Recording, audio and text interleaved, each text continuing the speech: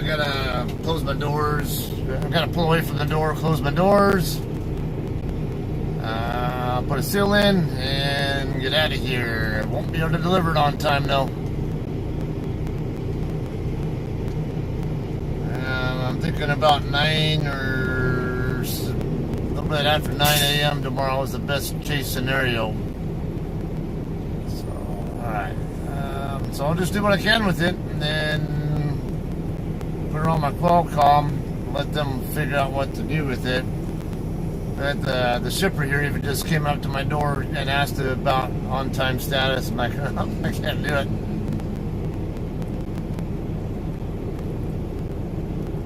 So, I guess he just wants to let his transportation person know about it. Yeah, I can't reach Casa Grande, so how about... I forget the name of the town. I'll just put Ehrenberg for now, which is barely inside Arizona.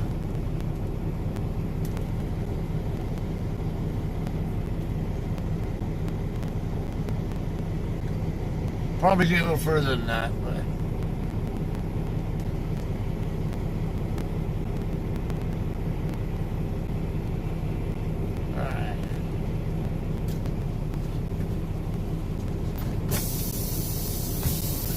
forward. My door is open. Door is shut.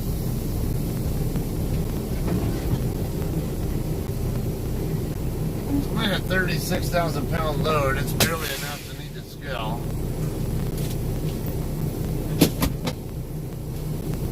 Hey, what's up, Matt?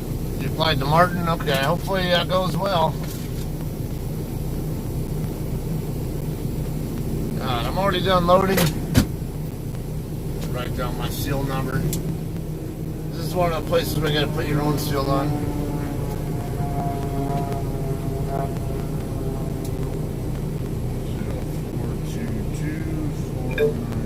Attention, a new important message has arrived.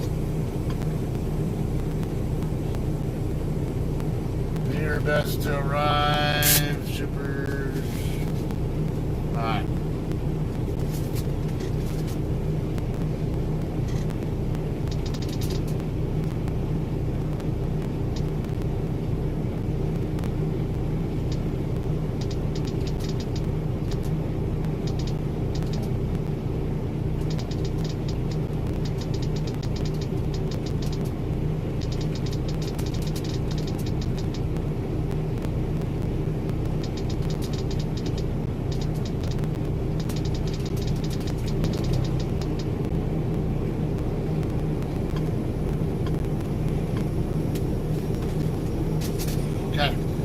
Get my doors shut, I gotta put my load locks in and all that crap and get out of here.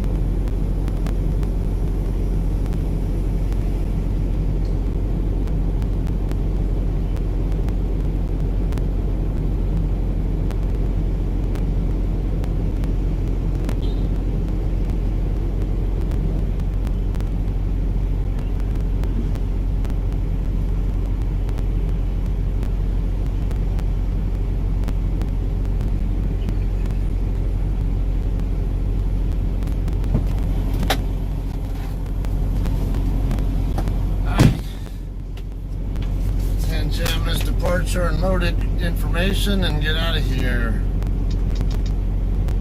1355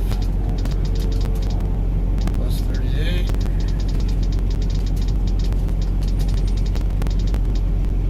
Avocados. We're gonna have to take some of those to my house because we love avocados.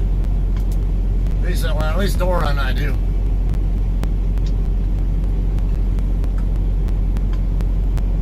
It's last four minutes 2169. 371502, 36502, and 880.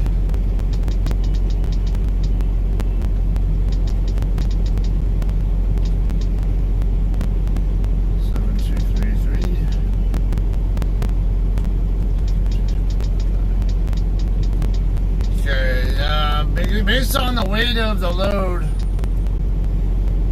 and I can tell by I'm kind of heavier on the front end. I can also tell by the way the trailer's loaded in there. The last pallet's a single pallet. It's not even that tall, and it's several feet in. I know I'm not going to have problems with trailer weight. So I'll probably just skip stopping at the Pilot in Chastain. I don't want to go out of my way to scale the load when it's off route. It's not off by far, but it's still off route, and especially when I'm running on a tight schedule like this, highly likely I'm not going to have a problem here with my load. So I'm just going to go ahead and get it moving, and I'll probably stop somewhere on I-10, maybe grab a drink or something somewhere along the way. I may even stop at the, I don't know about the Arco station. There's an Arco station in Rialto that I can always make a quick stop at. I don't know if, we're clear over here. I don't care if that sign says trucks right turn only. It's obviously clear. I can see just fine.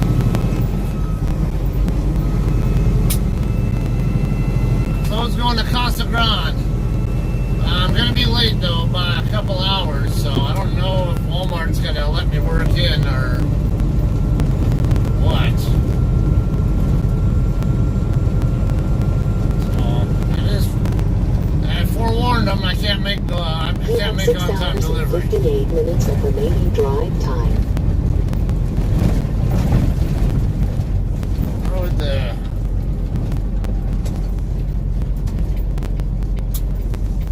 Truck route is straighter to the left, but I'm trying to get to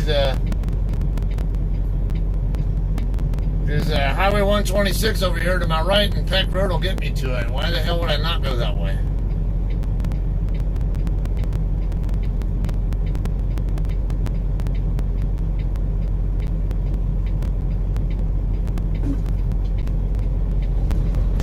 Yeah, go ahead and hit that a few more times. See if it responds to.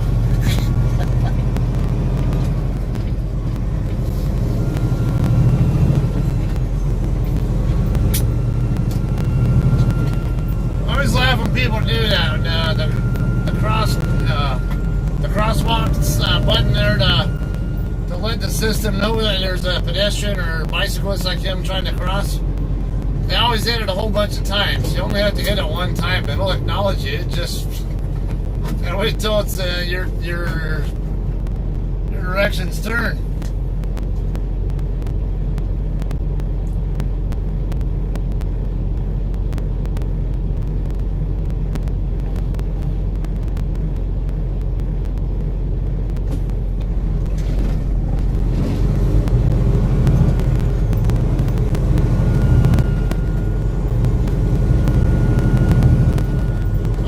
Take the 126 east over to Santa Clarita, get on I-5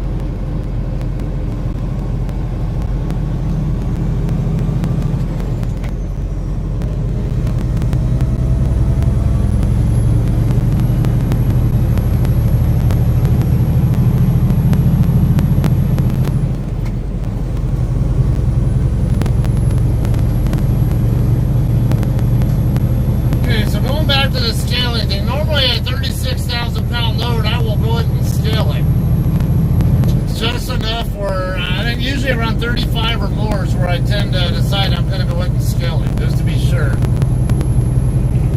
But like I said, in this case, I can tell from where the last pallet is loaded. It's loaded several feet in from the back of the trailer, so it's highly unlikely my trailer axle is going to be overweight.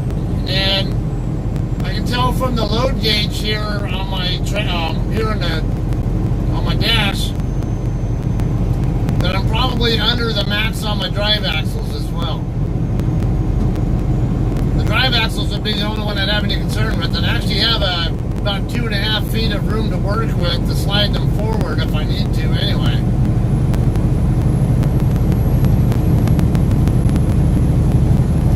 Alright, so I'm gonna kind of cheat and do 60.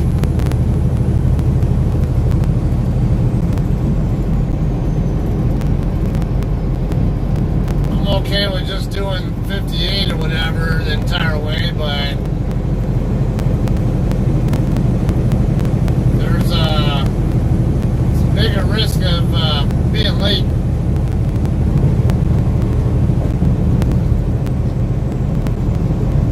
I can't cover 700 miles though on when California is most of it.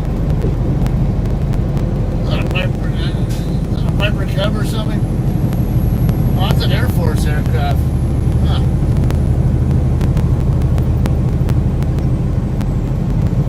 There's another one coming in here. Nice view there.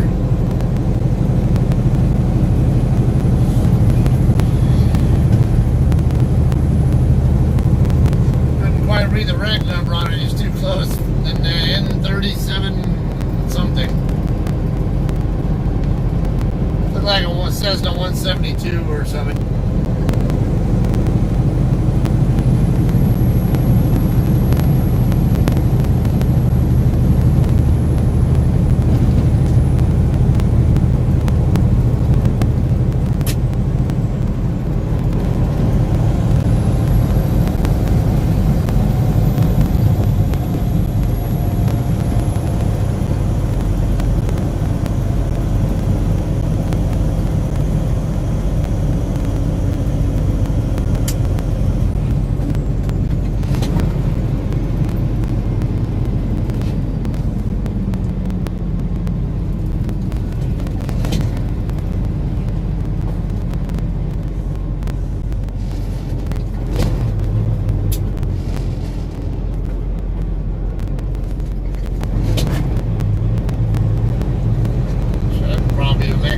Right there if I wanted to. I think I saw it. Like it said, it takes comm data and EFS and all that.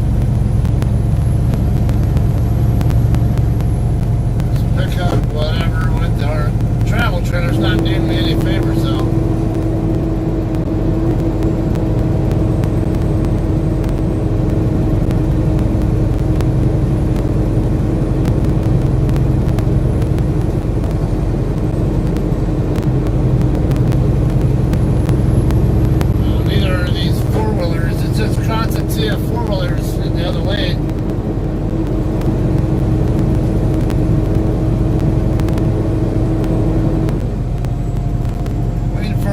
Waiting to see an opening back there. I think I see an opening. Got 3 more four-wheelers to go if they can all get by me, but then I still have another truck right behind me as well. So I could get railroaded by him as well.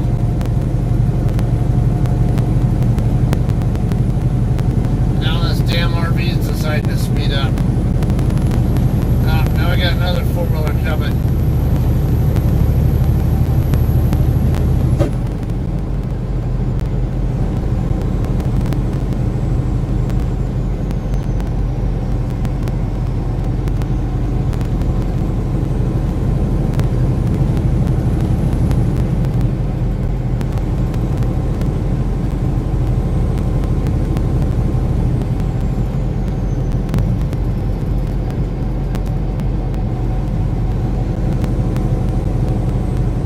Santa Clarita is 24 miles.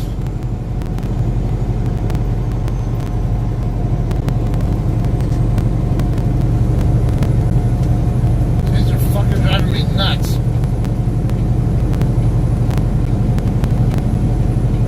I guess it might also be this truck in front of the RV, or pickup of the travel trailer.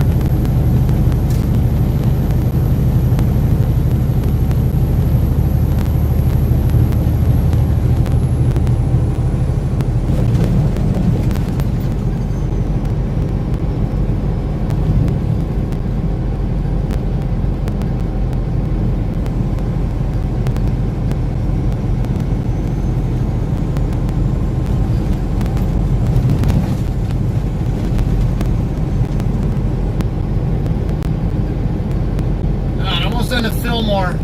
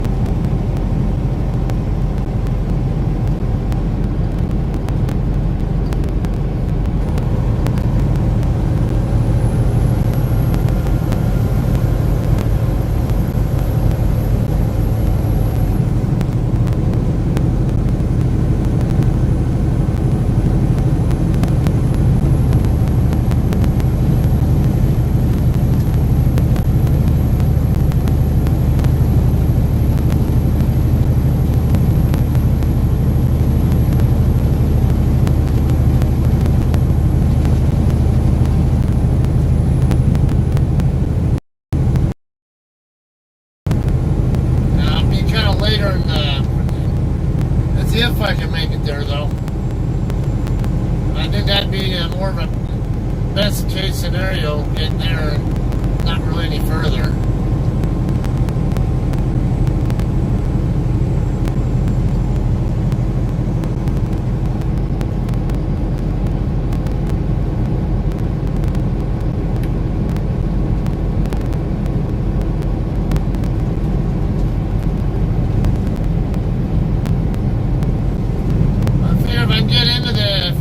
Area or something, if need be, they can maybe find somebody who's empty and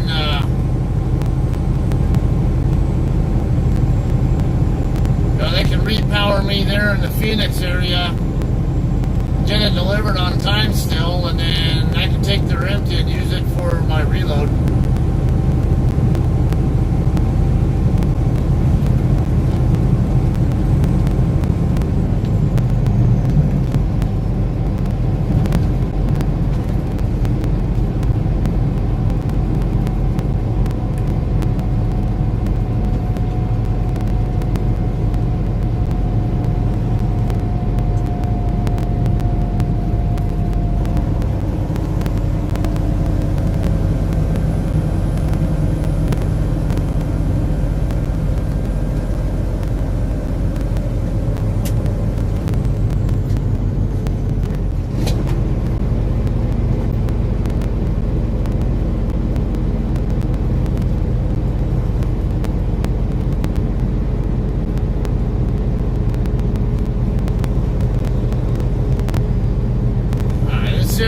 here, Fillmore will probably be the slowest part of Highway 126.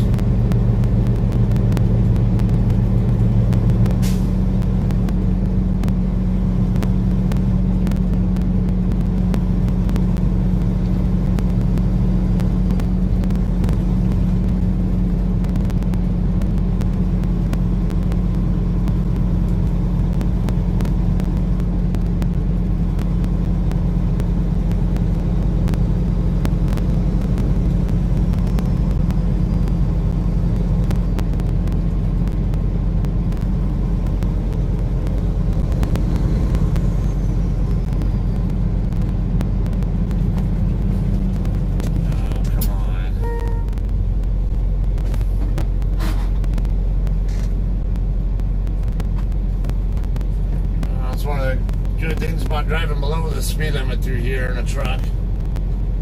It's harder to stop for lights, so I usually, like I say, I usually run slower than the speed limit where lights are at.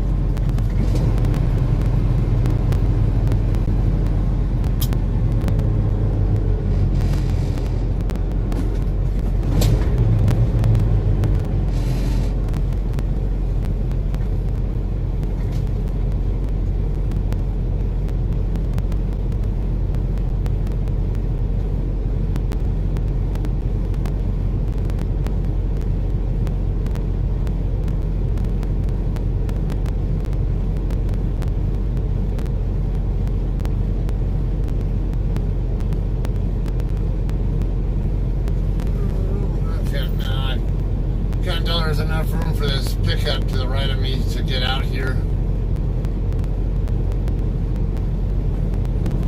I let him out, but I don't think there's enough space for him to work with, so I'll just go.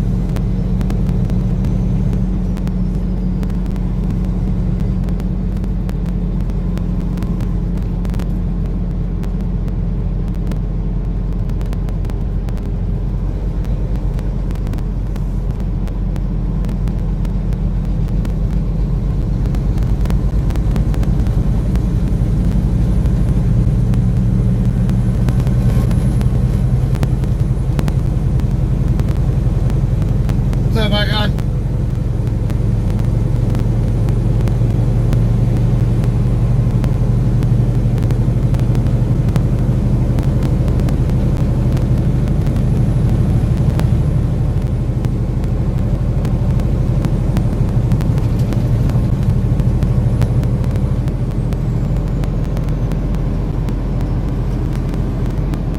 A little bit less than 20 out from the Santa Clarita area.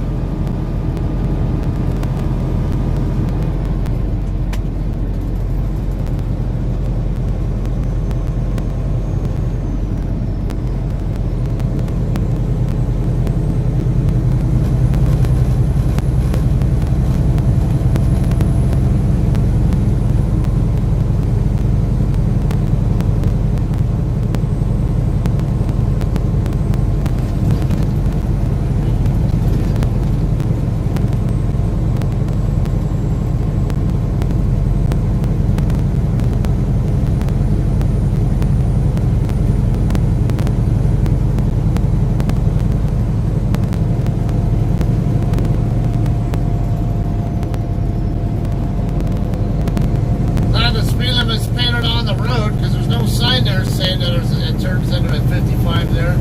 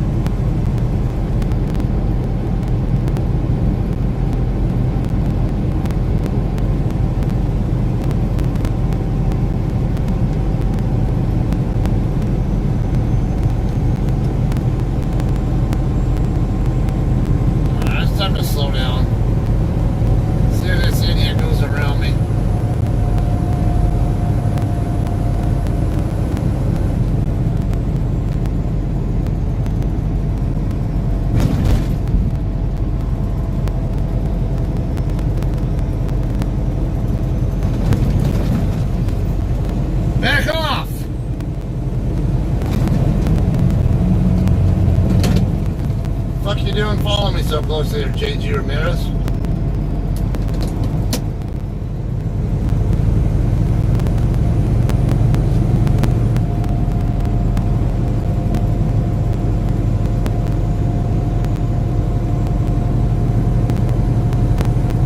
There's no reason for that whatsoever.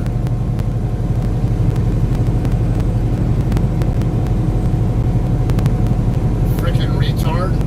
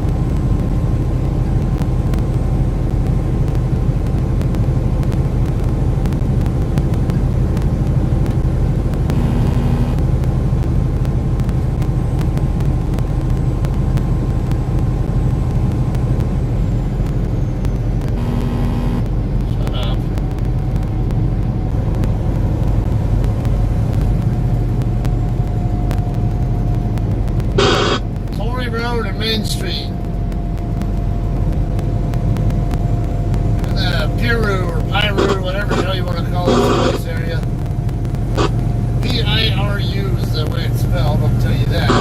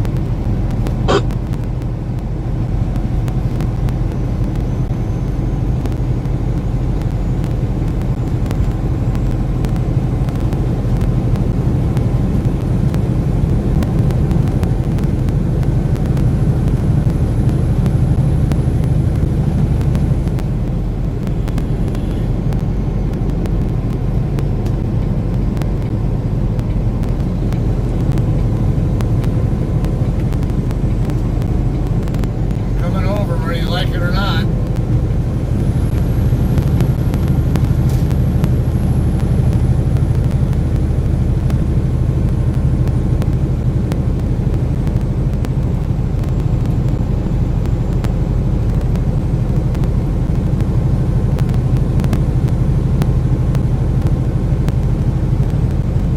Damn it, you frickin' bobtail.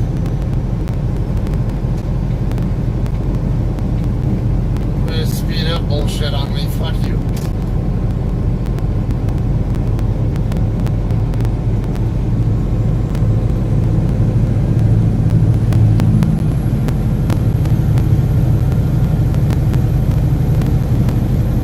Piece of shit started speeding up after I passed him.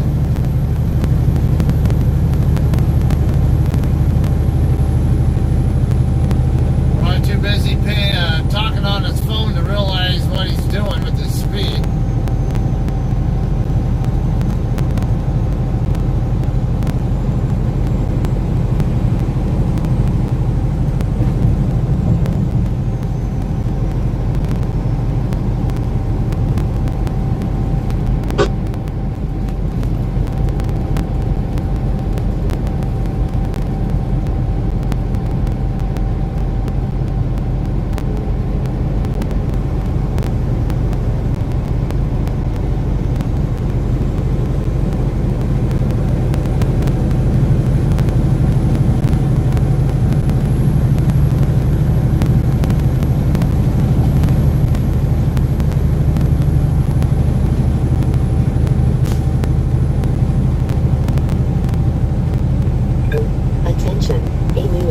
Message has arrived.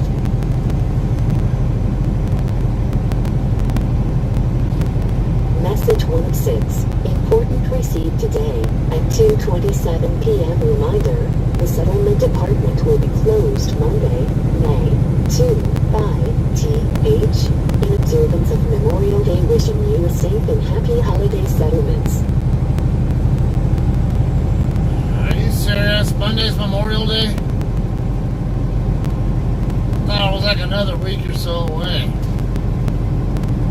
Damn it, means the dealer won't be open until Tuesday.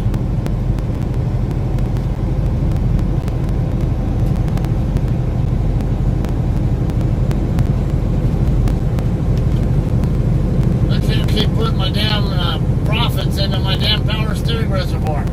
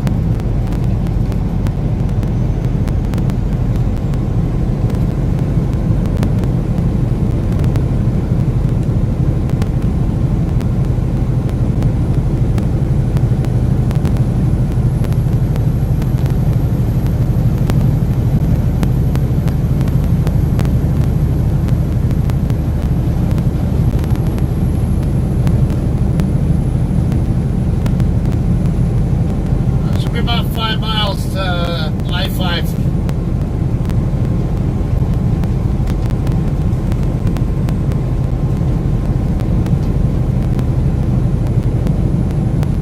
Maybe a little less than that.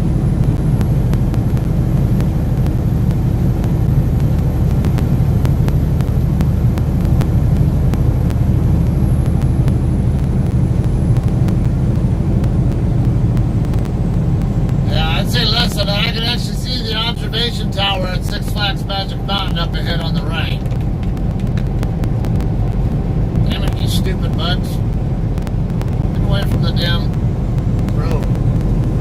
Or fly higher or something so you're not crashing into my windshield.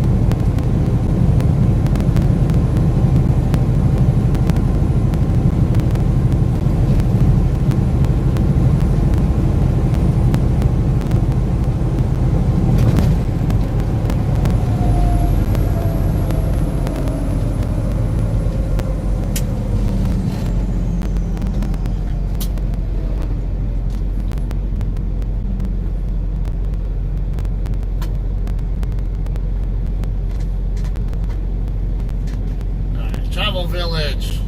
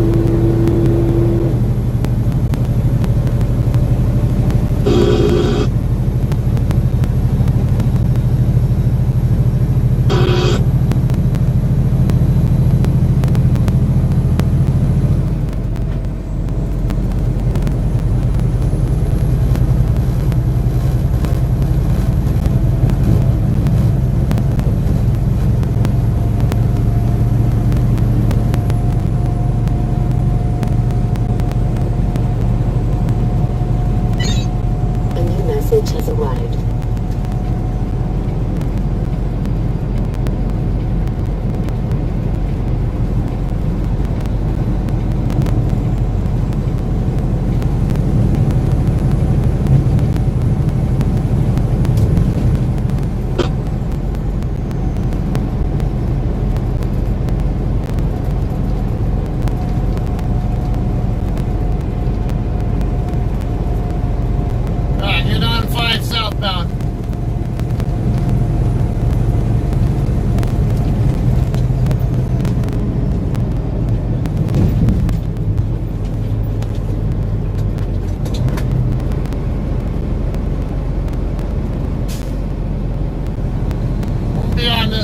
Too long before we get on I-210.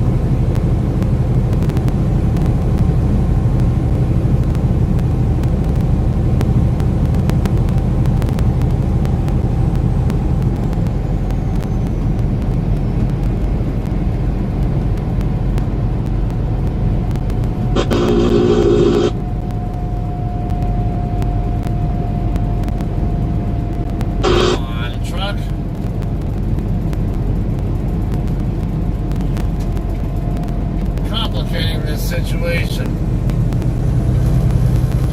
Damn it, you fucking car. Fucking piece of shit. Dodge. Wanted over, but that white Dodge right there came over from the number 2 lane and fucked that over. Lost my momentum because of him and in a bad spot.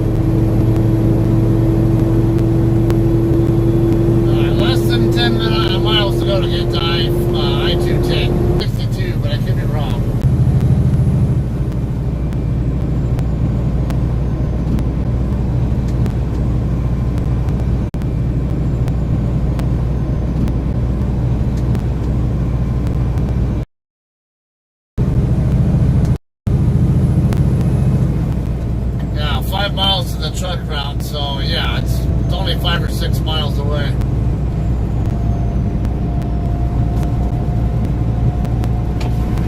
Hey, get out of my truck, fly.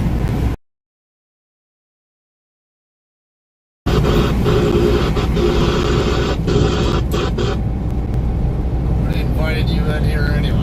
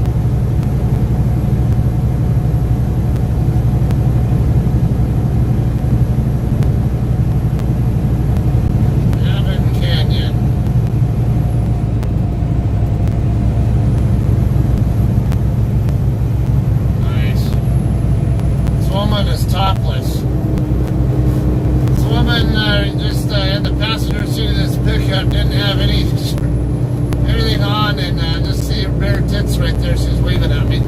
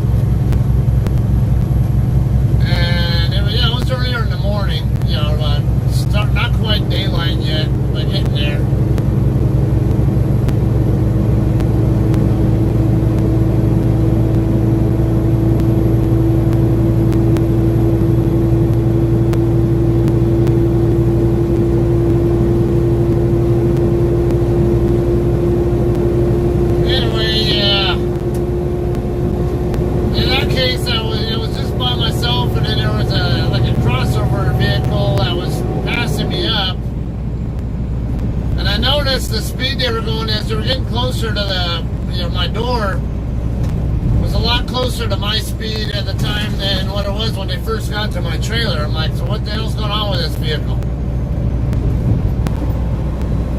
Then I looked over.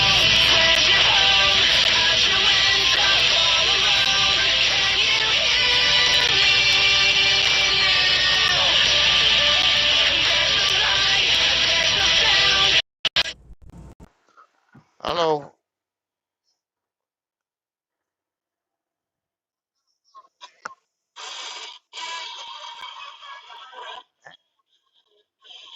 Okay.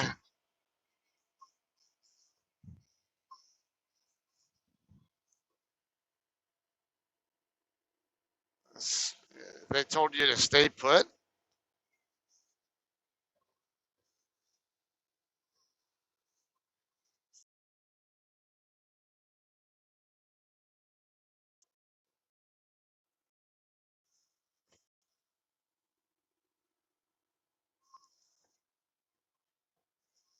A little late for that. It's already, like 10 minutes to go till 5 o'clock over there. And where's it? Where's it picking up at?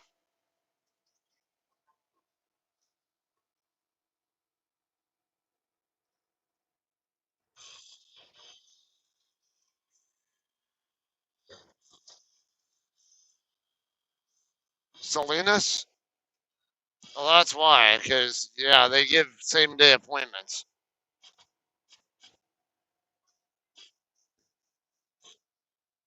Yeah, I would ask dispatch, hey, did you guys get an appointment time that you just never sent me or what? Because if I'm supposed to pick up today,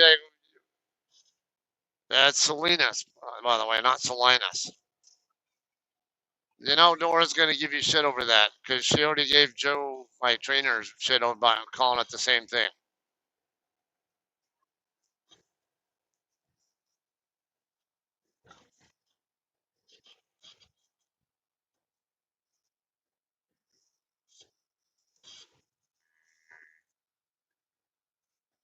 Yeah. Oh. Yeah, they need to give you information, pickup info on that. They should have. They might have forgot to schedule it or something, or who knows? Yeah. Call dispatch, find out what's going on.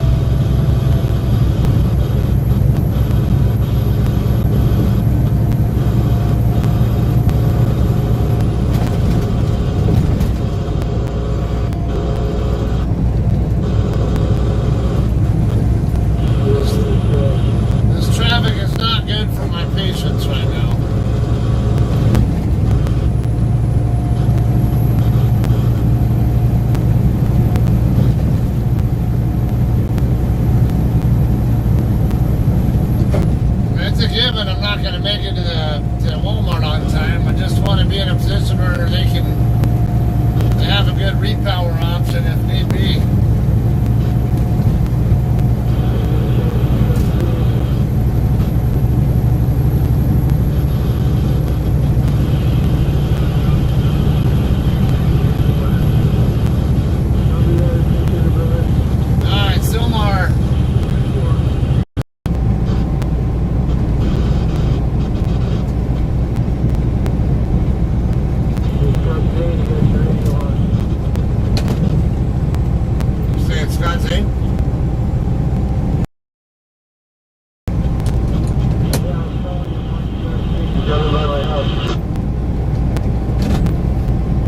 What's up? He's driving by my house. I'm watching you on YouTube.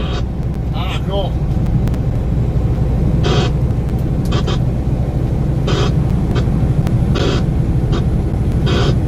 How far off from the 210 are you? I see you just by Rochford. I live off 10th Street up here. Okay. Yeah, actually sounds like you're getting closer now. I'm glad I copied you right on, man. Have a good drive. Good deal, thanks.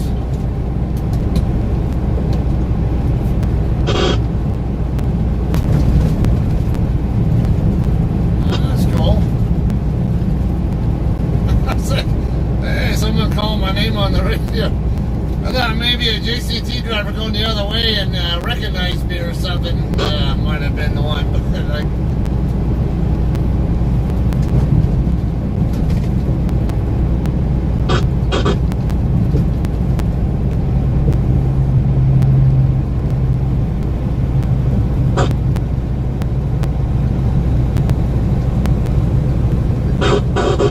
Yeah, obviously I won't be able to post whatever my rear view mirror camera got there with the woman showing her tits, but I don't know. It's kind of I don't need to see hers, but I got my own life with hers and stuff. But it's kind of what you don't see it every day. Thinking, hey, here's proof it happens. Not very often, but it does. Fighting ducks.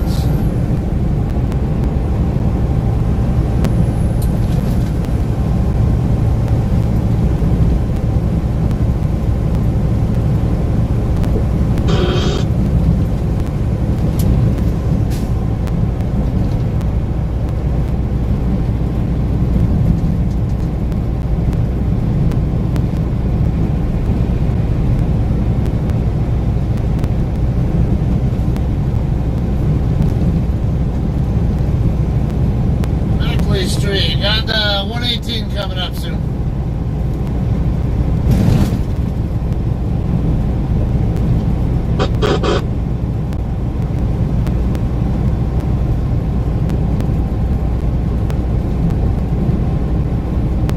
Yeah, this Sam's Club over here went off of Backley Street. I remember delivered to it once. That's an interesting one. Definitely a more day cab friendly place than for sleepers like what I was driving.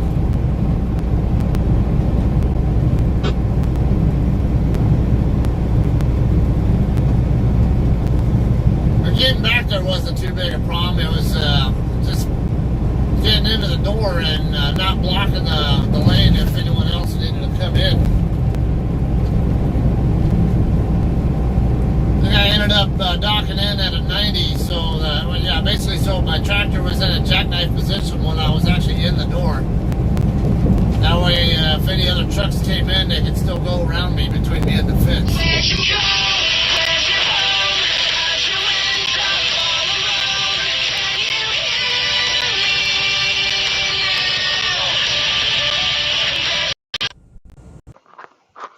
Hello.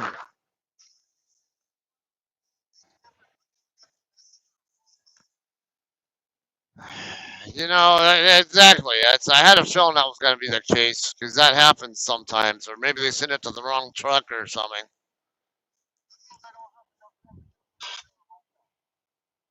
When does it pick up? Where are you at right now?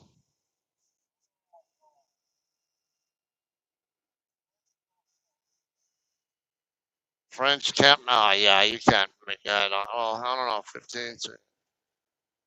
So you got 3 hours between now and the pickup time?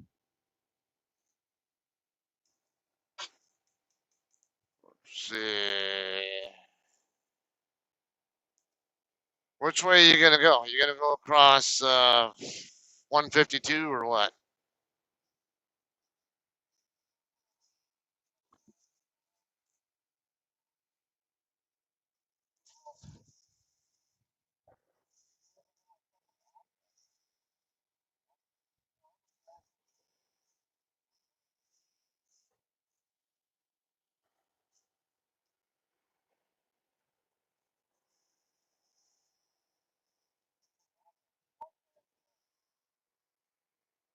One Harris Road, okay.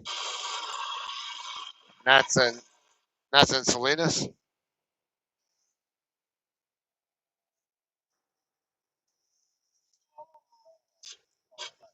Oh, T&A. All right, that's produce.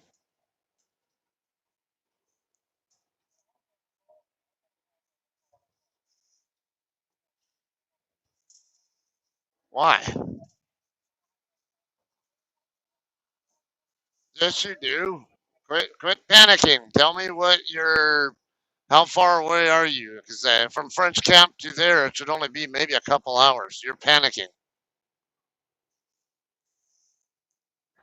Get the facts you need first before you go making decisions like that.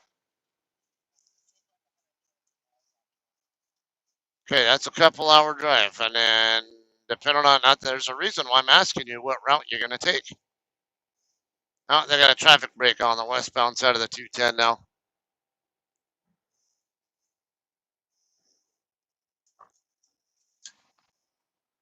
Westbound, you got a rolling traffic break there from CHP.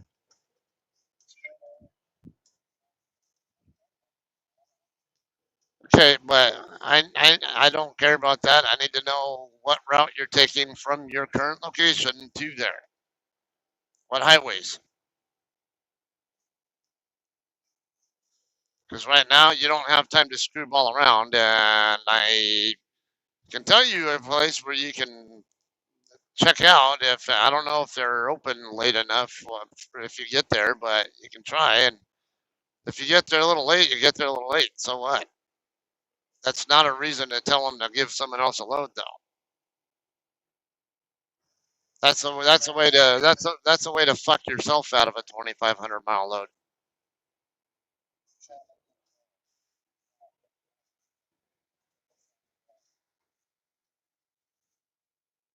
Oh,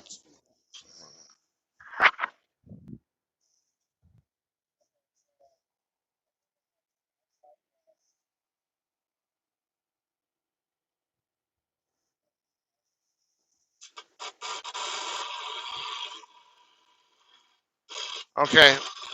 God damn it! Shut up, you fucking squelch! Every time I go underneath a set of power lines, it does that. Um,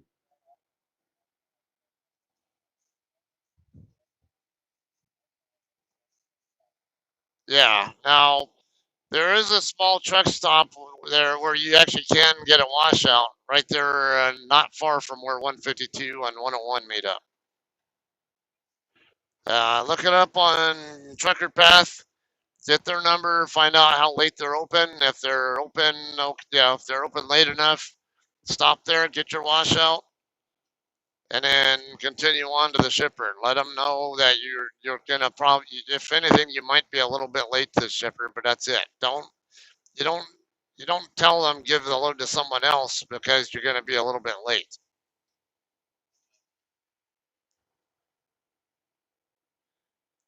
You just, if anything, you just tell them, hey, I'm gonna be a little late getting to the shipper. Is that okay?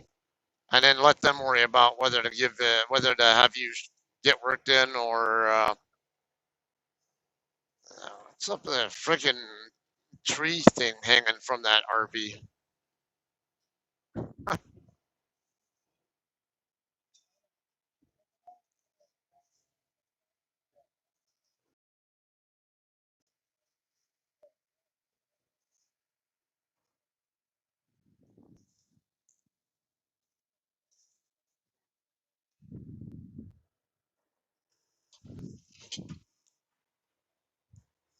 Okay, but then on Google, you're finding that address in a different town than what your load assignment says. Okay, and yeah, but you do see Tanamura and whatever that A is, right?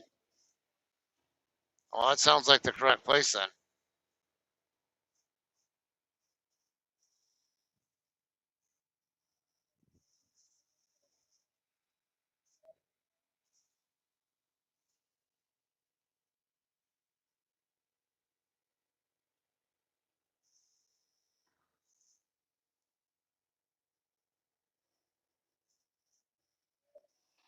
You got me.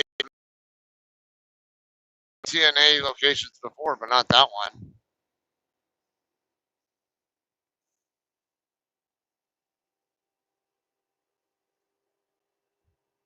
And when you get there, make sure you also write down your trailer license plate because they're going to probably need it.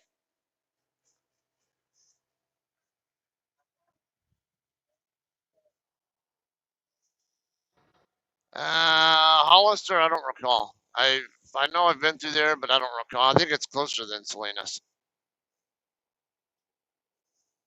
If I remember right, you take one, something like that. I don't remember, but I could be wrong.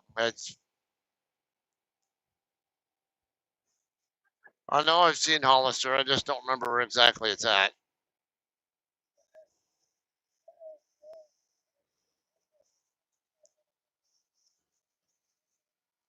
Well, yeah, I'm not even sure you'll be late. If it's only 92 miles away, that's an hour and a half drive. That'd be 1640, 1645, maybe 1700. Yeah, and then add in a half an hour or whatever for washout. You can probably still make it there on time, possibly. So,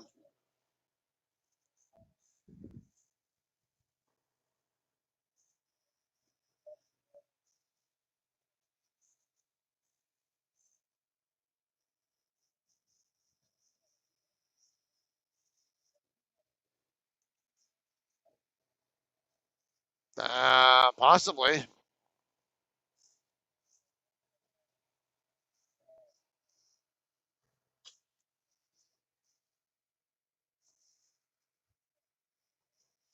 Okay, where's your other one out? Oxnard or Yuma? Okay, I've been to that one a few times.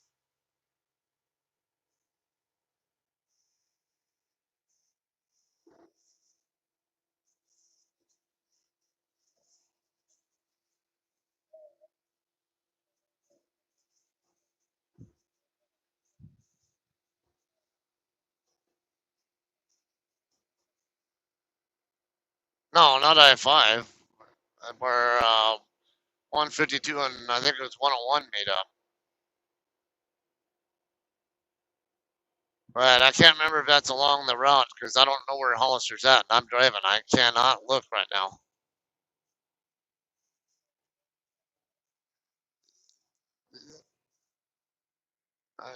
No, that's a different one. But well, I think. But where's the one you're talking about? Because there is a Joe's right by uh, where 580 and 5 meet up. If, if you Yeah, if you're gonna take 5 down to 152, then yeah, you can do that because you won't get on the 152 until you get down by Santanella.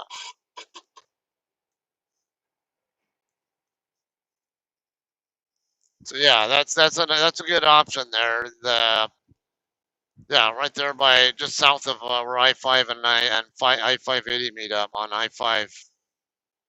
Yeah, you can get a washout there. You're gonna need. I can't remember how much they charge, but get your washout first, and then find out how far away you are, and then figure out if you're gonna be if you're gonna have a concern about on time to the shipper or not, don't go telling them that you're gonna be late unless you know you'll it's gonna be questionable.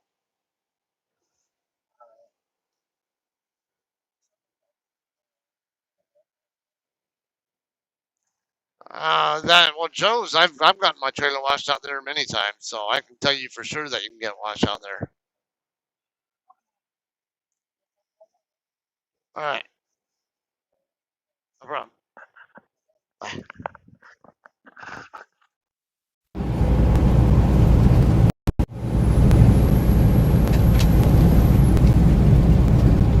About 10 more miles to Interstate 605. Got the 2 freeway coming up.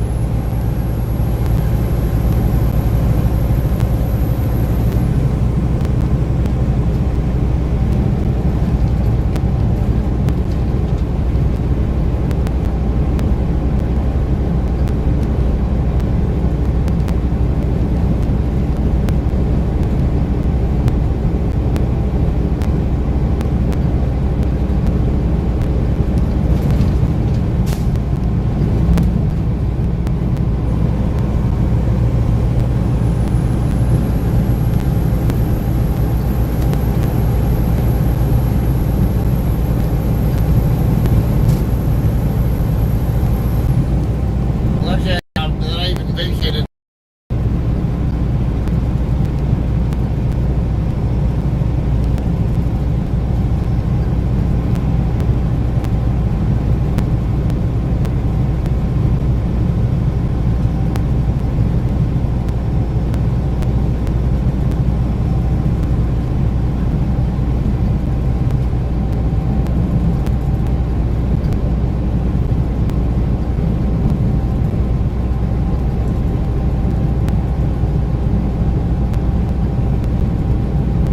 Actually, no, 27, no, I think 26, 27 mile mark.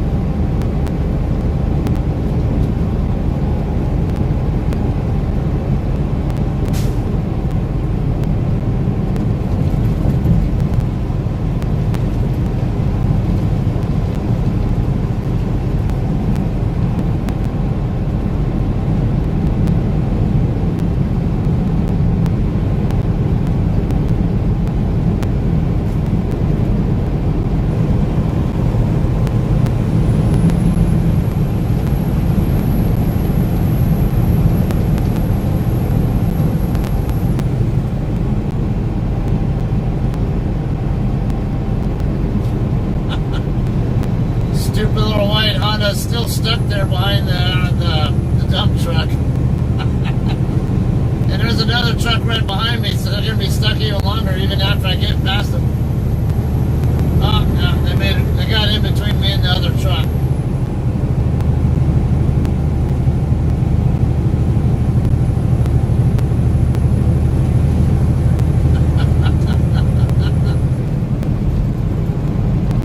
Dumbass, that's why you don't go trying to pass trucks on the right. Idiot, why do you think I was over here?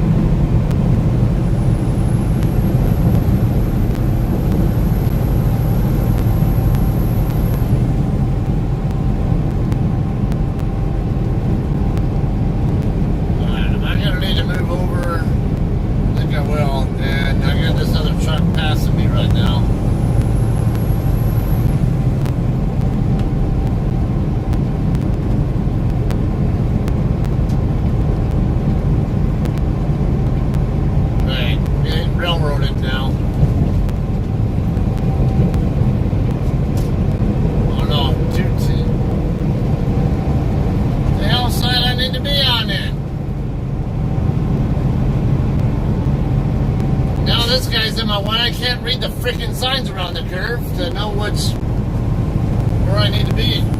Oh yeah, we're good here.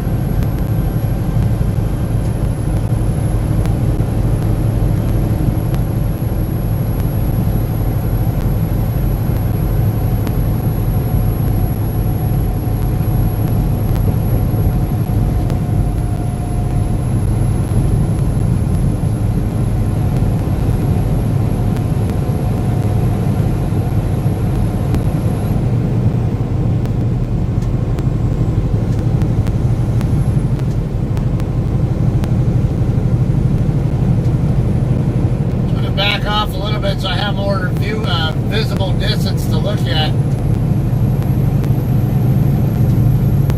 And I just freaking been railroaded.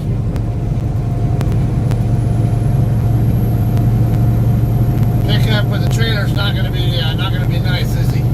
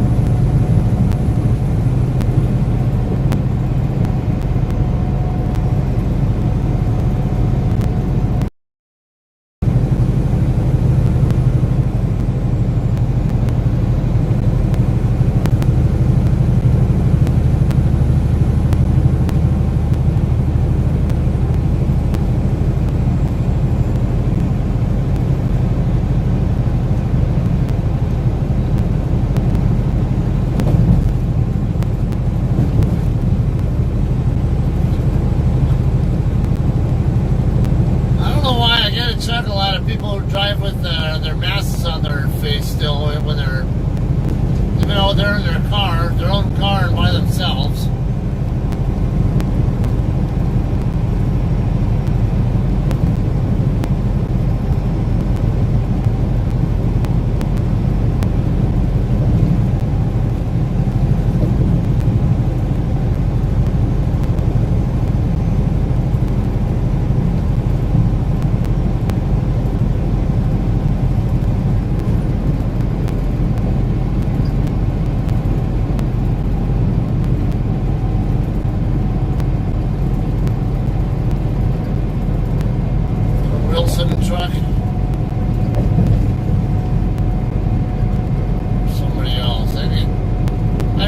company before. I don't know if that's Wilson or if that's some other company. I'm thinking of like Wisconsin or some shit.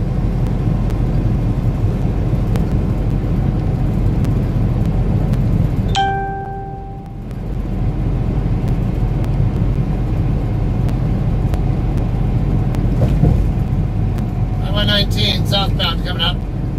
We got brake check.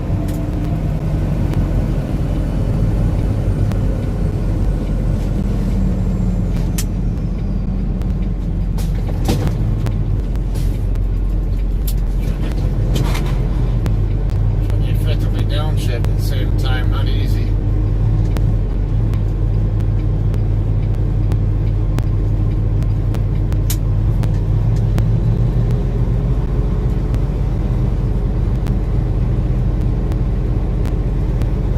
There's another Porsche 911.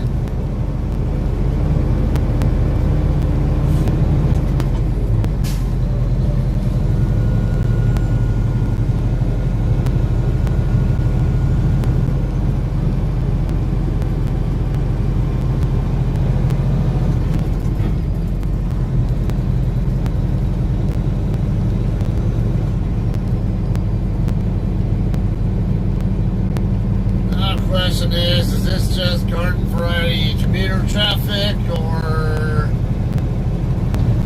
is there an accident up here?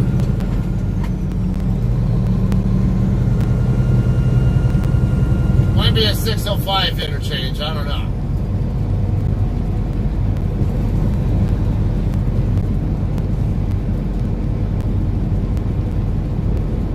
So we're past 134.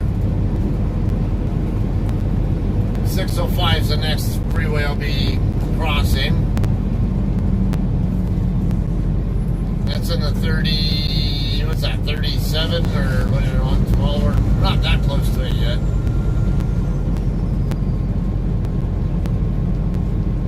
But then again, it could be that long back up.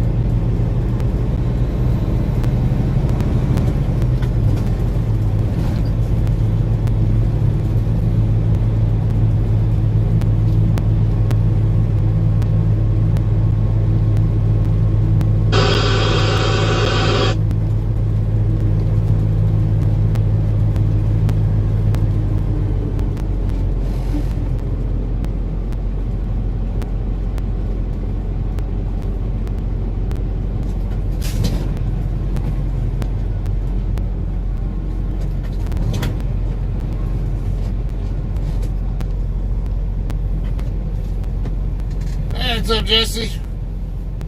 Alright, you're in Victorville, huh?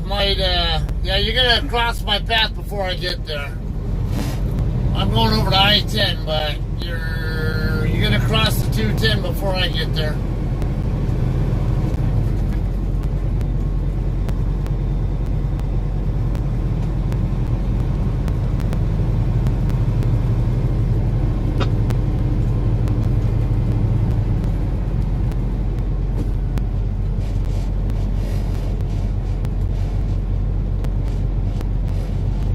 Got some traffic.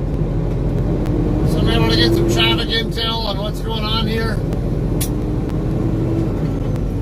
Where it clears, how far before it clears up, and if there's anything on that. Well, you can always look at the incident log.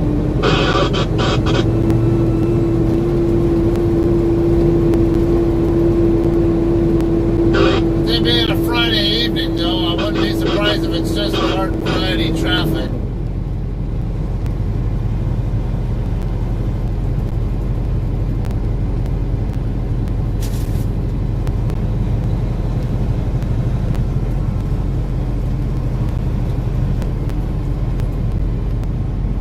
This white car here once over.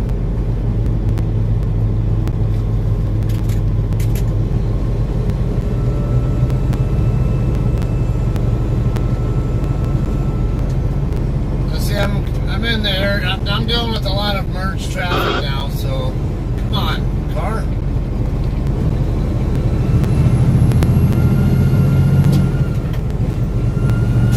Keep having to deal with everyone cutting me off or coming over from the other side. Like, you know what? It's obviously not the lane I want to be in.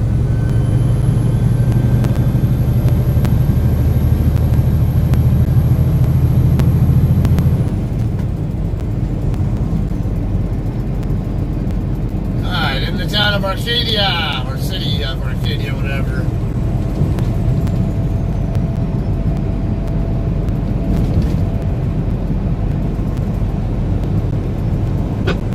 Yes, on the 210 in Arcadia. In between 134 and 605 freeways.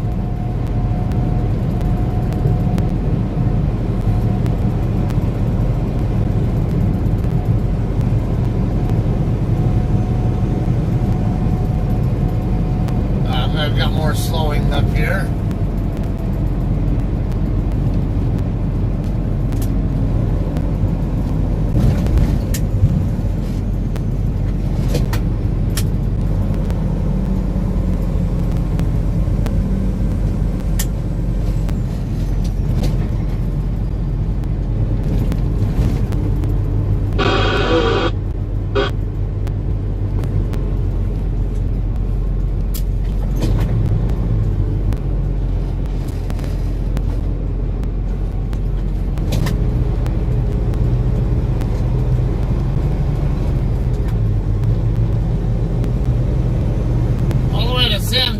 Yuck. That's where 57 freeway joins up. That's like 15 miles.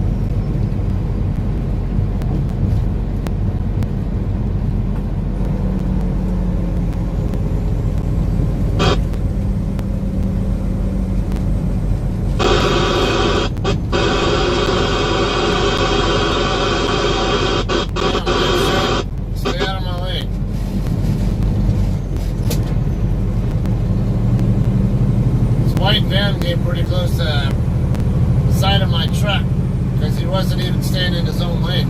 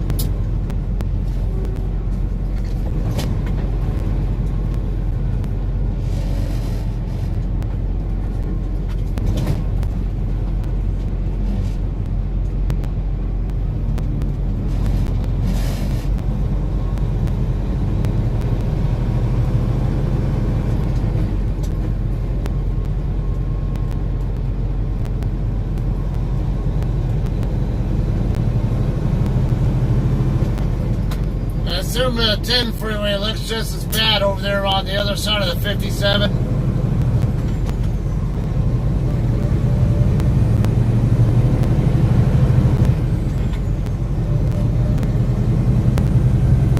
That's one other option I can take is 57 down to 10, but I'm not going to go that way if it's not worthwhile to do so.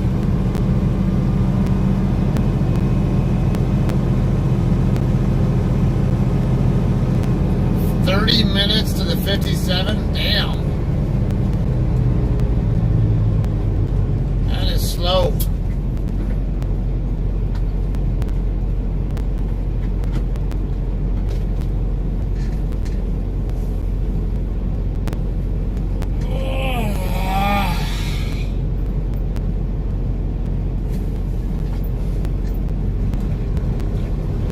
Okay, yeah, so I'll just stay where I'm at.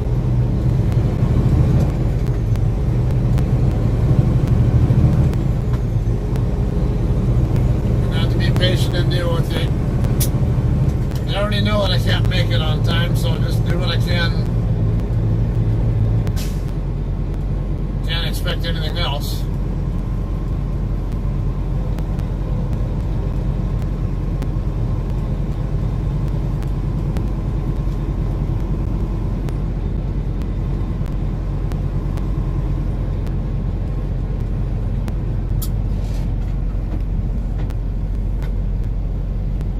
Thanks for the help there, Archie.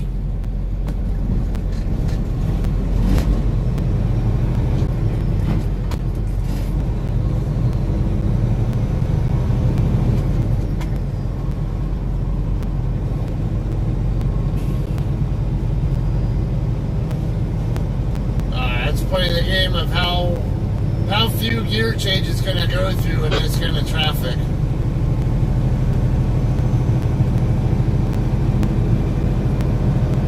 It tends to be what I do here. Why keep changing gears when I don't need to? It's gonna get, I'm gonna get stuck in this anyway.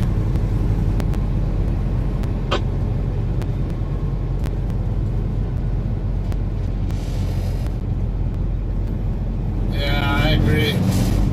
Holiday weekend.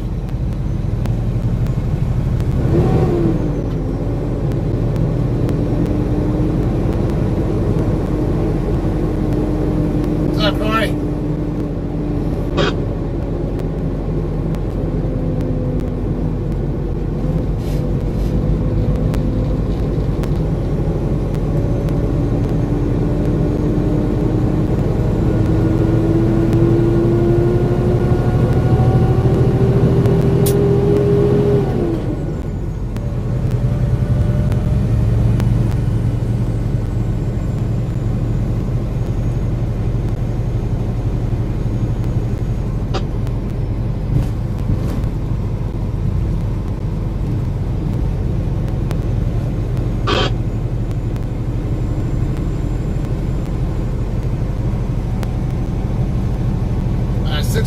Freeway 2 miles away.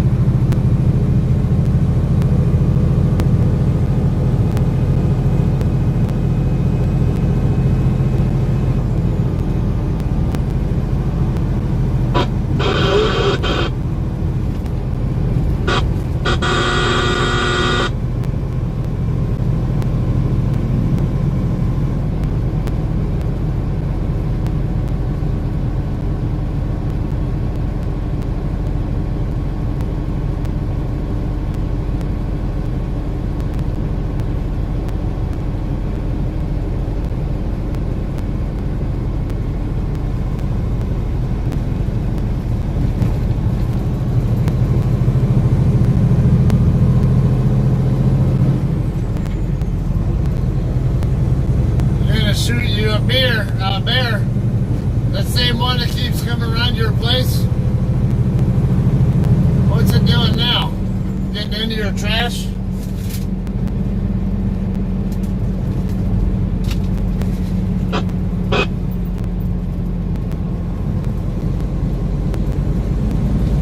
The one female one you had hanging around there, right?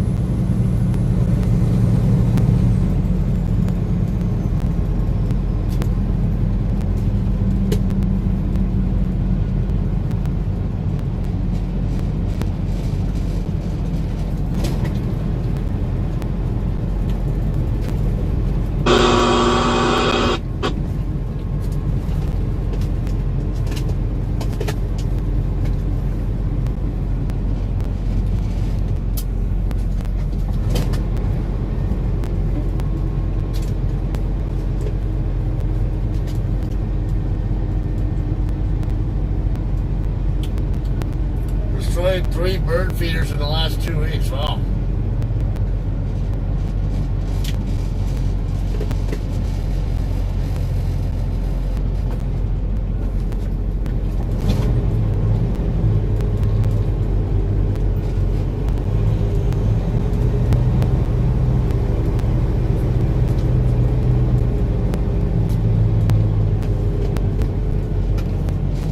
What kind of feed are you putting in the bird feeders?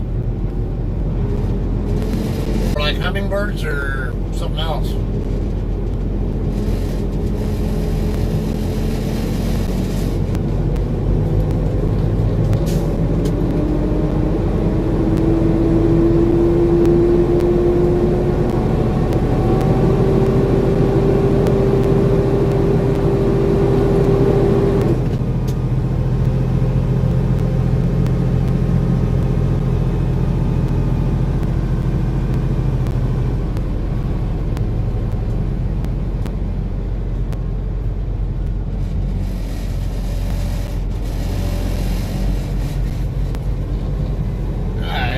Entering Irwindale.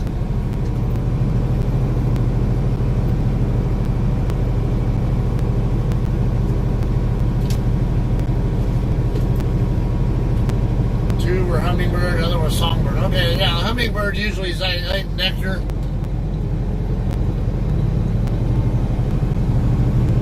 I assume that's what's attracting the bear to them.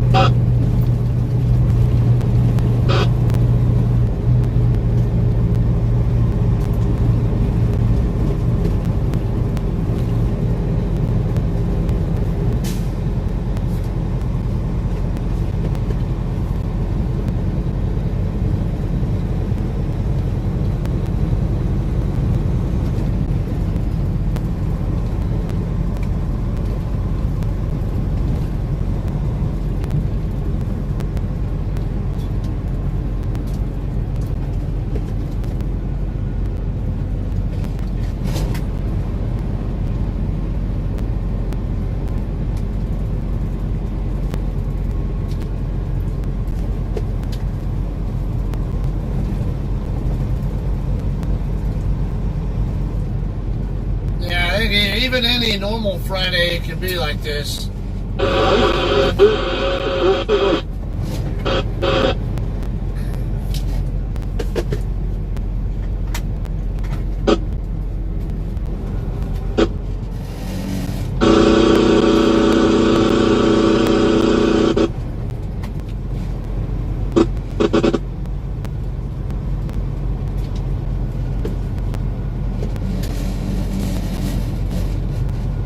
Cedar Rapids stunt team.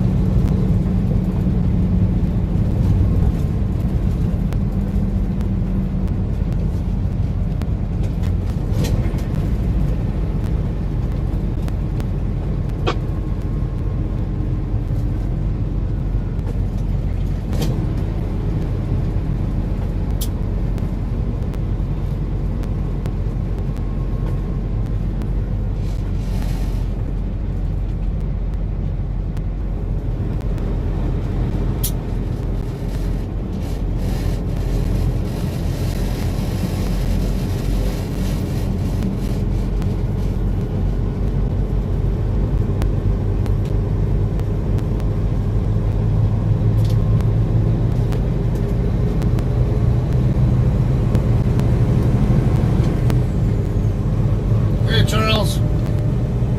This load's going to Casa Grande. It's due tomorrow morning at 7:45. I'm not going to make it there on time. So figure I'll get it as close as I can to the Phoenix area and then call it a night.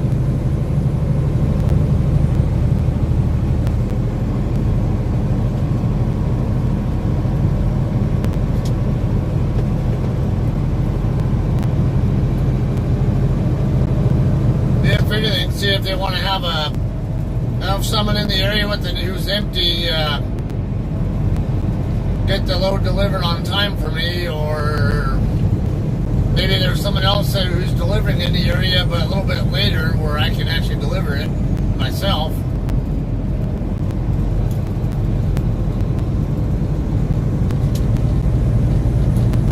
We have to deal with our dispatchers once they shut down for the night though.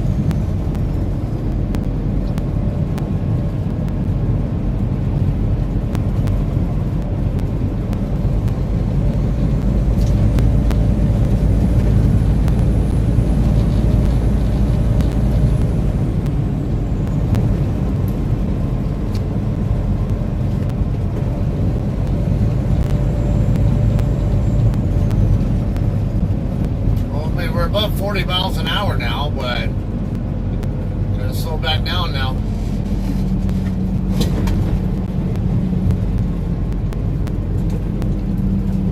Three miles away from 57 freeway.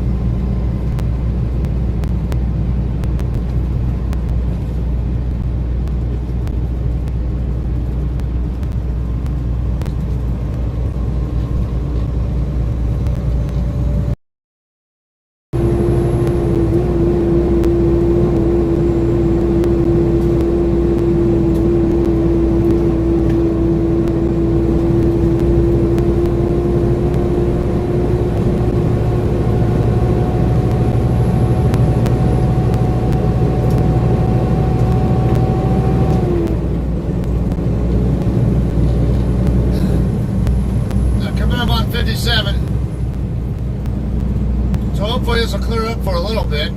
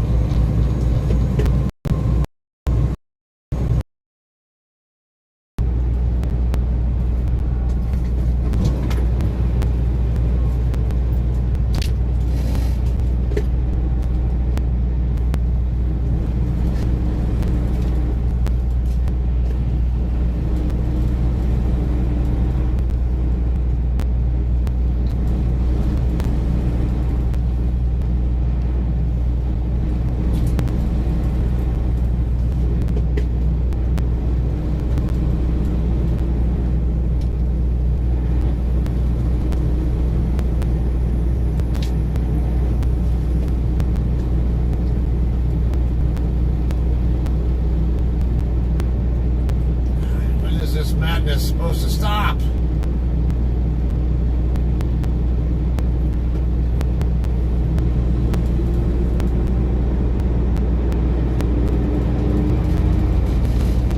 Hey, Linda.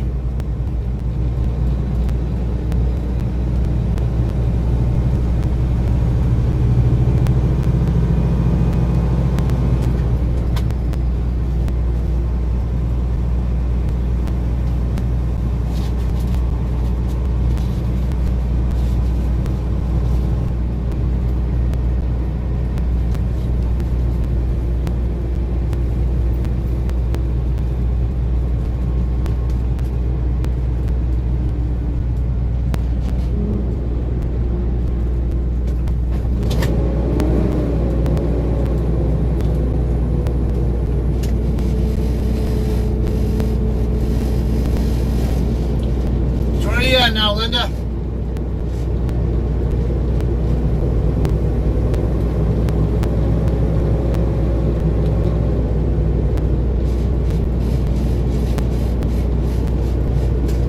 Just shut down the fan horn, all right.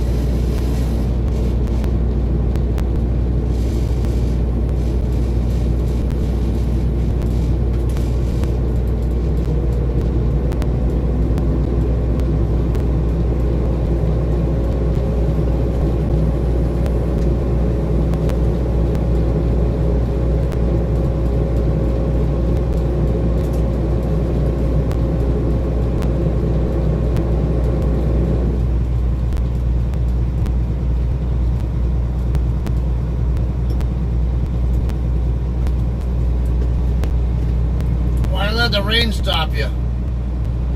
That won't stop me from doing stuff.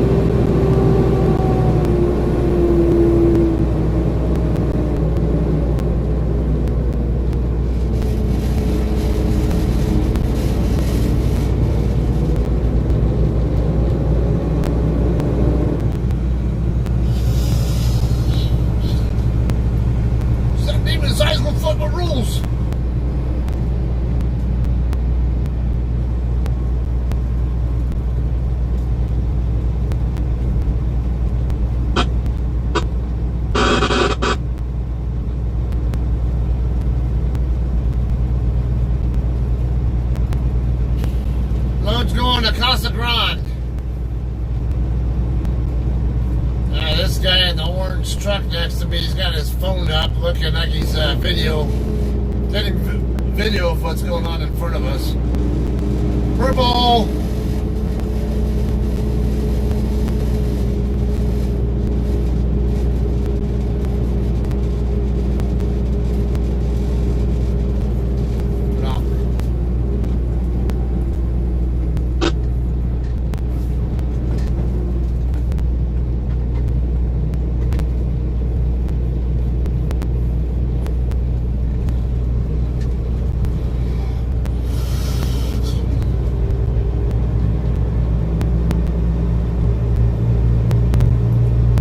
Getting bored with this.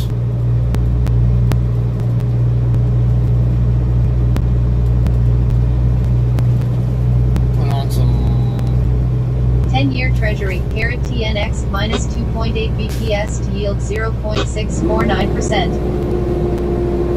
6:04 p.m. ET Thursday, stock futures open slightly lower. Here were the main moves at the start of the overnight.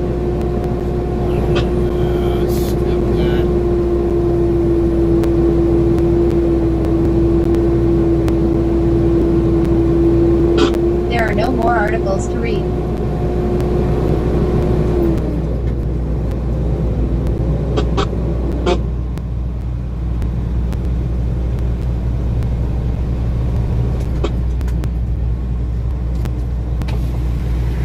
Get out of my truck already, you stupid fly. Yeah, thank you.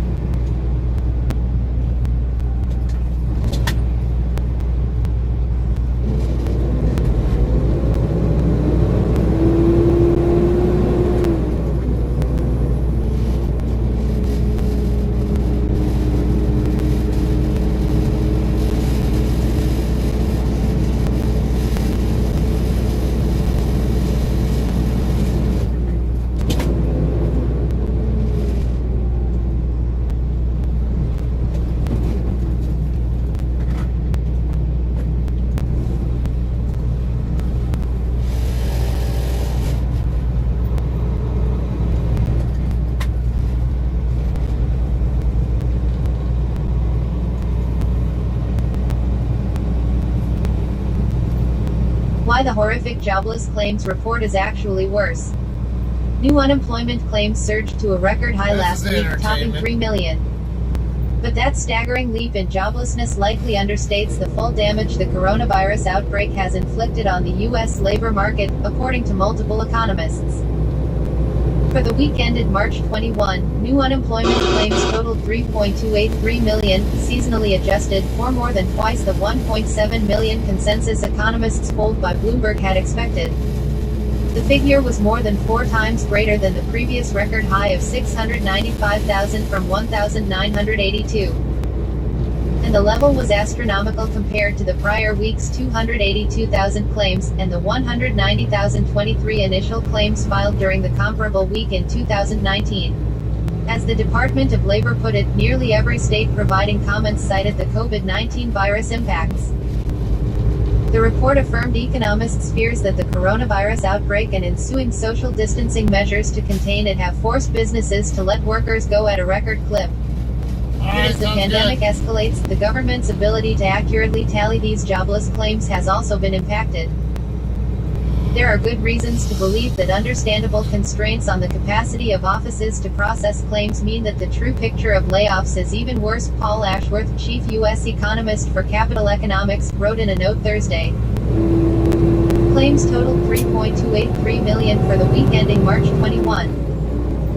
And as James Knightley, chief international economist for Inc., pointed out, the states reporting the greatest numbers of new jobless claims in the Labor Department's report misaligned with anecdotal evidence and state-reported data coming out over the past week. The Labor Department reported California's claims at 186,809 last week, and New York's at 80,334, with each of these trailing the nearly 379,000 claims filed in Pennsylvania.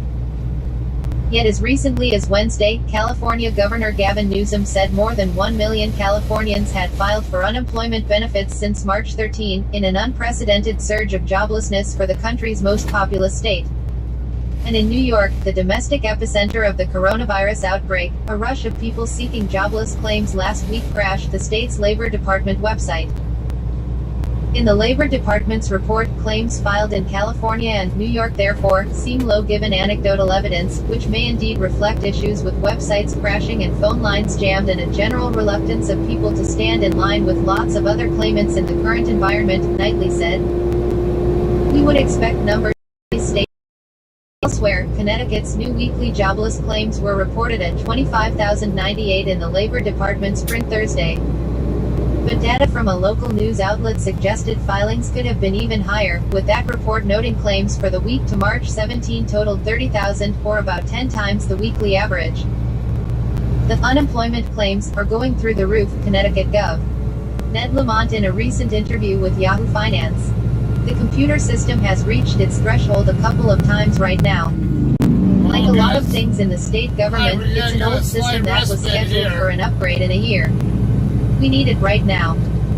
Regardless of the precision of the Labor Department's reported number, the trend reflected in the most recent jobless claims report is clear. Unemployment is rising at a dizzying pace amid the coronavirus pandemic. And those effects could last long after the outbreak is contained domestically.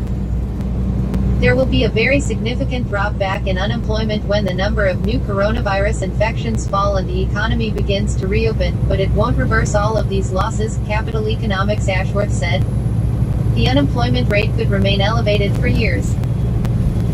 Emily McCormick is a reporter for Yahoo Finance. Follow her on Twitter. Could. Yeah, but that could be worst case scenario too. Worst case scenarios are not usually likely. Helps offset store closures. Credit Suisse cuts 2020 S&P 500 outlook but sees rebound in 2021. Market US. PMI report signals steepest downturn since 2009 in March. Follow Yahoo Finance on Twitter, Facebook, Instagram, Flipboard, LinkedIn, and Reddit. Find live stock market quotes and the latest business and finance news. Article 6 of 248. Instant Karma, Quora. Quora. Open in-app sign-in. Instant Karma. Q, Instant Karma. All karma. Good and bad. What goes around comes around. Maine. People. Careful who you piss off. Jack Ingram, former senior engineer, retired at SAIC, 1991-2005. Posted 7H ago. Maybe this isn't exactly karma per se, but I love it, so here goes. When I was stationed at Miramar, we had a pilot in my squadron, who will remain unnamed, who was not comfortable, no, he was terrified of flying at night. He invariably found something to complain about and frequently didn't have to fly at night, as he would gripe something that would ground the aircraft and excuse him from having to fly until resolved. Frequently nothing could be found wrong. He was condescending to subordinates also, and it got worse the more frightened he became. It was customary for men who packed the chutes, called riggers, to strap the pilots into their aircraft. They sat on their chutes. One night the pilot in question was having a particularly bad time as he could not find anything to ground the plane for, so he would have to fly. The pilot was giving the rigger an especially hard time, and as the rigger cinched up the last strap he said, "You know, sometime you may have to use your chute and all that will come out are the funny papers." That was said with a final tug on the last strap, and he slammed down the cockpit canopy. Needless to be said, this brave pilot found a reason not to fly that night. Suggestions pending. Open in-app. Article 7 of 248. Answer, Quorum. Open in app. Sign in. Which type of prisoners are usually at the top of the food chain in prison? Kathy Godine, former court reporter. Answered March 25, 2020. Author has 4K answers and 605.2K answer views. There are several. The Aryan whites have a leader. The blacks have their leader. All the Mexican gangs will stay with their gangs they were with on the outside, and have nothing to do with each other. These gangs all hate each other. The Mexican gangs are working for their cartel. That is who tries to run the prison. That is the highest accomplishment and also the most sought after. They will not get their hair or face trimmed except by someone of their gang. No whites cut on a Mexican. Then there are the others, Asians, Puerto Ricans, Hawaiians. They are on their own but can cut each other's hair. Pedophiles, gays, rapists are put in protective custody no matter the color. Death row inmates never associate with anyone but the guard. 23 hours a day in a cell. 1 hour for rec. 3 showers a week. 9.5K views. You 24 upvoters. You sharers. Answer requested by Jay Harewood. About the author. Kathy Godine. Former court reporter. Bachelor's degree court reporting. 656K content views, 296.2K this month. Active in 6 spaces. View 3 other answers to this question. About careers, privacy, terms, contact. Open in app. By continuing, I agree that I am at least 13 years old and have read and agree to porous terms of service and privacy policy. Continue with Google, continue with Facebook. Log in, sign up with email. Article 8 of 248. Answer, Quora. Open in app. Sign in. What is the most embarrassing thing you have ever gotten away with? Johnny Butler, direct care worker, 2019 present. Answered March 25, 2020. I had sex in a public bathroom, and there were many times I should have gotten caught but no one actually walked in, just by. Even cops would check out the place but never walk in the bathroom. I regret it. I'll probably never do it again. I was nasty, stupid, and a teenager. This was also before I knew of having to register as a sex offender if I got caught. Definitely wouldn't have done it if I had known that. 11.9K views. You 12 upvoters. Answer requested by Rodney Dubois Ballard and Daniel Spencer. About the author. Johnny Butler. Direct care worker, 2019 present. HS Diploma Biotechnology, Chaffin Career and Technical Center, graduated 2017. Lives in Ohio, 1998 present. 191.4K content views, 191.4K this month. We're gonna find a big 38 other answers to this question. About careers, privacy, terms, contact. Open in app. Article 9 of 248. Like these prices, Stan Mike Wilson's best. Investing. Kevin Stankovich at Kevin_Stank, Brewery Highs, Morgan Stanley's Mike Wilson said, "We think this is probably the best risk reward we've seen for investors in 2 years," the firm's chief U.S. equity strategist said. "We like these prices a lot," he added on Squawk Box. "We've been scaling back into stocks over the last 2, 3 or 4 weeks." BIDEO 1, 5001, Morgan Stanley's Mike Wilson sees best risk-reward market in 2 years. Squawk Box. Investors should be taking advantage of the market's steep coronavirus-driven sell-off from February highs, Morgan Stanley's Mike Wilson told CNBC on Thursday. "We've been scaling back into stocks over the last 2, 3 or 4 weeks. We're not going to catch the bottom exactly," the firm's chief U.S. equity strategist said on Squawk Box. "We think this is probably the best risk-reward we've seen for investors in 2 years." Wilson, who had been among Wall Street's most bearish strategists, had been arguing often that stocks had become stretched last fall and into 2007% relative price of assets, not if you have real assets months, the lower quality equity markets, Wilson said. He said last week that the U.S. was in an inevitable recession due to the economic shock from the coronavirus and oil price collapse, but he contended response were 2% on average.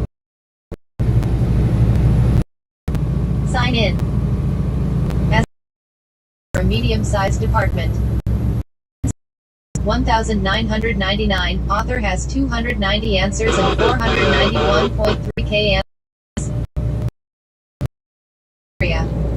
A motorcycle came through my radar at 86 mph in a 45 mph zone. We talked for a second and then spent the next 3 minutes trying to catch up to this guy. It's a 2-lane, somewhat winding and hilly road. As we crested the final hill we saw the bike stopped at the only red light out there. Well, the brake light went off. The biker ran the light. We chased him across the line and lost him near a school. Well, it turned out that he took his bike down a walking trail and hid. He eventually popped out and was chased again. Eventually we got told to terminate by our SGT. That was quite ass-chewing. We never definitively found the guy. However, a green sports bike had run from our state PD in another county prior and after. I heard that he ended up running one night and crashed and was severely injured. Based on what I saw, I think it was probably him. Either way, yeah, he escaped, but he lost his livelihood. That makes me sad. Was it worth it, man? Yes. It sucked, but see above. 55k views. You 433 upvoters. You sharers.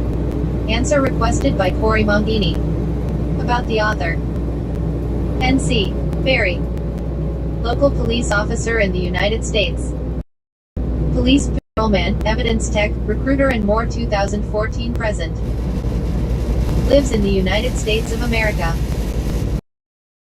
4.9k content views 61k this month. Knows English. You 12 other answers to this question. About careers privacy terms contact. Open in app. Article 11 of 248. Answer, Quora. Open in app. Sign in. Is flying a plane hard? Sean Hurley has flown a Cessna 172. Updated March 21, 2020. Flying the plane. No. Almost anybody can do that. It's only when it comes to landing or taking off. That's when things become complicated. Or you have to operate the radio. Or you have to find the correct flap setting. Or trim the aircraft's pitch. Or you have suddenly run out of fuel and have to land somewhere. Or you are in a stall. Or you have entered a flat spin and only have 4,000 feet to recover. Doing this. Hard. Doing this. Not so hard. The specifics of flying a plane. Hard, if you don't know what you're doing. Doing that stuff after a flight lesson or two. It gets easier. 67k views. You sharers. About the author. Sean Hurley. Aviation and history enthusiast. Lives in Earth. 502.3k content views 124.7k this month. In other languages. In French. Piloter un avion est-il dit? When is this shit ever going to end?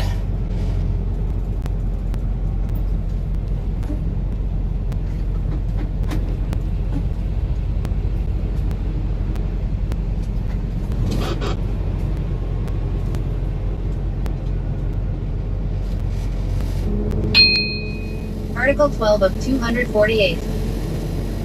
Answer, Quora. Open in app. Sign in. Have you ever seen a tiny work mistake snowball into something catastrophic? Michael Mawson. Answered March 22, 2020. Oh, I have one. I was with my son at a Boy Scout jamboree back in the early 90s in our state. He arranged for the state fish and game to come and train search and rescue. I had trained in search and rescue in the military and for Appalachian Mountain Club.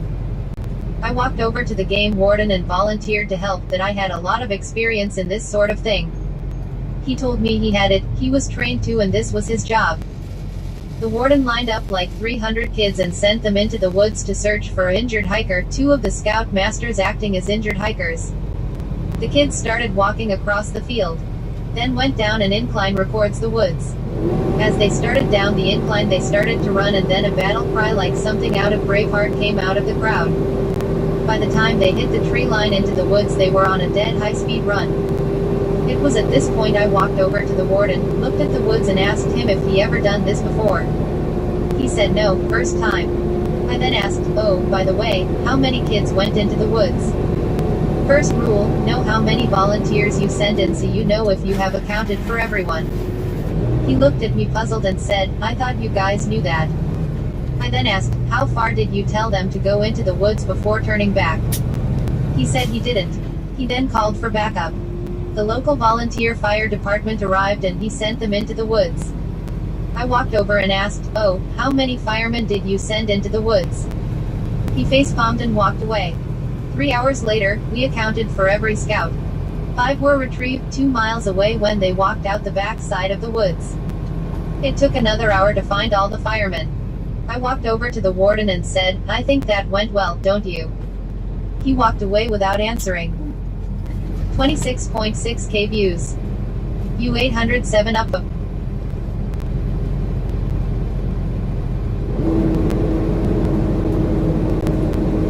Damn merge points wherever they were, all the problems always exist.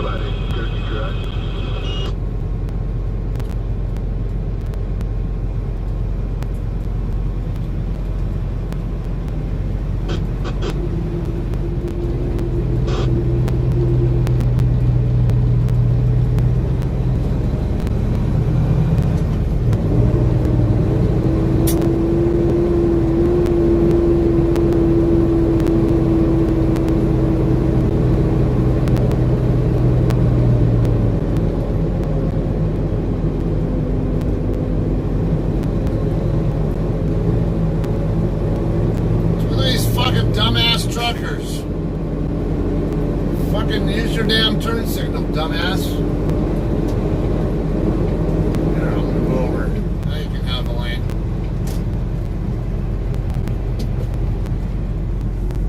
Fucking idiot. You don't go trying to force your way into my lane.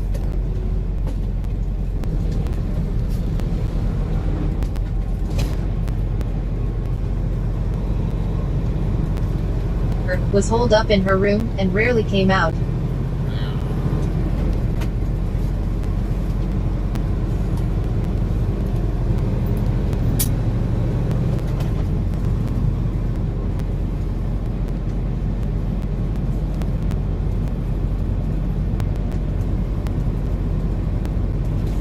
A landlord due to you.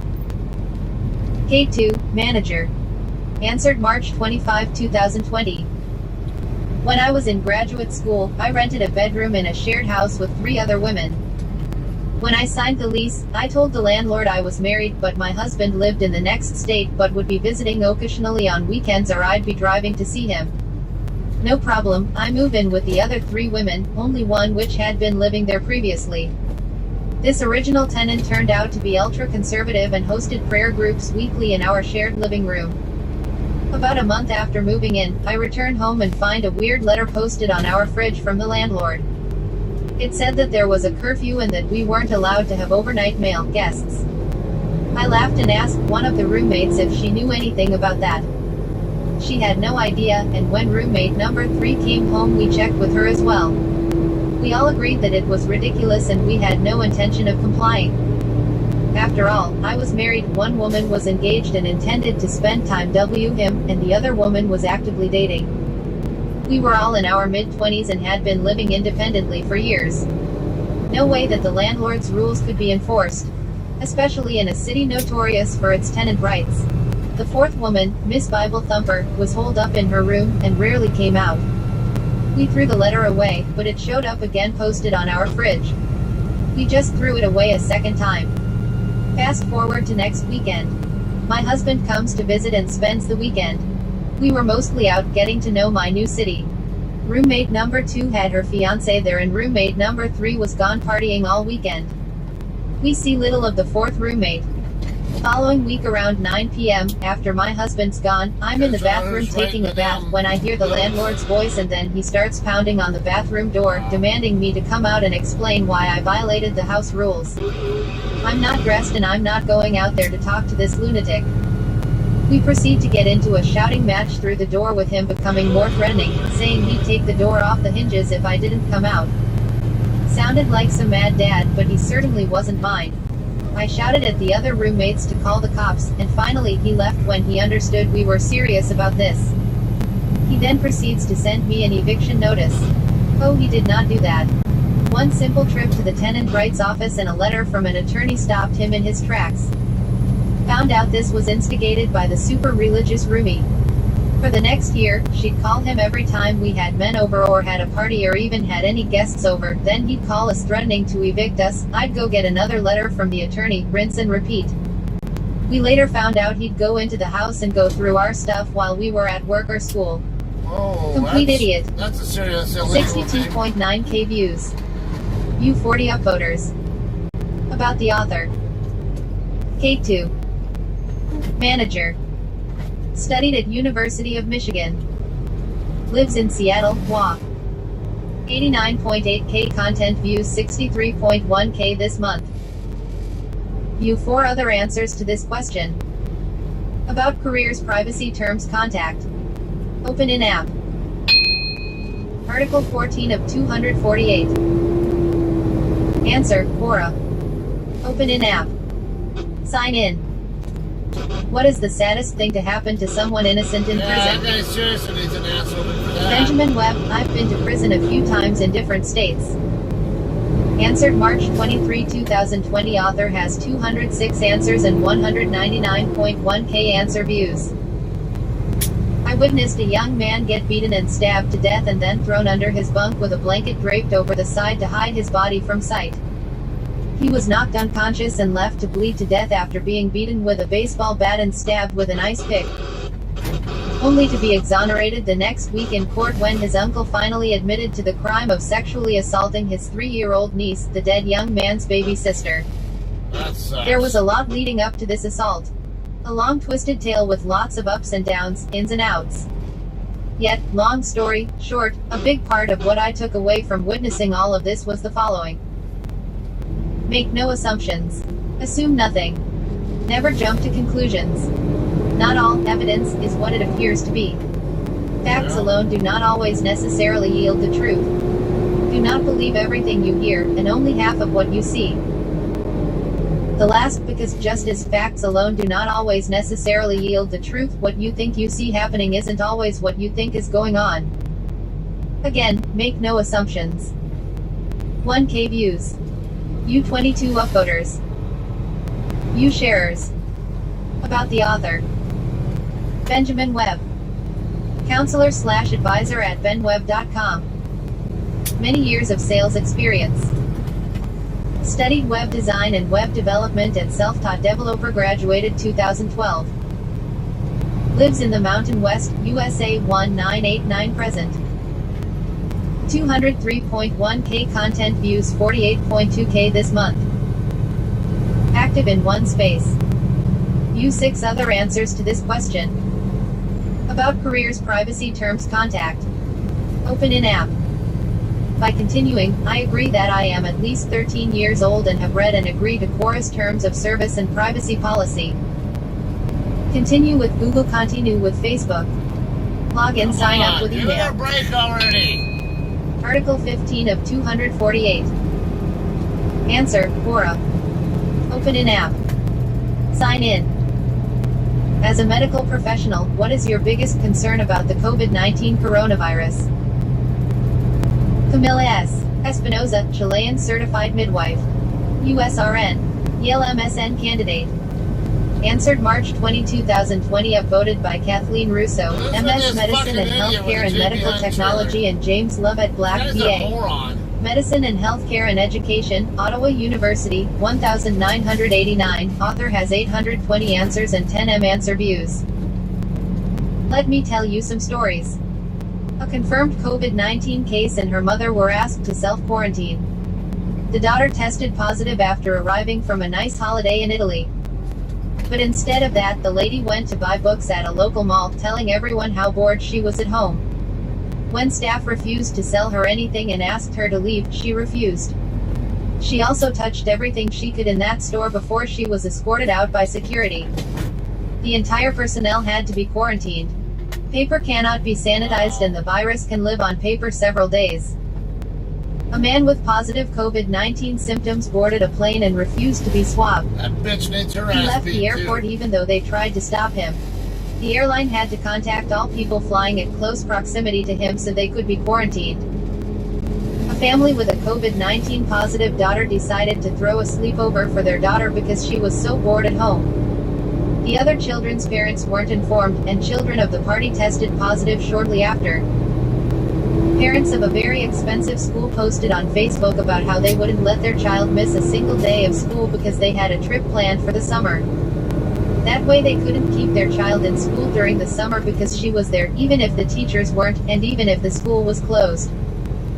A man who tested positive for COVID-19 was quarantined but decided to go to the gym to pass the time.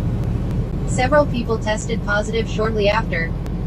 A Facebook group had several posts of young people mocking the pandemic and taking advantage of cheap trips, even sharing the sales on international flights. When several people lectured them about it, they insulted everyone. The post was later deleted. So, you know what scares the crap out of me? What enrages me? People's selfishness. I'm not scared of getting sick. I know I will get sick. For the past 2 weeks, I worked back-to-back shifts in the hospital. I'm in a volunteer RN list for hospitals in my community.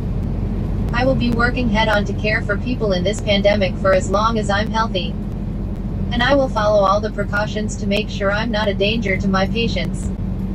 Then, when I am, I will isolate myself, alone in my apartment until I test negative again, and then I'll go right back to my patients when I'm allowed. Because healthcare providers, and truck drivers, and cleaning personnel, and people working in the service industry, are essential workers to withstand this chaos with the least number of casualties. There are also people who can't stay home because they live paycheck to paycheck, with no social system to protect them, with no other possibility to bring food to the table but to leave their houses and work. We can't stay home until we absolutely have to. We try to do everything in our power to protect ourselves, but we have been called to duty and we are responding, and for what? So people with means, and salaries, and stability who are fucking bored at home can decide to go out for no other fucking reason but to entertain themselves, infecting dozens, overflowing our hospitals, increasing ICU hospitalizations, leaving units, and supermarkets, and pharmacies short-staffed, and risking everyone's lives just because they can't be still with their fucking thoughts for 2 weeks. Give me a fucking break. 461k views. You 35 point. Come on.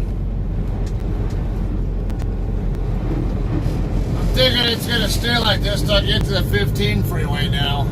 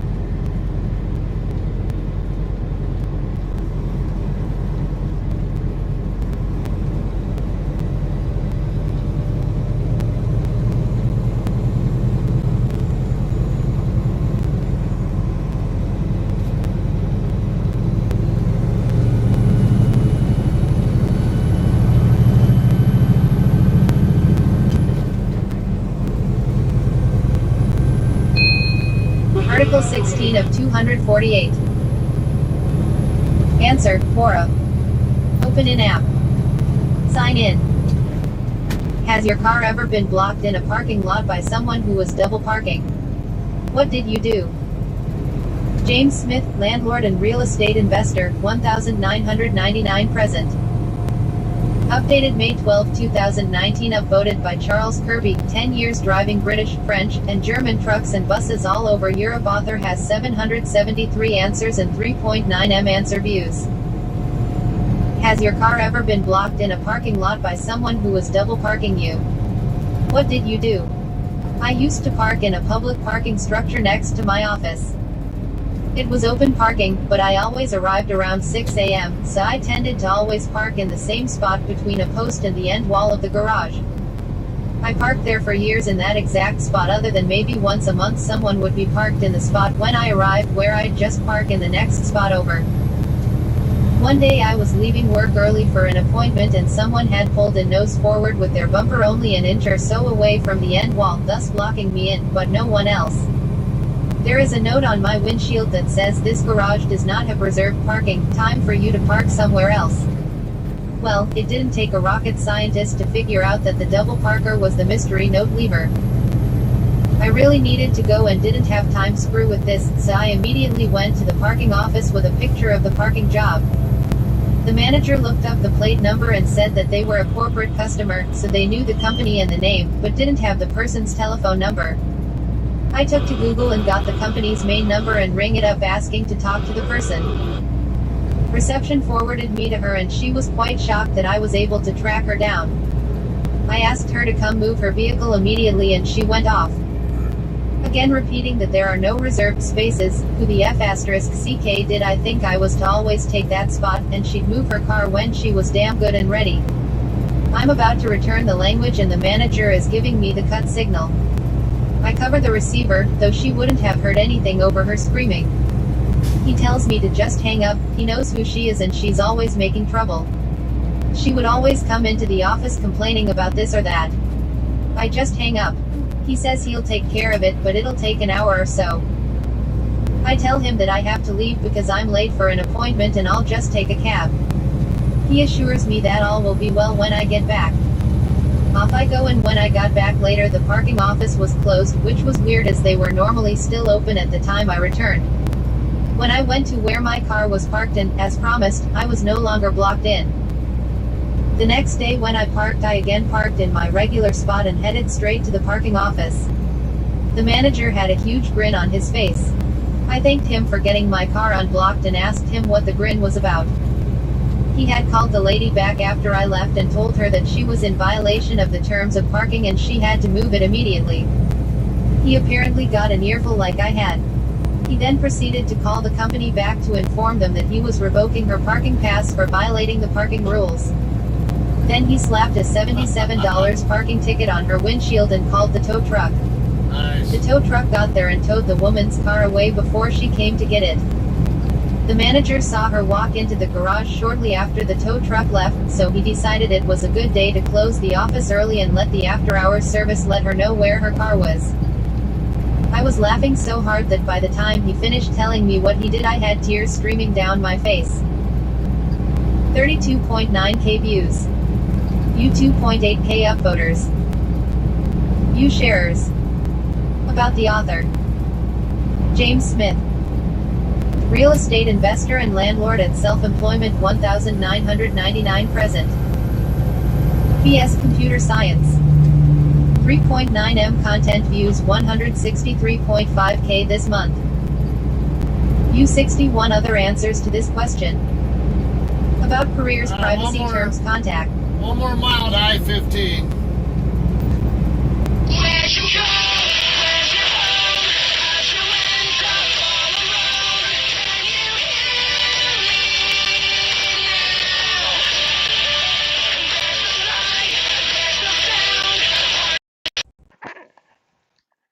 Hello.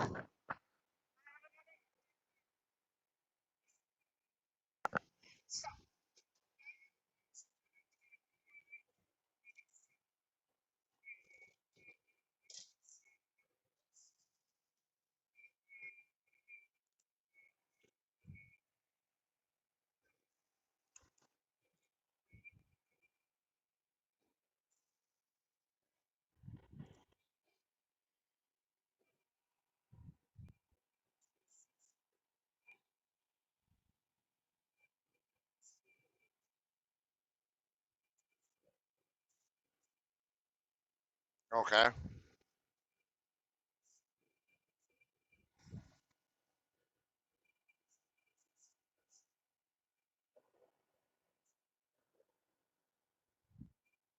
Okay.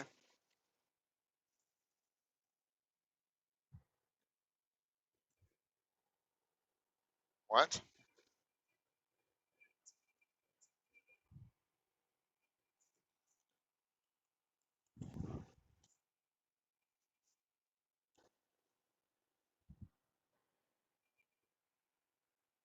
All right. I'm done with this fucking traffic though. 210's been a nightmare. And look like I'm getting ready to run into another nightmare of traffic up ahead here where 15 runs into the 210 on the other side.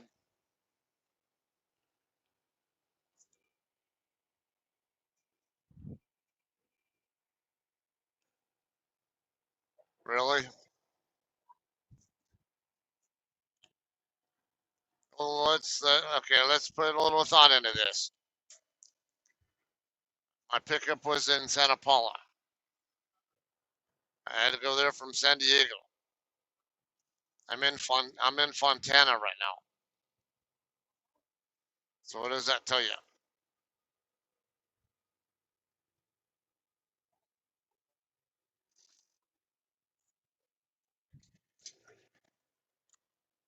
There shouldn't even be a guess about that. You know where Santa Paula is, right? It's over by Oxnard and all that.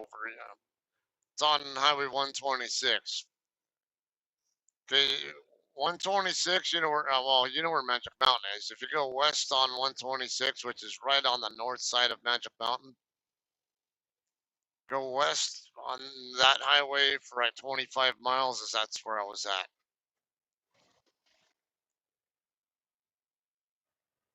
So going from San Diego to there, I have no reason whatsoever to go through Fontana to get there.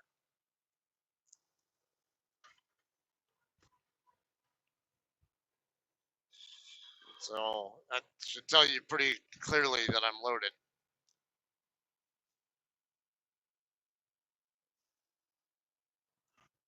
I'm running behind schedule on this load because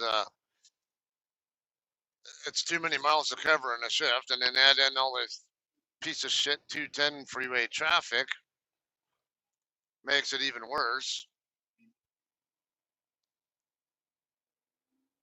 I'd say this traffic's pretty much back to normal or close to it.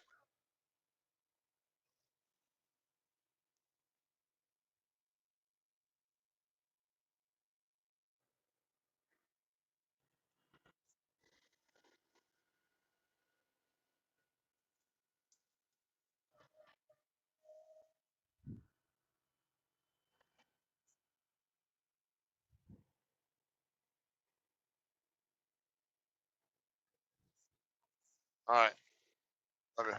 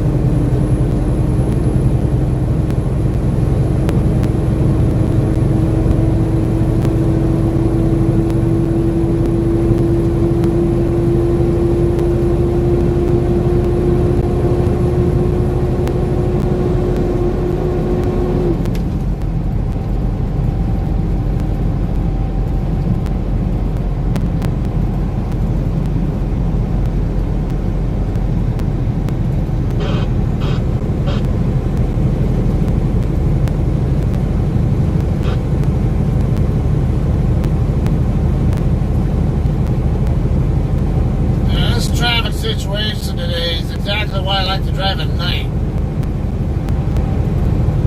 Frustrating.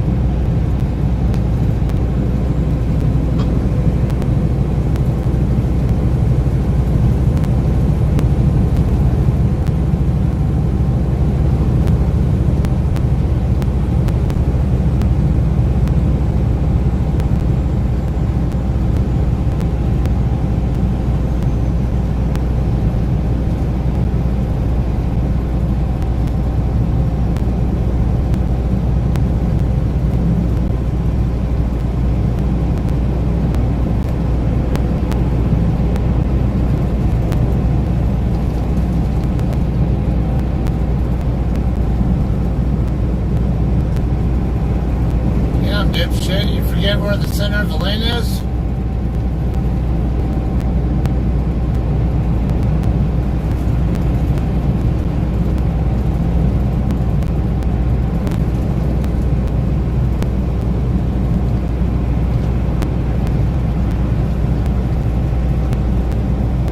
By continuing, I agree that I am at least 13 years old and have read and agree to Quora's terms of service and privacy policy. Continue with Google, continue with Facebook. Log in, sign up with email. Article 17 of 248. Answer, Quora. Open in app. Sign in. Is Robert Downey Jr. a jerk in real life? Jim Quinn, former stooge at Central Intelligence Agency, 1954-2015. Updated March 24, 2020. Author has 85 answers and 127.6k answer views. I used to frequent a diner on Pacific Coast Highway in California where Robert was a regular. He had his own table in the kitchen where he would dine in peace. On one occasion while leaving, a father recognized him and told his son, "There's Iron Man," and Robert walked over to them both. While talking to the boy, Robert took the boy's hat off his head and put it on his and kept talking to them. I could hear some of conversation and Robert was saying, "I am Iron Man," over and over with a different inflection each time, and the boy was cracking up. He put the hat back in the boy's head, shook the hand of the father, and walked out to his Mercedes 450 convertible and drove off towards Malibu. Way cool of him in my book. 119.6k views. You 6.1k upvoters. You sharers. About the author. Jim Quinn. Former stooge at Central Intelligence Agency 1954-2015. Lives in the Twilight Zone 1900 present. 127.6k content views, 127.1k this month. You 26 other answers to this question. About careers, privacy terms, contact. Open in app. Article 18 of 248. Answer, Quora. Open in app. Sign in. What is an experience you had at a neighbor's pool that you'll never forget? Dan Lauber, I've had some unusual experiences in my life. Answered March 26, 2020. Author has 491 answers and 1.4m answer views. This incident didn't happen at my neighbor's pool specifically, but it did happen at my pool and it did involve my neighbor. When I was a teenager, the young woman who lived next door used to babysit me and also liked to use the pool at my house. She would make me rub suntan lotion on her before she would sunbathe. On occasions, she would lay on her front and then undo her top and I would rub lotion on her naked back. Then one day, she wanted to tan her butt, so she decided to wear a thong bikini, but she ended up taking it off so that I could lotion her butt. So there I was, rubbing lotion all over this young woman's back, arms, legs and butt, as she laid naked sunbaking near the pool. But she never revealed herself to me during that time and always wrapped a towel to maintain her modesty. Even though I didn't get to see her bits, the experience of touching her body remains as something I'll never forget. 32.8k views. U28 upvoters. Answer requested by Mohit Rathore. About the author. Dan Lover. 1.4m content views 110.7k this month. U27 other answers to this question. About careers, privacy, terms, contact. Open in app. Article 19 of 248. Answer, Quora. Open in app. Sign in. Passing by where the Duffy Street incident is. Railroad crash. Hazel Locke lives in the United Kingdom, 2016 present. Answered March 21, 2020. Author has 65 answers and 6.1m answer views. Getting hacked is pretty much what you sign up for as soon as you start using the internet. But amidst this cyber criminal cesspit is a Russian man who goes by the name of Alexei. What sets him aside from the others? The hacker breaks into people's routers to stop other hackers breaking into them. Although I'm sure he sounds exactly like a walking contradiction, think of him as sort of like the contemporary Robin Hood. I added firewall rules that blocked access to the router from outside the local network. 1. Alexei is actually pretty open about his hacking, and shares a lot of insider information on his blog. Although the lines between openness and arrogance are potentially a little blurred. Responses. Out of the thousands of routers he's broken into, only 50 people have got in touch with him. It wasn't generally to express their eternal gratitude, however, the reaction across the board was pretty much outrage, with a few scattered thanks just to season the responses. He's labeled as a white hat hacker, someone who tries to hack into systems for the greater good. But what he's doing is clearly illegal, and no doubt controversial. Ethics is essentially one massive gray area. To the avid followers who abide by deontology, this might be okay, because Alexei has good intentions. I mean, at least, that's what he lets on. There's clearly a bit of irony at work here, but it's an interesting case nonetheless. Footnotes. 1. A mysterious gray hat is patching people's outdated necrotic routers, ZDNet. 17.2k views. U1.6k upvoters. U-sharers. About the author. Hazel Locke. Permitted writer. 6th form student 2019 present. Just got past 215 freeway. Studies GCE A levels at the high school. Experience expected 2021. Lives in the United Kingdom 2016 present. 6.1m content views 591.8k this month. Active in 3 spaces. Knows French. U51 other answers to this question. Alright. San Bernardino next 4 exits, and it'll be in Highland, and then we'll get on to I-10 and Redlands.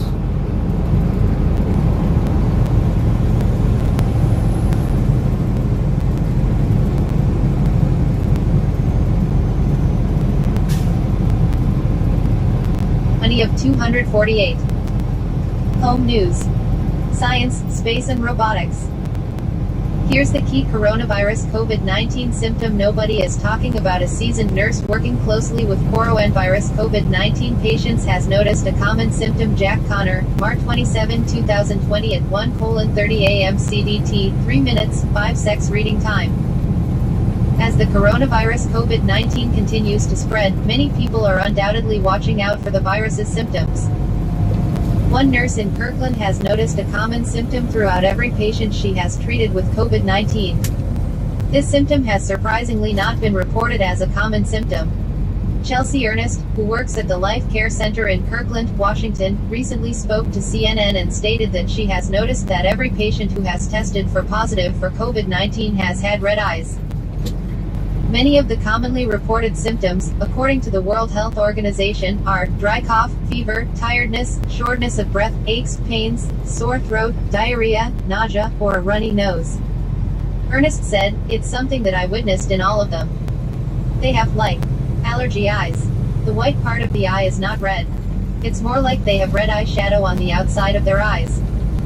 We've had patients that just had the red eyes as the only symptom that we saw and go to the hospital and pass away. She continued, I've even had the disaster medical control physician say, do they have the red eyes? And I will say yes. And he'll say, I'll find you a bed. It's just something about this, the way that it affects these patients. It should be noted that while red eyes can be an indicator that a person could have contracted COVID-19, it doesn't confirm that they indeed have the virus. Red eyes can be a result of many things, such as crying, allergies, and other sicknesses. Important coronavirus COVID-19 information. Medications. It has also been found that these medications can aggravate coronavirus cases. More on that can be found here. How long it stays on surfaces. Researchers have also discovered how long the coronavirus stays on surfaces. Find out more here. How it makes you sick. Scientists have figured out exactly how the coronavirus COVID-19 makes you sick. Find out how here. The human body fight. Developing research has been able to pinpoint exactly how the human body fights off coronavirus COVID-19. More can be found here. Last updated, March 27, 2020 at 01:21 p.m. CDT. Coronavirus survivor 2020 adult short sleeve t-shirt today 30 days ago. $19.99. Buy.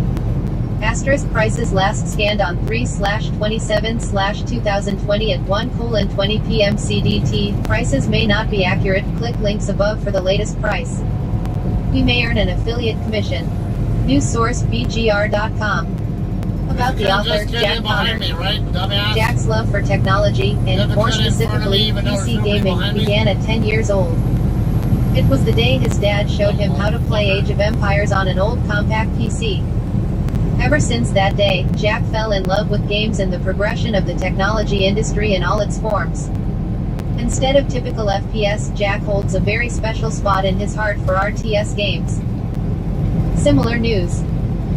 NVIDIA GeForce RTX 3080, August 2020 reveal, launch at Computex 2020 REMs. It's the end of the world as we know it is back on charts. Tech industry leaders issue joint statement over COVID-19 coronavirus. NVIDIA delays DTC announcement of Ampere GPU over COVID-19 coronavirus. US box office worst in 25 years. Since the release of Outbreak greater than next story, US Space Force launched its first national security mission less than previous story, folding at home hits exaflop, 1 quintillion plus operations per second.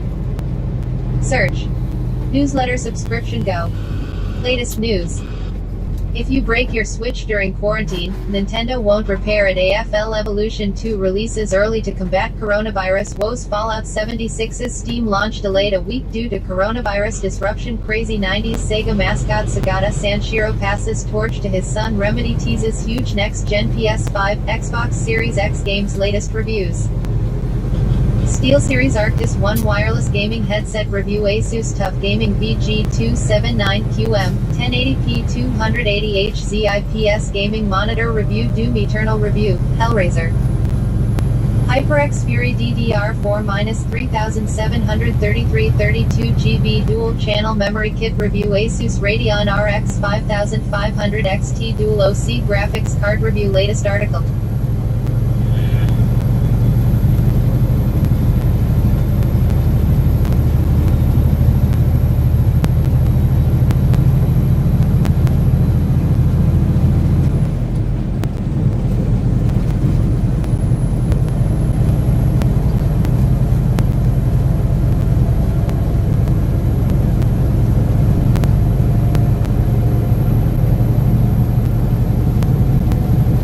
Minus 2020 Tweaktown Thai Limited. All rights reserved. Article 21 of 248. Answer, Quora. Open in-app. Sign in. When in boot camp, what was the best getting around the rules that you experienced?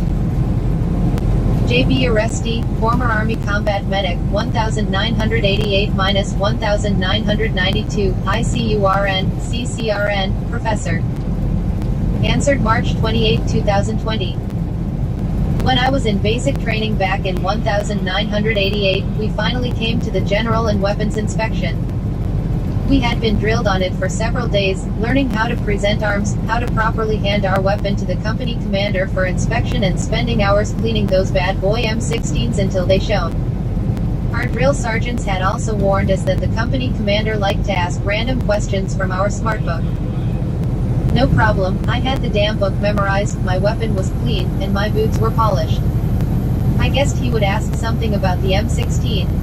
Maximum firing range, check. Maximum effective range, check. Weight, check. Bullet caliber, check. I was ready. Or so I thought. Our platoons lined up and here comes the captain. Except it wasn't the captain.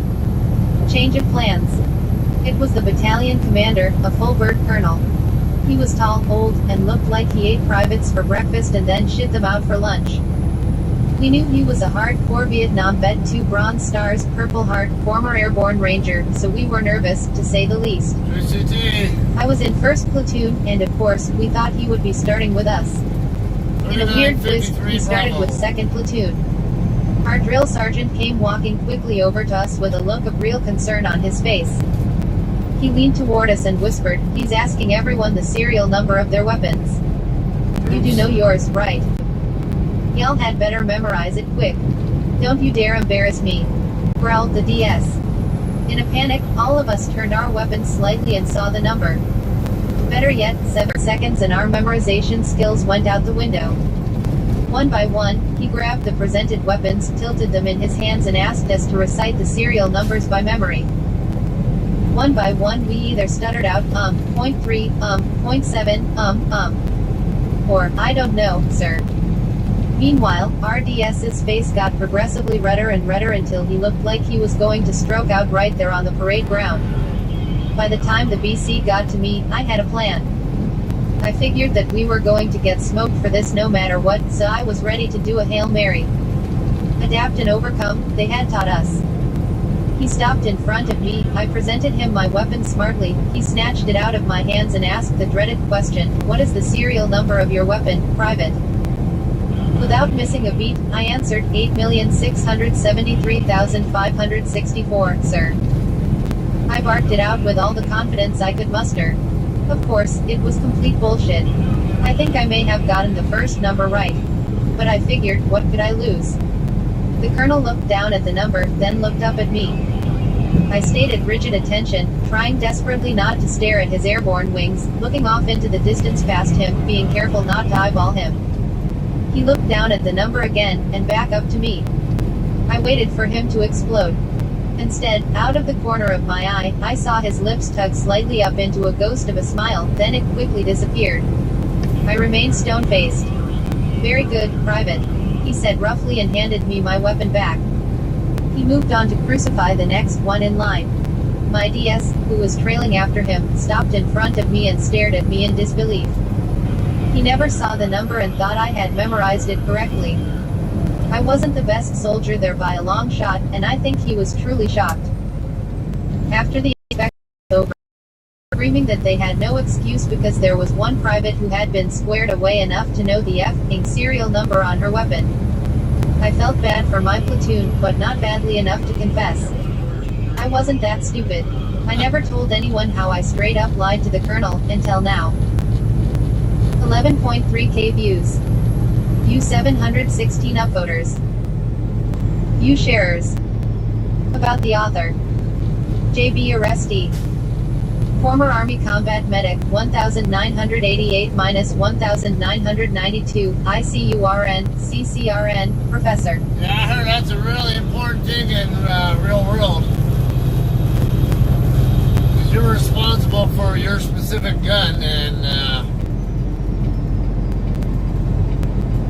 I've heard people get in some serious trouble if they can't account for their firearm.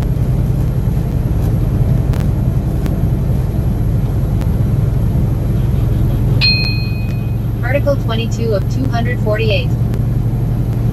Answer, Cora. Employees of Walmart, what is the strangest reason you have had to kick someone out of your store? Joshua Moses, Cybersecurity Ninja 2001 present. Answered March 28, 2020. Author has 197 answers and 60. Wonder why they got rid of the other lane here. A long time ago, I worked loss prevention for Walmart in Missouri. That's a job that if you think you've seen it all, go to work today. One day I was making my rounds, and I hear them call me over the intercom. The meat department manager requests my presence over there. So I get to the meat department to find the manager just staring at this little old lady. Anytime someone witnesses a theft in Walmart, they have to keep their eyes on them at all times. If you take your eyes off them for a split second, they could argue that they put the item down. At this point I asked him what the deal was, and he casually points at the old lady. You aren't going to believe this. She has a ham, a 5-pound ham. I look at her and notice that she has a smaller purse that doesn't look heavy, and then look back at him like, what the hell? That's the best part, have fun with this one. As she turns to walk away, I noticed she was waddling. She then proceeded to tell me that under her skirt she had stuck the ham between her legs. Now imagine that for a second. She was in her 60s with a ham stuck between her legs. If you ever wonder how hard that is, try it with a football and then remember it weighs 5 pounds. So I followed her from the meat department to the front of the store, waddling the whole way. There is a lobby in the front of the store where at most Walmarts you would notice soda machines and stuff. That's where we made the stop. That way, the person was less likely to make a break for their car or start fighting, usually. Ma'am, I think you should step back inside with me and return the merchandise. What merchandise? The 5-pound ham you have stuck between your legs. She proceeds to deny having the ham to the bitter end. As she turns away from me, I grab her arm and give it a pull, which pulls her off balance. And the ham plops on the ground. As we exchanged glances, mine of satisfaction and hers of absolute anger, she proceeded to beat me with her purse rather violently. At this point the store manager subdued her and the police eventually came. The best part was that the next day, she came back. We had to eject her, of course, because she was banned from the property after the events of the day before. She pretended to have absolutely no idea of what we were talking about. 19.6k views. You 302 upvoters. You sharers. About the author. Joshua Moses. Cybersecurity Ninja 2001 present. I just got on I-10 about a minute or so ago. On the east end of Redlands now. I'm going to be in Ukaipa next. And it'll be in the Riverside County.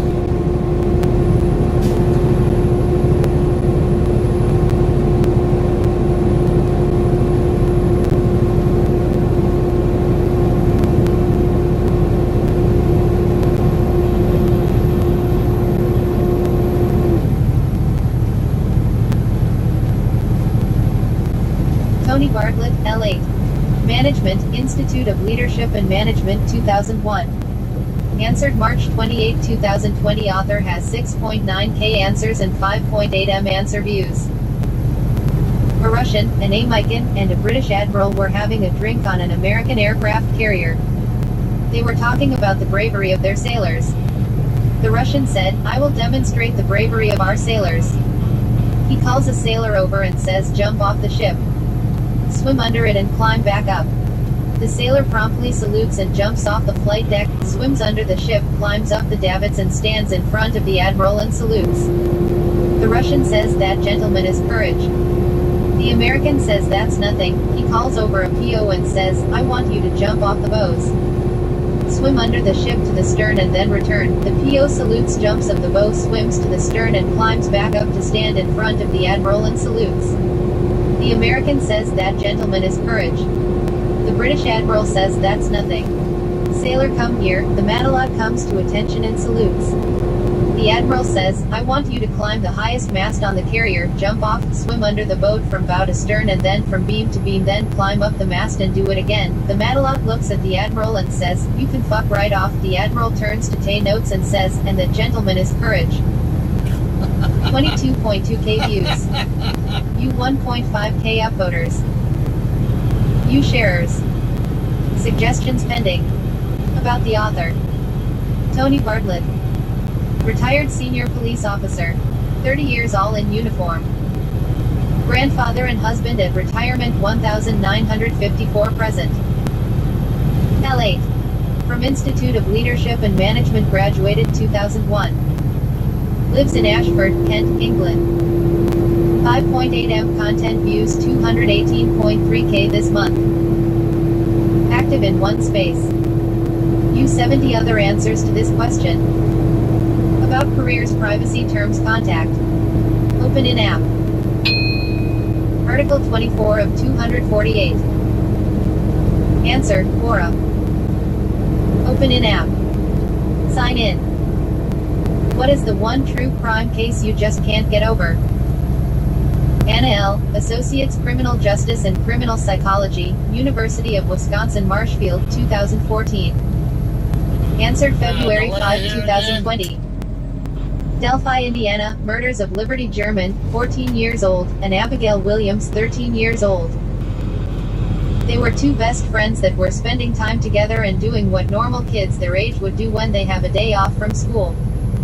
Below I have inserted the timeline, and included images, of the whereabouts and occurrences from source Delphi Timeline, the search for Libby and Abby's killer, leading up to their bodies being found. I'm sure as good as the Live Oak Canyon 1:30 p.m. The girls are dropped off by a family member at the local hiking trails in their small town. Because the lane I'm in turns into an exit only lane up 7 there. p.m. Liberty German posts a picture of Abigail Williams on the Monon High Bridge to her Snapchat story. Photo of Abigail Williams on the Monon High Bridge the day the girls went missing. Between 2:30 p.m. and 5:30 p.m. The girls had a set time to meet with family members to be picked up. When family showed up to get them, they were nowhere to be found. Family began canvassing the area for Libby and Abby but could not locate them. 5:30 p.m. After family could not locate the girls, they contacted the Carroll County Sheriff's Department. The Carroll County Sheriff's Department, Delphi Police Department, and Delphi Fire Department were joined by the Department of Natural Resources to search for the two missing girls. Sheriff Toby Leesenby said crews began canvassing the area and tried pinging the girls' cell phones into the evening hours but had no success in finding them. The sheriff said they believed the girls' phones were either dead or turned off. 11:45 p.m. The search was called off just before midnight. Family members continued to scour the area searching for Libby and Abby. At this point in time, Sheriff Leesenby said they had no reason to believe that the girls were in imminent danger and crews would resume their search in the morning. Tuesday, February 14, 2017. The day the girls were found. 10 a.m. All crews were called to the area near the Monon High Bridge to resume their search for Libby and Abby. 12:45 p.m. The Delphi Fire Chief announced that they had found Libby and Abby, calling the discovery not good. 1:50 p.m. Indiana State Police Kyle Kim Riley, Carroll County Sheriff Toby Leesenby, and Delphi Police Chief Steve Mullins hold a joint press conference to announce two bodies were found while crews were searching for Libby and Abby. Those bodies were not identified as the girls, but search efforts were officially scaled back. February 15, 2017. 2:33 p.m. Authorities positively identified the two bodies found Tuesday as Abigail Williams and Liberty German during a press conference held in tell me you didn't see my damn turn signal. Autopsies were performed earlier that day in Terre Haute, according to authorities. The girls may have suspected imminent danger lurking, because Liberty German took a picture and video of their murderer as well as audio of his voice. Law enforcement has released two separate sketches of persons of interest. Left, photo of the suspect on the Monon High Bridge captured on camera by Liberty German. Right, the initial police sketch released of the suspect. Left, the second police sketch released months after the murders occurred. Right, photo of the suspect on the Monon High Bridge captured by Liberty German. The girls were dropped off on the trails Monday, February 13, 2017. The murderer hasn't been apprehended and brought to justice. If you recognize the man above, please reach out to bring these families justice, as well as to potentially save other families from experiencing the same pain. The telephone tip line is opening parenthesis 844 closing parenthesis 459-5786. Tips are also accepted by the Indiana State Police at opening parenthesis 800 closing parenthesis 382-7537, or by the Carroll County Sheriff's Department at opening parenthesis 765 closing parenthesis 564-2413. Tip by email at abbyandlibetip@kokosharf.com. 3.8k views. You 125 upvoters. You sharers. Suggestions pending. About the author. Anna L. Laboratory Technician 2016 present. Associates Criminal Justice, College major, and Criminal Psychology, University of Wisconsin Marshfield graduated 2014. Lived in Wisconsin 0 to 0. 3.8k content views 2.8k this month. You one other answer to this question. About careers privacy terms contact. Open in app. Article 25 of 248. The Good Doctor Recap, Season 3, Episode 20, Sean and Lee and Finale, TV Line. Postmortems. By Ryan Schwartz, March 30, 2020, 7:59 p.m. PDT. Courtesy of ABC. 115. Share this article. Tumblr. Reddit. LinkedIn. Pin it. WhatsApp. Print. Related stories. The Good Doctor kills off, spoiler, finale casualty says exit episode was never going to be good enough because The Good Doctor, exclusive, second cast member exits ahead of season 4. Warning, the following contains spoilers from part 2 of The Good Doctor's season 3 finale. It was a Good Doctor moment 3 seasons in the making. At the end of Monday's game-changing finale, Lee gave Sean an "I'm such a stupid idiot for not seeing it but I love you with all my heart" kiss, marking the start of a romantic relationship, and a happy ending was much appreciated following the events that preceded it. First, Andrews informed Morgan that her decision to proceed with Tamara's operation might have cost her her career as a surgeon, having traumatized her joint capsule incisions from the synovectomy procedure. Later, Park sat with patient Casey at the site of the brewery collapse, as life left the gravely injured teenager's eyes. The kid's inability to connect with his father prior to his death left Park so shaken that he called Mia and Kellen and told them that he plans to move back to Arizona to be closer to them. Then, in a somewhat shocking twist, surgical attending Neil Melendez, played by original cast member Nicholas Gonzalez, read exit interview here, died after succumbing to internal injuries sustained in the aforementioned collapse. Below, showrunner David Shore, who co-wrote and directed the episode, weighs in on Sean and Lee's inevitable coupledom, the death of Dr. Melendez, and the ripple effects that the finale will have on season 4.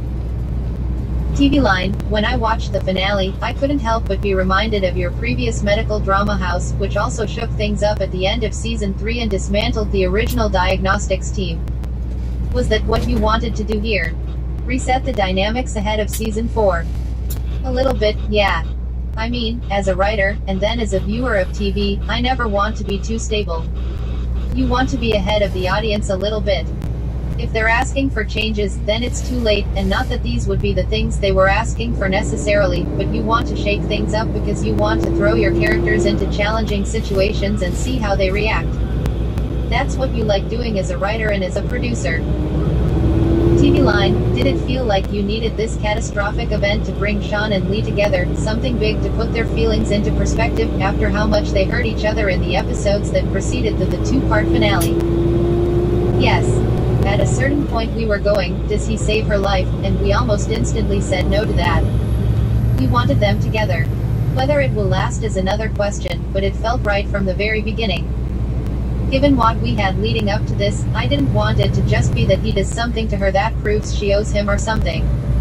I didn't want it to be that. It needed to be something that showed her, in very extreme circumstances, exactly who he is. She's seen him, she's dealt with him, she's been friends with him, but I wanted her to see that she was wrong. That is kind of a microcosm of what the show's trying to do, when it speaks to Sean's autism. We all are who we are, we all have weaknesses, we all have strengths, and we all need to be judged by limitations, and he does have weaknesses, but we need to look at the whole thing. So, we wanted something to force her eyes open to recognize, not to reassess Sean, but to reassess herself and to recognize that she was wrong. TV line, why was now the right time to bring Sean and Lee together? Early on in season 3 we had this trajectory mapped out. That doesn't mean we didn't second guess it. It doesn't mean we're right. You know, that is the constant battle in TV when you're dealing with relationships and the struggles of relationships, when is too soon and when is too late. And I loved the Carly relationship. I loved that and what that did for Sean. TV line, Sean and Carly really were great together. I thought the chemistry between Freddie and Jessica was fantastic. Did you consider letting that relationship continue? That relationship was so good. The intention was always that it was going to be Lee in the end, and then, departing series regular Jessica Nicole was so great and that relationship was so great. Absolutely, it made us second guess ourselves. We'll still be second guessing ourselves. We had the luxury of 2 great relationships, which is what we wanted. It's easy to choose A over B when B sucks. It's more difficult to choose A over B when they're both good options. TV line, we spent the first half of season 3 watching Sean navigate his first romantic relationship with Carly. How will watching him navigate this new relationship with Lee play differently in season 4? Well, that's what you're going to have to tune in for, and that's what we're going to have to get together in a writer's room, virtually or otherwise, and figure out as we go forward over the next few months. I certainly don't want to tread the same territory.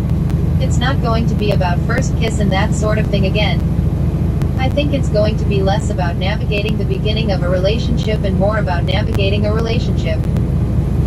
TV line, moving on to an even bigger development, the death of Dr. Neil Melendez. Why kill him off? That's a really tough question. Look, I'm not going to give you a good answer, but Nick has been great. He was so great going down the final road here. These are the horrible decisions you have to make when you're running a TV show. You want to tell honest stories. You want to tell stories of life and death, and that includes your regulars on occasion, and on occasion you have to make the bad choice because otherwise you don't have credibility. In order to keep the show honest, every now and again the worst has to happen, and we wanted to throw our characters into this situation, and we wanted to be honest about it. We wanted to see the fallout from that. That's the extent of the answer I can give you. TV line, why this character, though? We second-guessed this decision constantly, still do. Look, we loved throwing him in this world of the earthquake at the end, and it worked for so many great stories. We've got 4 parallel but different stories going on in these last 2 episodes, 5 actually, and once we were in this world, this is the one that worked for Melendez. But it wasn't like we were planning for his exit. It was more, this was the world we were in, and this is the story we were telling, and this is what worked within that world. TV line, was there any concern, given Melendez's status as Claire's superior, what it would have meant to explore a relationship between an attending and his resident, had Melendez survived? It was something we were grappling with. We even grappled with it with Lim and Melendez, after Lim was named chief of surgery, and it's all the more true with Claire and Melendez. If this was a show that was on the air 15 years ago, it would be a very different storyline. We as a society have become, I think, much more enlightened than we were. Things that we glossed over and treated as minor inconveniences, we are now recognizing are real issues, and that makes storytelling more challenging in some ways. But it also opens up doors that weren't there before. Yes, a subordinate sleeping with her boss is an issue, being in a relationship with her boss is an issue, and we were aware of that. We explored that to some extent, and dealt with the challenges of it when Lim became Melendez's boss. TV line, moving on to another potential cast departure, what is Will Yun Lee's status heading into season 4? Is Park really moving back to Arizona to be closer to Mia and Helen? We're not planning on losing him from the show is the short answer. But that has been Park's challenge, is his dealing with his commitments to work and his commitments to his personal life, a challenge we all face, but is all the more dramatic when you're saving lives and at the same time your family is 1,000 miles away. TV line, with Melendez gone, will Claire look to Lim for friendship, as well as guidance, as she enters her 4th year of residency? That is one of the things that I look forward to exploring. We touched upon it, you may have noticed, at the very end of the finale. It's literally 2 lines of dialogue, when Lim says, we should get a drink sometime, and Claire answers, I'd like that, but it's 2 lines of dialogue that excite me. TV line, likewise. It also looks like Andrews is going to take Morgan under his wing. He has, and we were certainly going there this season. She disappointed him, but at the very end she proved herself to him. I love that relationship and I want to explore that more as well. TV line, if Claire is working under Lim, and Morgan is working under Andrews, will Sean divide his time between them on cases of the week versus having all the residents go and back and forth among attendings? That is one of the things we need to figure out, and that was one of the challenges of the show, getting everybody in and giving everybody a fair shake. As our residents became more senior, the attendings got pushed to the background to some extent and we didn't like that. So yes, we're trying to figure out a way to keep the people we have, all of them, and make sure we give them material. We've got a great cast and we want to make sure we continue to give them good stories and great opportunities. TV line, will season 4 kick off with some sort of time jump to give these characters some time to grieve Melendez before we see them again? I've got some thoughts on that until I discuss them with all my writers, I'd rather not discuss them with you. Laughs, but I think I know what we're doing. TV line, as much as this season was about Sean's first relationship, it was also about family. What will be the focus of season 4? I think we're going to be putting him in more of a supervisory role in season 4 and see how he rises to that challenge. And, of course, the relationship between Sean and Lee. Exploring that, as we discussed earlier, will be a big part of it. TV line, when exploring these themes of family, there were a lot of tragic moments, whether it was the death of Claire's mother or the subsequent death of Sean's father. Will season 4 be quite as dark and tragic? Or will it be a bit lighter? I don't think we'll have as many family members die, I hope. Laughs, we'll try not to make things horrible for Claire next season, but you know, it was wonderful watching Antonia Thomas rise and flex her acting chops. She's so good. What did you think of the Good Doctor finale, and season 3 overall? Hit the comments with your reactions, then go here to read our exit interview with Nicholas Gonzalez. Take our poll. Take our poll. If you like TV line, you'll love our weekly newsletter. Click here to subscribe. Add a comment. Tags, ABC, David Shore, The Good Doctor. Get more finales, polls, postmortems, recaps. X. Article 26 of 248. Fountains of Wayne founder Adam Schlesinger dies from coronavirus complications at... That's a little bit old news there, but, anyway, I've not seen that Schitt's Creek, but I've seen, I'm familiar with it, I just not watched it before. One that I like to watch is Tacoma FD.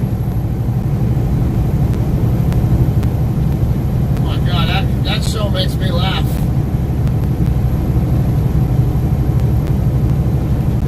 And they're definitely, definitely not your family-oriented kind of comedy.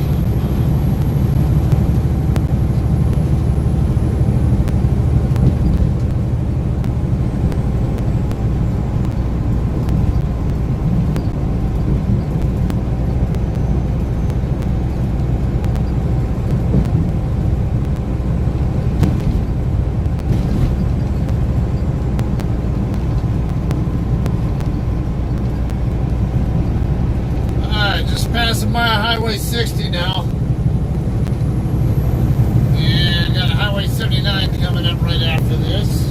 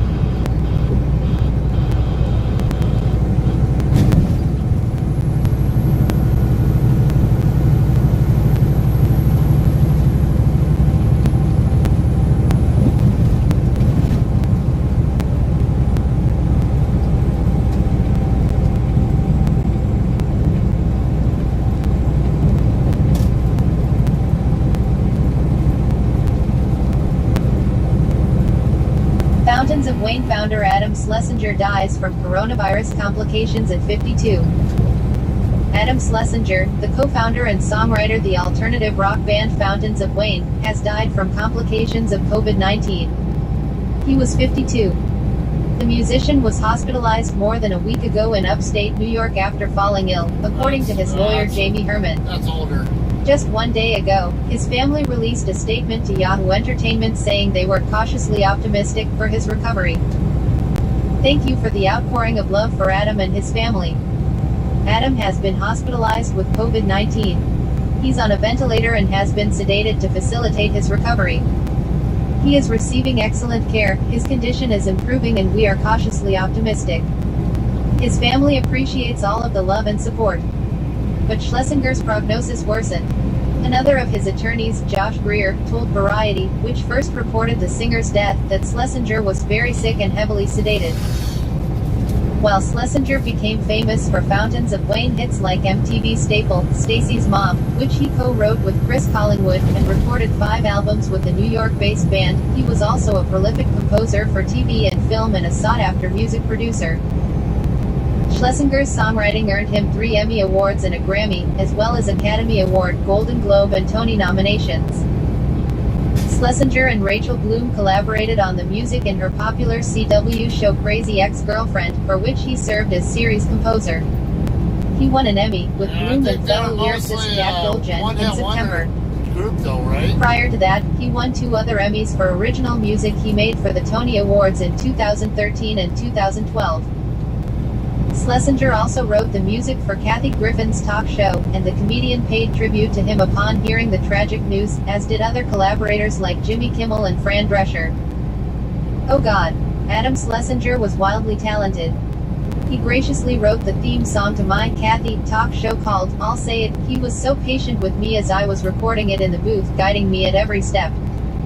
He did the gig as a favor, in a little home studio on a Saturday. Broken Heart. Kathy Griffin, at Kathy Griffin, April 1, 2020. I am very sorry to hear the terrible news about Adam Schlesinger. I had the pleasure of working with Adam when he wrote the theme to Crank Yankers. He was a kind and super talented man who will be missed. Sending love to his family, friends and fans. Jimmy Kimmel, at Jimmy Kimmel, April 1, 2020. We will miss you. Adam Schlesinger died of COVID-19 at age 52 today. He was writing the music for the Nanny musical. Devastated, sad but relieved face, loudly crying face, weary face, my prayers are for you. May peace be with you. Fran Drescher, at Fran Drescher, April 1, 2020. Schlesinger's Grammy win was in 2009 for Best Comedy Album for A Colbert Christmas, The Greatest Gift of All, which he helped compose for Stephen Colbert, though he also received 2 nominations in 2003 for his work with Fountains of Wayne. Schlesinger also wrote the music for Tom Hanks's directorial debut, 1996's The Thing You Do, for which the musician earned his Academy Award and Golden Globe nominations for the title track. Hanks tweeted how terribly sad he was of the news and said his production company, Playtone, wouldn't exist were it not for Schlesinger's beatless earworm. There would be no Playtone without Adam Schlesinger, without his That Thing You Do. He was a wonder. Lost him to COVID-19. Terribly sad today. Hanks. Tom Hanks, at Tom Hanks, April 2, 2020. Hanks and wife Rita Wilson have recovered from COVID-19. Schlesinger was also nominated for 2 Tonys in 2008 for Cry Baby the Musical. Along with Fountains of Wayne, Schlesinger's other band projects included the 90s dream pop trio Ivy and the power pop supergroup Tinted Windows featuring Hanson's Taylor Hanson, the Smashing Pumpkins' James Ian and Cheap Trick drummer Bunny Carlos. In addition to producing or co-producing all 5 Fountains of Wayne and 5 Ivy albums, Schlesinger was also an in-demand producer and songwriter, working with the Monkees, Dashboard Confessional, Robert Plant, They Might Be Giants, Fastball and many other artists. For the latest coronavirus news and updates, follow along it. According to experts, people over 60 and those who are immunocompromised continue to be the most at risk. If you have questions, please reference the CDC and WHO's resource guides. What to do if you think you have the coronavirus? What are the symptoms of coronavirus? Glossary of public health terms to stay informed. The most common ways the coronavirus is transmitted. How to maintain your physical and mental health during the pandemic. Taking care of a loved one with COVID-19. Here's how to stay healthy. COVID-19 and pregnancy, what we know so far. Come on. How to find a job, unemployment insurance. You're past me or Q&A back with off, Dr. 'cause I'm Kavita not Patel, moving how over. to keep You're your close family to safe that and close maintain to your me. mental health. Opening and cleaning delivery packages. Tips for grocery shopping. How to deal with potentially contaminated money. How to do your laundry safely. Read more on Yahoo Entertainment. All the celebrities directly impacted by the coronavirus. Andy Cohen shares coronavirus symptoms, urges people to get Tylenol and a pulse oximeter. Drake shares first photos of his blonde, curly-haired son Adonis. I love and miss my beautiful family. Want daily pop culture news delivered to your inbox? Sign up here for Yahoo Entertainment and Lifestyles newsletter. Article 27 of 248. Answer, Quora. Open in app. Sign in. How do police officers react when someone approaches and starts petting a police dog? Brian Arbuckle, I was there. My expertise, federal law, working K-9s, pilot. Answered March 6, 2017. Unless you see us working, you would never guess that my Weimaraner is a narcotics detection K-9. That's intended. We don't wear a uniform. He's as you see as me. Often we are disguised as a disabled person with a service dog. Steele will wear a service dog vest, and depending on the day, I might be in a wheelchair. Weimaraners are very friendly looking dogs. Steele's vest very clearly says, do not pet. This doesn't stop anyone. I have a couple dozen people try to pet him every day. I'm actually okay with it as long as you ask and as long as we are not busy. Remind you, just because we don't appear busy doesn't mean that we aren't very intently working and watching someone. Besides the obvious that others have mentioned about never approaching a dog that you do not know, one of my biggest concerns is germs. If I allow 50 random hands to pet all over my boy, I'm at risk of allowing all kinds of disgusting germs to be spread all over my partner and best friend. I do not want to risk Steele's health for a few minutes worth of a child's joy. Children aren't always real good about washing their hands after using the bathroom, and that runny nose has already spread its delightful goo all over your child. I'd rather not spread that to my boy. When we visit schools or churches to educate children and adults about medical service dogs and law enforcement K-9s, I take a large container of hand sanitizer with us, and as everyone lined up to visit Steele one-on-one, we give a little squirt of hand sanitizer to each person. Some probably think you would wash your hands after petting a dog. A pet dog probably. But Steele is cleaner and healthier than most children, and I'd like to keep it that way. Please always ask permission before touching any dog, especially a working dog. Whether it's a medical service dog or a law enforcement K-9, you never know when it's actively working. You don't want to interrupt a task-trained dog. It may be responsible for keeping you and your family safe, or it may be responsible for various medical alerts for its handler. Disturbing the dog long enough to pet him could distract the dog from detecting and alerting to a serious medical emergency, and that can have very severe consequences for the handler. Or, it could distract the dog from doing its job, making sure that the airplane you're about to board is free of narcotics, explosives, guns, or other weapons. Just because it doesn't appear to you that the dog is working, doesn't mean that it's not. Make eye contact with the handler first. Once the handler recognizes that you're there, you may ask if it's okay to pet their dog. I'll guarantee you, I will let a respectful child or person pet Steele almost every time I'm asked, even though I typically have a do not pet policy. I appreciate the considerate people. I've often said to the random person at the grocery store, please don't reach out and touch him without asking. How would you feel if I or another stranger reached out to touch you or your child as you walk past in the aisle of the grocery store? It's wildly inappropriate to touch someone without permission. Just because it's a dog does not change that. Please be courteous. Please treat the dog just like any other living being. Be respectful, and you'll never have an angry dog, or even worse, an angry handler. The bite of an angry handler can be worse than the dog. Smiley face. 15.8k views. You 196 upvoters. You sharers. About the author. Brian Arbuckle. I was there. My expertise, federal law, working K9s, pilot. Lives in North Texas. 210.7K content views, 13.7K this month. Damn gas pedal, 'cause I'm not slowing down View for your 15 ass. other answers to this question. About careers, privacy terms, contact. Open in app. Article 28 of 248.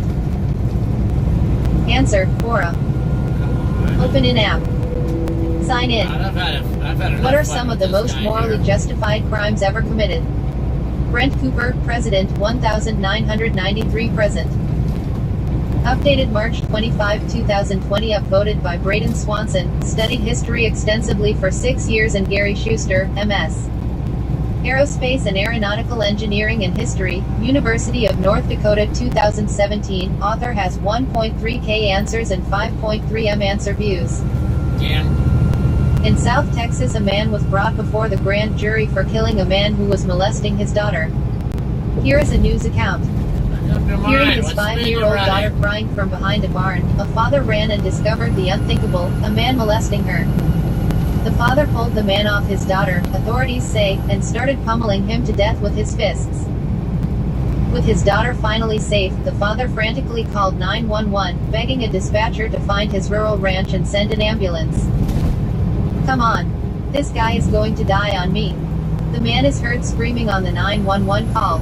I don't know what to do. I think I remember this. A recording of the tape was played during a news conference Tuesday where the Lavaca County District Attorney and Sheriff announced that the father will not face charges. In declining to indict the 23-year-old father in the June 9 killing of Jesus Mora Flores, a Lavaca County grand jury reached the same conclusion as investigators and many of the father's neighbors. He was authorized to use deadly force to protect his daughter. It said a man had to die, said Michael James Veit, 48, who lives across the street from where the attack happened in this small community run on ranching and the Shiner Beer Brewery. But I think anybody would have done that. The family ranch is so remote that on the 911 tape, the father is heard profanely screaming at a dispatcher who couldn't locate the property. At one point, he tells the dispatcher he's going to put the man in his truck and drive him to a hospital. He's going to die. The father screams, swearing at the dispatcher. He's going to fucking die. The tense, nearly 5-minute call begins with the father saying he beat up a man found raping his daughter. The father grows increasingly frazzled, shouting into the phone so loudly at times that the call often becomes inaudible. The Associated Press is not identifying the father in order to protect the daughter's identity. The AP generally does not identify victims of sexual assault. He's a peaceable soul, Van Heuser, the father's attorney, told reporters at the Lavaca County Courthouse. He had no intention to kill anybody that day. The attack happened on the family's ranch off a quiet 2-lane county road between the farming towns of Shiner and Yoakum. A statement released by the district attorney said a witness who saw Flores forcibly carrying the girl into a secluded area scrambled to find the father. Running toward his daughter's screams, the father pulled Flores off his child and inflicted several blows to the man's head and neck area, investigators said. Emergency crews responding to the father's 911 call found Flores' pants and underwear pulled down on his lifeless body. The girl was examined at a hospital, and Lavaca County District Attorney Heather McMinn said forensic evidence and witness accounts corroborated the father's story that his daughter was being sexually molested. The father was never arrested, but the killing was investigated as a homicide. Philip Hilder, a Houston criminal defense attorney and former federal prosecutor, said he would have been surprised if the grand jury had decided to indict the father. Hilder said Texas law provides several justifications for the use of deadly force, including if someone commits a sexual assault. The grand jury was not about to indict this father for protecting his daughter, he said. Authorities said the family had hired Flores before to help with horses on the ranch. Attempts to locate Flores' relatives through public records were unsuccessful. Texas man will not be charged for beating daughter's molester to death.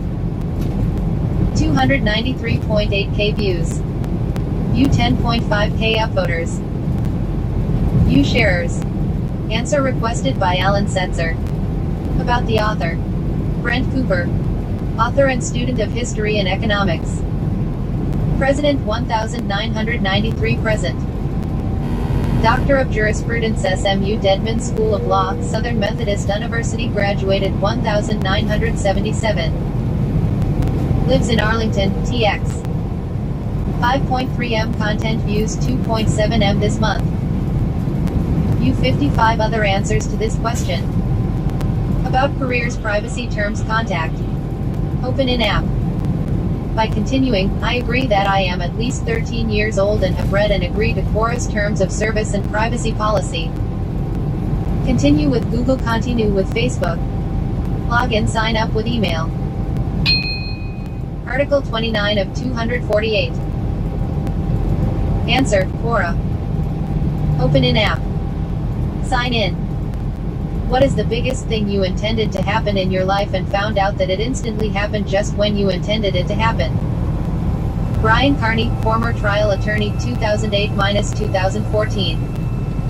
Updated February 16, 2020. Author has 170 answers and 1.2 M answer views. A blonde walks into district court to pay a speeding ticket with a loaded gun in her purse. The gun set off the metal detector. The court officer searched the purse, saw the gun inside. The following conversation takes place. Miss, do you have an FID license? Oh, what? Oh, I haven't been to Florida in years. She was arrested on the spot and charged with unlawfully carrying a gun and carrying ammo. In Massachusetts, both are subjected to mandatory jail sentences of 2.5 years if found guilty. She had no prior record. Was dumb as a stump, apparently, and as attractive as a Playboy bunny centerfold. The district attorney at the time was a pompous, self-serving, egocentric, publicity whore who loved the sound of his own voice and envisioned himself as the heir apparent to John and Bobby Kennedy. A crusade against guns was where he decided to make his claim to fame.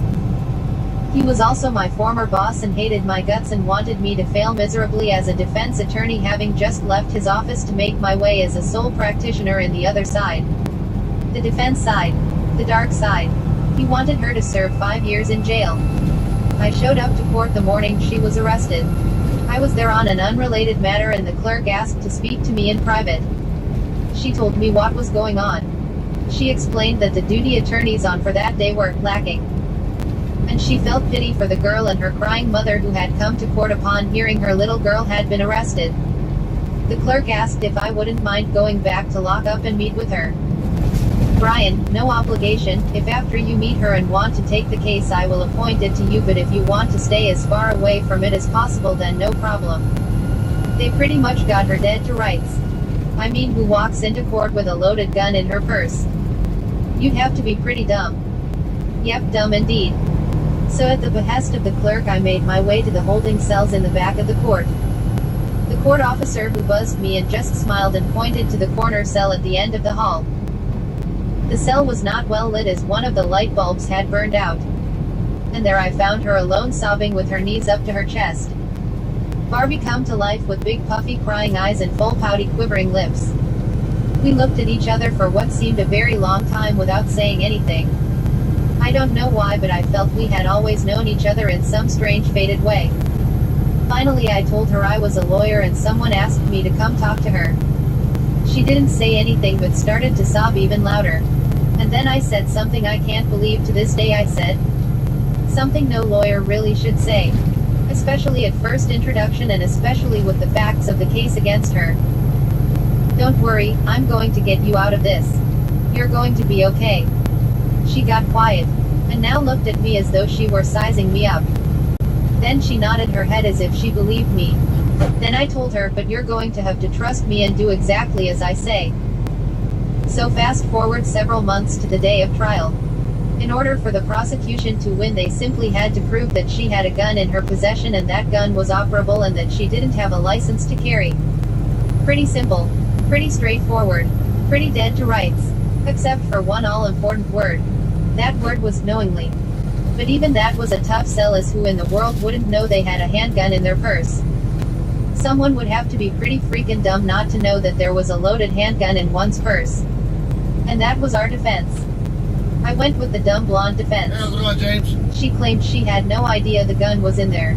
She said that she was at a party the night before trial. And put her purse and coat in a bedroom upon entering the party, and that someone must have then put the gun in her purse. She said in the morning she woke up late and hungover and was so worried about getting to court that she never looked in her purse while she hurriedly dressed and ran out the door to make it on time. I told her the day before trial my goal was to get as many men on the jury as possible and for her to dress accordingly. She said, "Oh, I know what you mean and I'm very good at that." And she wasn't kidding. She arrived to court dressed in a tight one-piece bodysuit. Basically it was a clinging piece of white cloth disguised as a dress with a simple belt around her waist. It was clear to the casual observer that she was wearing a thong and a French bra to go with very high heels. To be fair, the dress on most females would have seemed quite appropriate and conservative, but on her she might as well have been naked. She had more curves than a major league junk ball pitcher and had the full attention of every bat in the courthouse. The paper, which I still have to this day, read NOWLEGE. But even better, she had drawn in clouds and a sun in the upper corner and little stick figure people holding balloons, and the letter O was of course a happy face. The reaction in the faces of the jurors, the slow acknowledgement and smiles were everything I wanted. I had them. They were mine. They were ours. I had a chance. We were in the game. The trial was long and arduous. It is itself another story. The jury deliberated for about 4 hours. The court was packed when they finally filed out with their verdict. My nemesis, the DA, actually got up and left before the verdict was read. Maybe he knew something I didn't. We, the jury, find the defendant not guilty. There was this what seemed long pause of silence, and then I seriously kid you not, my client slapped the table in front of us with both hands loudly and screamed, "Holy fuck, you did it." I looked up at the judge, who was a very poker-faced individual, and saw him struggle to fight back a grin that was forming in his mouth. There's a lot more to this story, including some things that happened after. The case jump-started my defense attorney career. For better or worse, I got a nickname that stuck. I was Gun Girl's lawyer. Even my mother called me that. If you've read this far, I thank you. I'll try and clean up the writing later. One final interesting thing you need to know about my client. She was not as dumb as she seemed. Not even close. Update: wow. Hi folks for the reads, shares and views. And as always, I am very appreciative to the folks who use their skills and take their time to edit my messes. Okay, so I've been asked by a few to tell about some things that happened later. About a week or so after the trial, I was grocery shopping in Market Basket. I couldn't believe it, but as I was checking out, I noticed one of the jurors from the trial a few spots behind me in the checkout line. As a lawyer, we hardly ever get juror feedback. We are always left wondering, what did I do well, or more importantly, what could I have done better? I was dying to ask this guy these questions, but I didn't want to impose and feared the awkwardness, or what if he just ignored me and shot me down, etc. We caught eyes and he smiled and gave me thumbs up. So I decided to approach him. He was a quiet gentleman, very nice. He told me some great things. Most of it positive. It turns out my opening was very effective. Etc. etc. Now here comes the good stuff. The jury went back into the deliberation room to deliberate. They were all almost an immediate not guilty, except for one lady who just couldn't believe that a woman wouldn't know a loaded gun was in her purse. So it was 5 jurors against 1. About an hour and just after lunch, one of the jurors approached the standoff juror and said, "Hey, can you give me my cell phone back please?" "Huh, I don't have your cell phone." "Yes you do, it's in your purse." "No it is not." She opened her purse and lo and behold, the missing cell phone was there. He had put it there to make his point. The point was indeed made, and to her credit, she changed her vote to not guilty. But it gets better. During deliberation, the court officer brought back the box of evidence to the jurors. This included my client's cell phone taken from her the day she was arrested.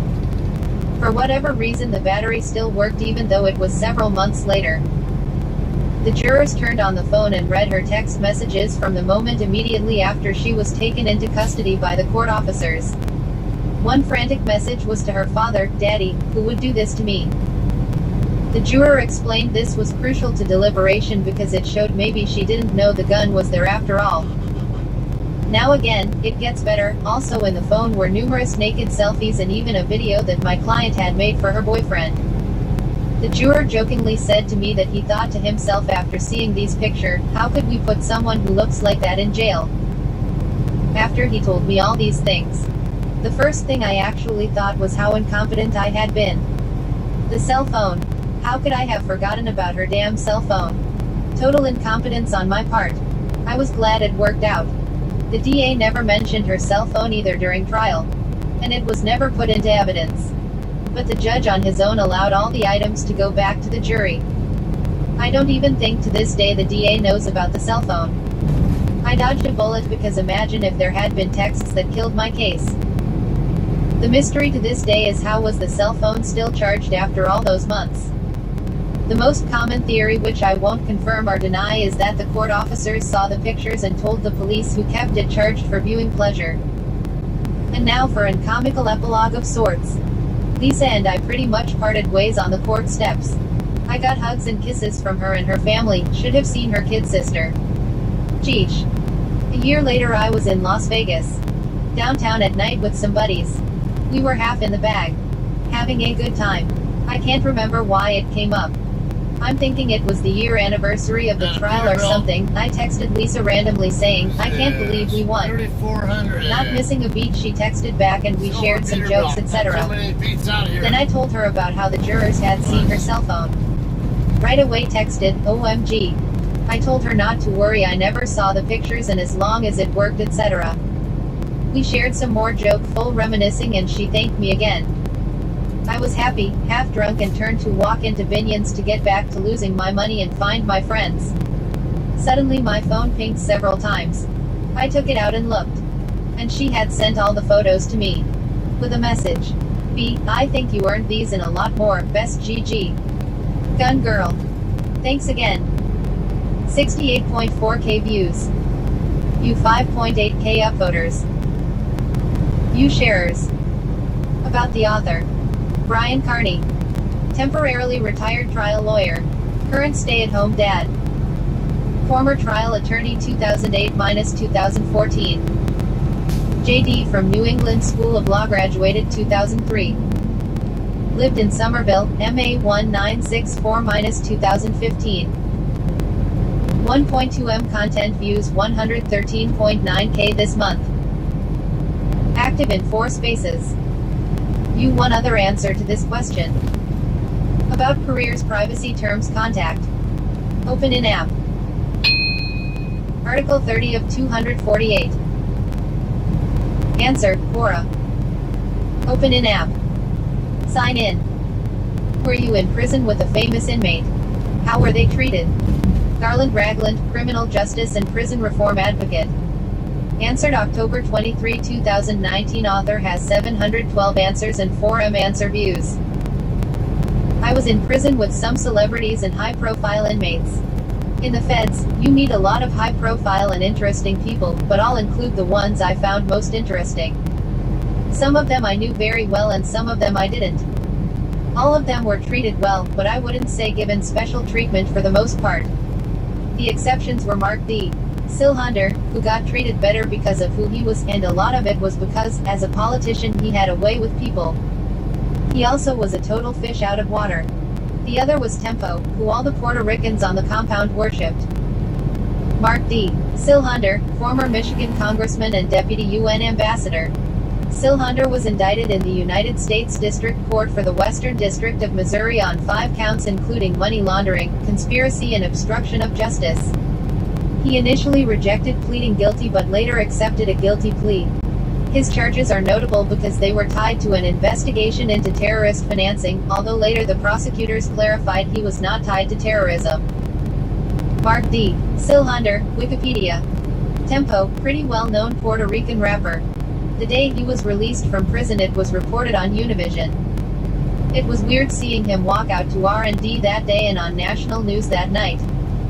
There was even a free Tempo album, which hilariously, could be downloaded on the TRULINC's MP3 service.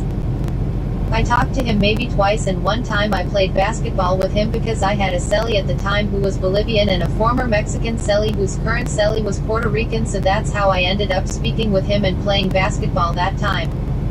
I also saw him freestyle rap in the music room once and it was pretty incredible. Tempo, rapper, Wikipedia. James Sharp, former mayor of Newark, New Jersey. He wasn't there long and was at the end of his time by the time I got there. In fact, I didn't even know who he was until much later on. Sharp James, Wikipedia. Dr. Abdulhaley Mashkar, Dr. Ashkar I knew well because he lived right down the hall from me, and a good friend of mine who I played D&D with was his cellie for at least a year. He was a very nice man who loved to talk politics. He loaned me and my cellie the Wall Street Journal every day. He was a former business professor at Howard University and taught a business class in the prison, which I took. He also ran to be president of Palestine as an independent. He was convicted of obstruction of justice for using to testify in a Hamas case. He received the largest obstruction of justice sentence in the history of the U.S. He is now free, but recently, in a bizarre twist, he was abducted by government agents off the street, flew on a plane to Israel where he would likely be handed over to Mossad, and the only reason he didn't get handed over was an 11th-hour emergency injunction by his lawyer where the judge ruled he had to be returned. Absolute insanity. Ex-professor is sentenced in a Hamas case. Tariq Shah also lived in my unit. Also a nice guy. I had conversations waiting at the microwave about everything from cooking and food to Chuck Norris to music. He is a jazz double bassist and martial arts expert. His father, Edward Jenkins Jr., nicknamed Dyson, was known as Lieutenant Edward 15X in Malcolm X's Temple No. 7, and him and his youngest sister were named by Malcolm X and raised as Sunni Muslims in Temple No. 7. When I say his musical accomplishments are too numerous to name, believe me, they are. I saw him play in the music room and he is super talented. In 1992, he was invited to play with the Duke Ellington Orchestra for the inaugural ball of President Bill Clinton. He was charged with conspiracy to provide material support to a known foreign terrorist organization because allegedly he offered to train Al-Qaeda, but I've looked at the case and it looks like entrapment to me. Tariq Shah, Wikipedia. William McCorkle, William the First knew well because first helped him write some things he was working on for a religious project he wanted to do. He was a former real estate guru and former owner of William McCorkle Seminars. This was a thing in the 1990s, and he was very well known for his late-night get-rich-quick infomercials. William and Chantal McCorkle, his wife, were charged in a multi-count indictment with conspiracy to commit mail and wire fraud, laundering money, using fraudulently obtained credit cards, and using a false social security number. They were given 24-year sentences, later reduced to 18 years in appeal. Basically, William was the first of his type to be taken down by the feds, so they wanted to make an example out of him. He was a really interesting guy. His mind was very entrepreneurial and he was always coming up with new ideas. William J. McCorkle, Wikipedia. 11.1k views. U23 upvoters. U sharers. About the author. Garland Ragland. Entrepreneur, founder, CEO, criminal justice reform advocate. Founder, CEO 2017 present. That's two people who Lives all in the want to be United hung States of out America. 4.3M content views 503.6k this month. Active in 4 spaces. View 15 other answers to this question. Right? About careers, privacy, terms, contact. Open in app. I know he By spent the night on continuing, Donner. I know he spent the night on Donner Pass last night.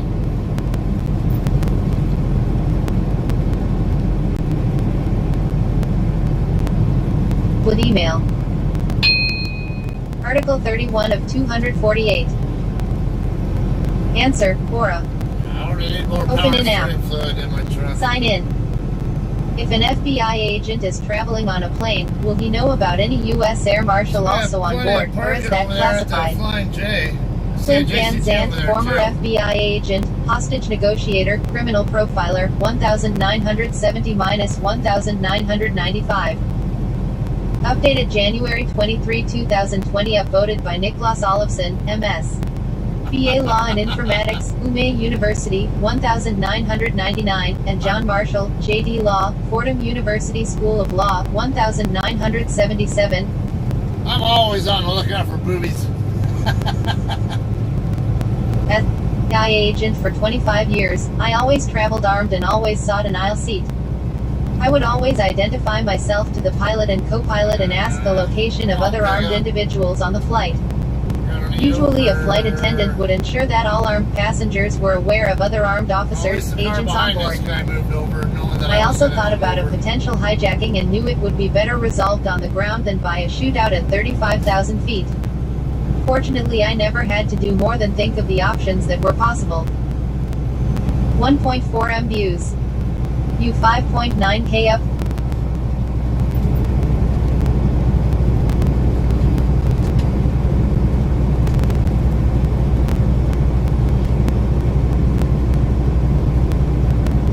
Stop at the Loves over here in Indio and get some more, put some more power steering fluid in, clean my window or windshield, whatever, and get a drink. And we'll press on into Arizona. We got 2:41 left on the clock, so I'm kind of guessing I'll end up in perhaps Portside or somewhere, or maybe over at the one of the truck stops off exit 45, depending on where what I have left to work with once I get into Arizona. Generally judge too well what how far I can get right now, because I got part of the way in California and part in Arizona. But 50 mile an hour pace, that's 140 mile an hour range. That'll definitely get me into Arizona. Just won't get me that far.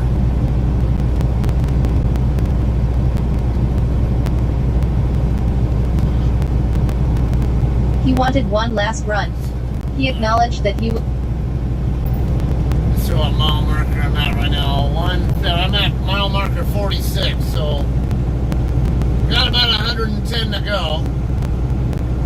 So that should get me about 30 miles at least into Arizona. So yeah, I can actually make it past Quartzsite, but it's just more of a question, can I get to the truck stops off exit 45?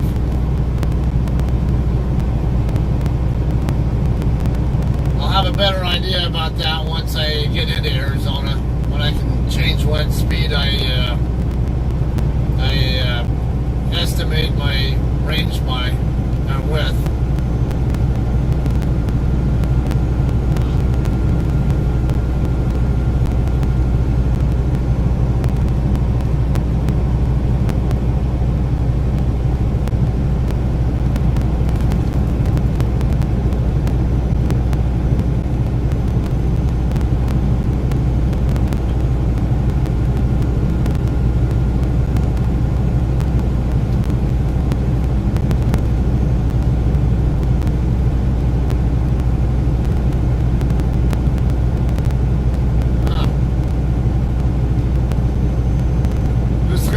Saying that Patrick Ewing, former New York Knicks player, he tested positive for COVID-19.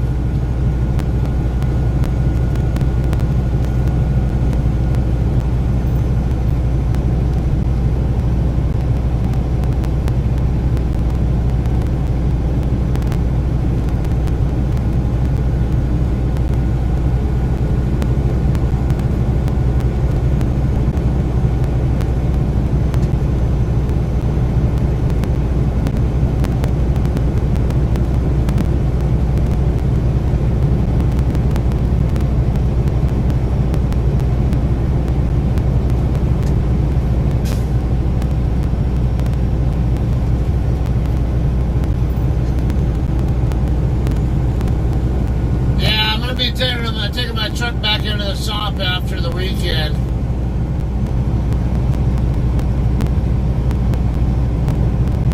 It's not helping that Monday's a holiday either, so I probably won't be able to turn it in until Tuesday.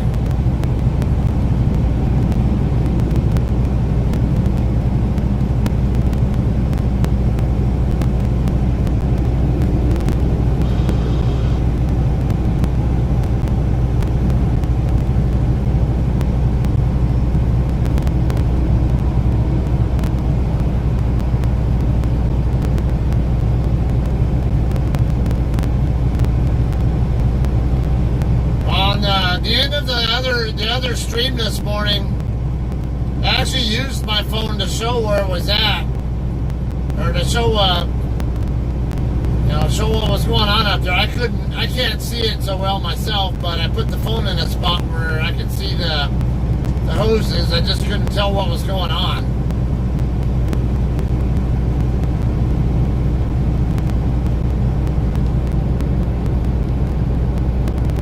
Yeah, they replaced the hoses, but it's still leaking.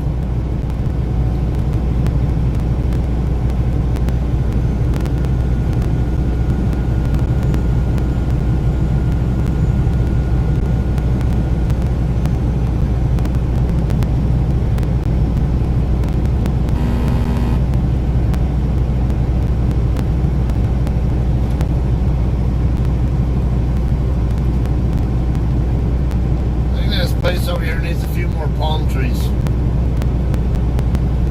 Just a few.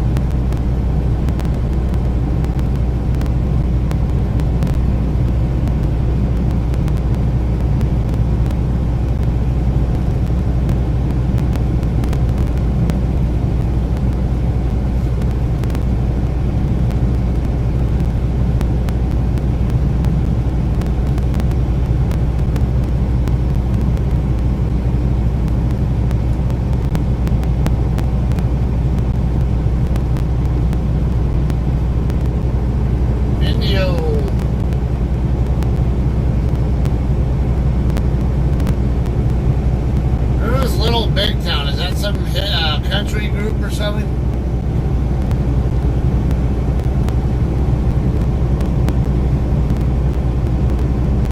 The truck's a 2016 Peterbilt 579. I got a Packard MX-13 engine in it. Punishers. Why do the two in the middle not have patches on the back of their vests?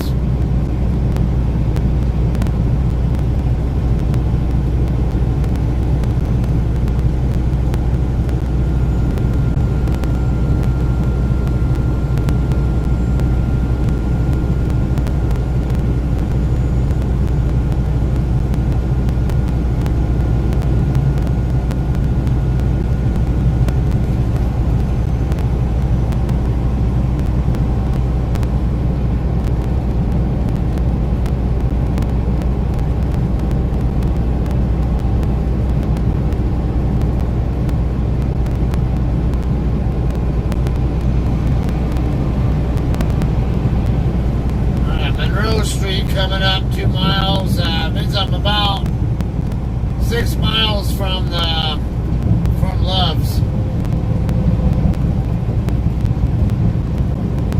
Love's is exit 146.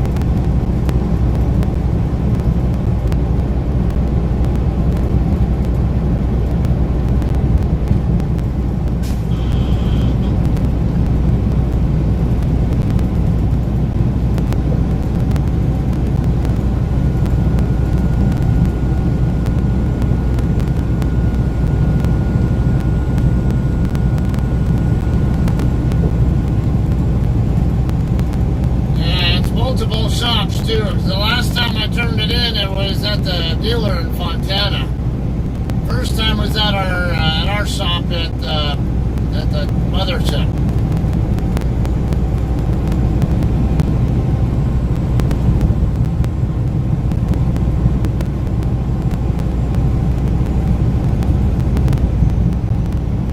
See how many trucks are parked over here by Walmart tonight. I see one. Actually, I see several there. See room for more too.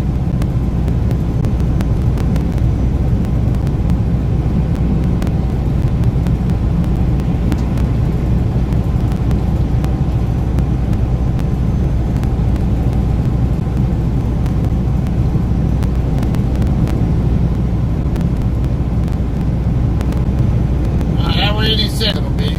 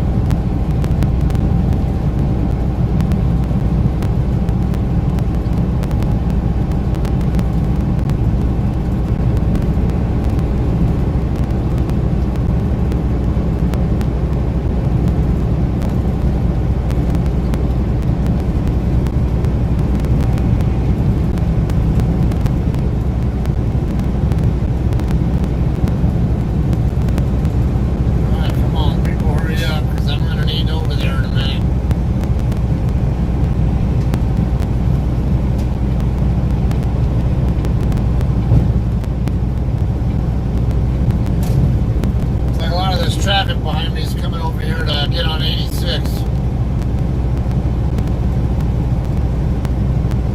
Yeah, it looks like most of the traffic's actually got on 86. That's good. That'll help dwindle down the traffic that I'll have to deal with the rest of the way.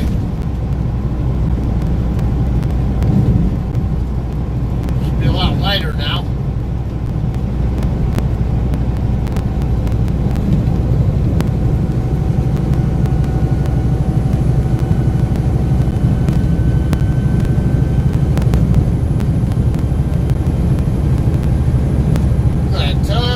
Available for trucks over here in the casino.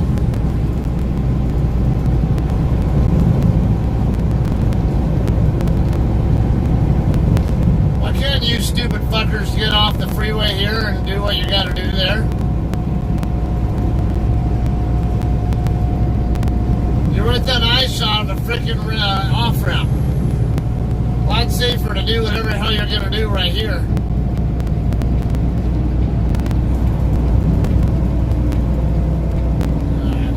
Pretty decent number of trucks in the lot here, but at the TA, but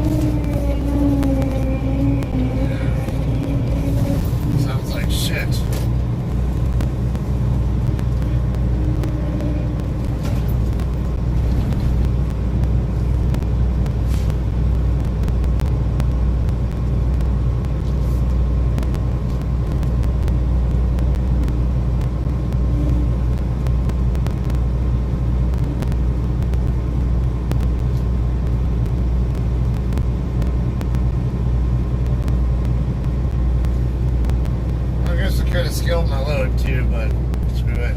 Now, why is this idiot blocking the scale? What is this dumbass doing? Oh, is he trying to back into that spot over there?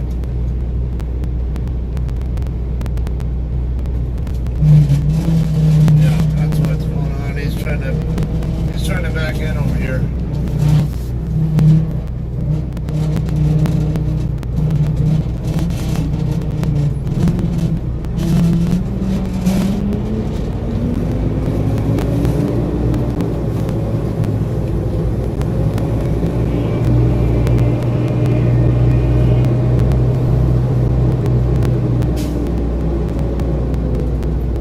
Stupid thing, my ABS light came on, and as well as the traction control as well.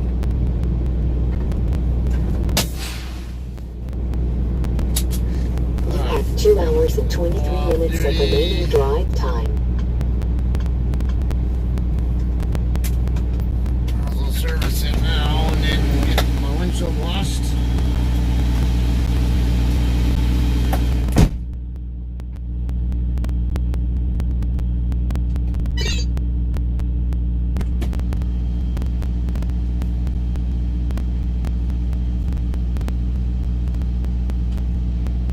Message has arrived.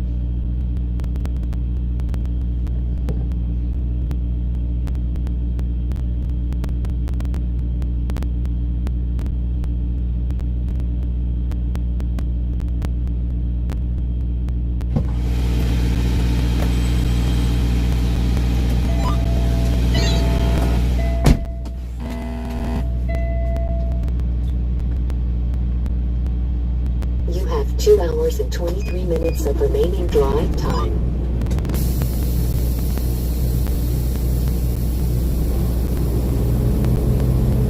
Let's let pressure down like that. Pressure drop below 90. Yeah, come on.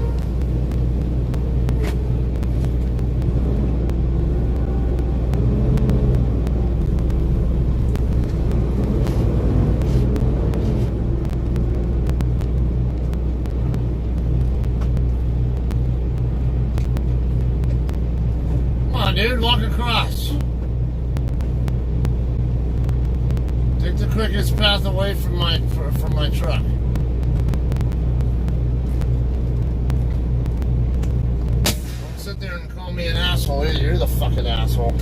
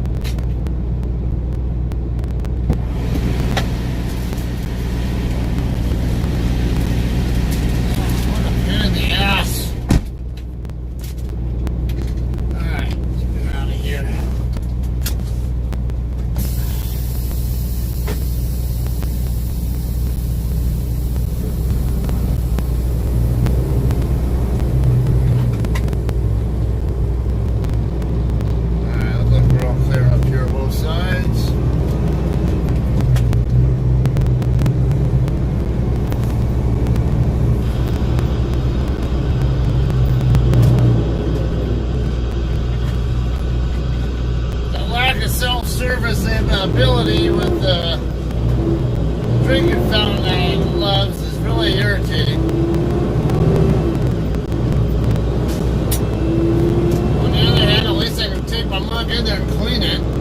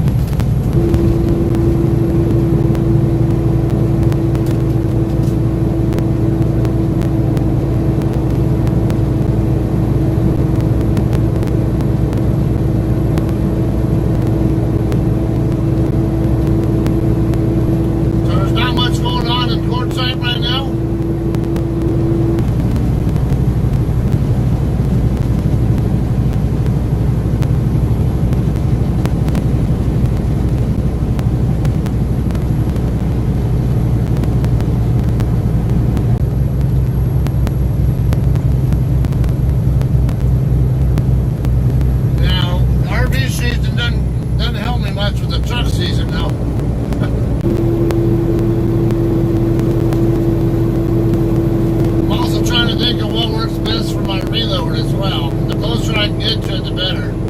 I'm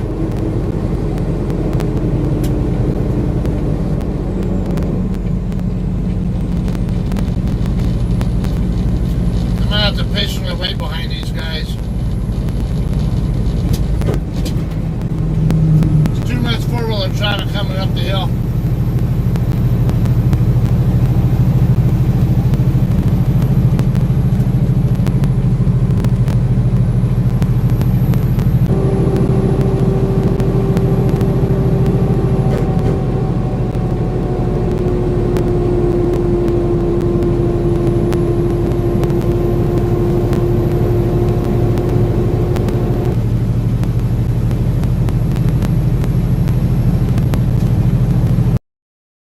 Now I have an opportunity to pass.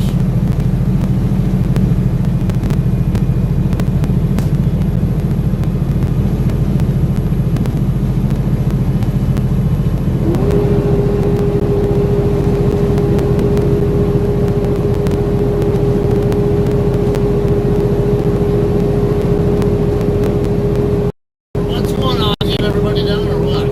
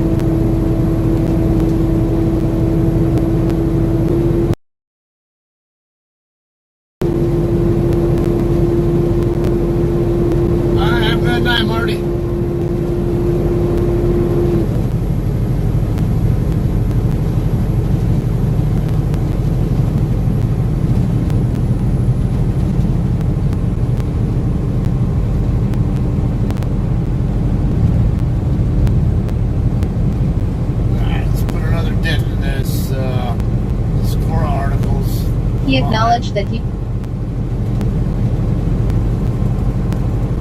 Rick Staler, studied at University of New Haven. Answered May 1993, and OBOK, manager at Life and Living, 1999 present.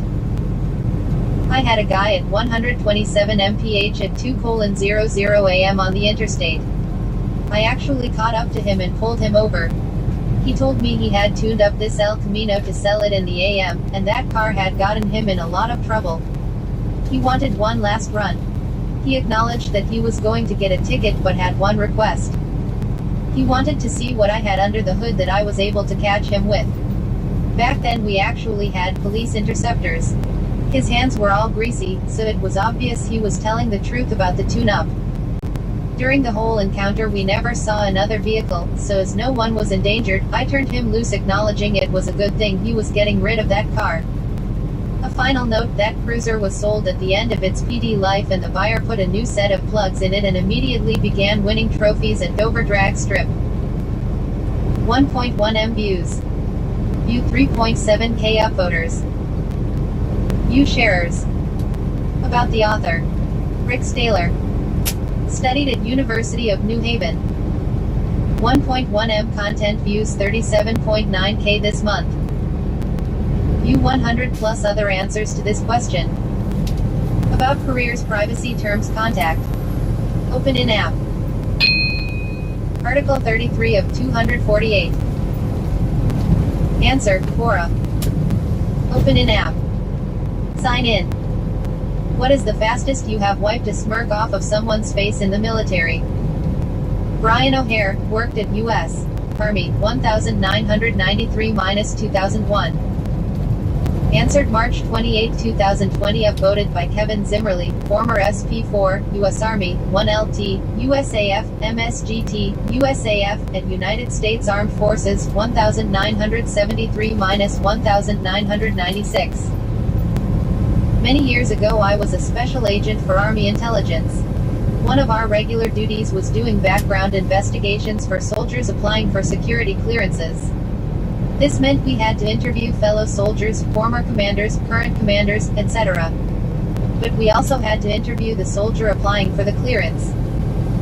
Prior to any investigations, we would always try to meet with the post commander to let them know what we were doing and why we were on their base. The post commander was a Major General 2 stars that I'd met a number of times and who would often invite me in for coffee before I went about my business. He also told me that if I ever had any issues to call him directly. I had to interview a young Army captain in regards to his security clearance. As a young private PFC, I myself decided to try and bully me with his rank. What's your rank? I'm a special agent, sir. I know your title, what's your rank? That's not relevant, sir.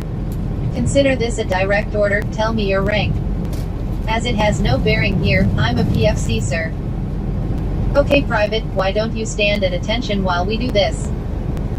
At this point I'm thoroughly frustrated, because it's his clearance I'm there about.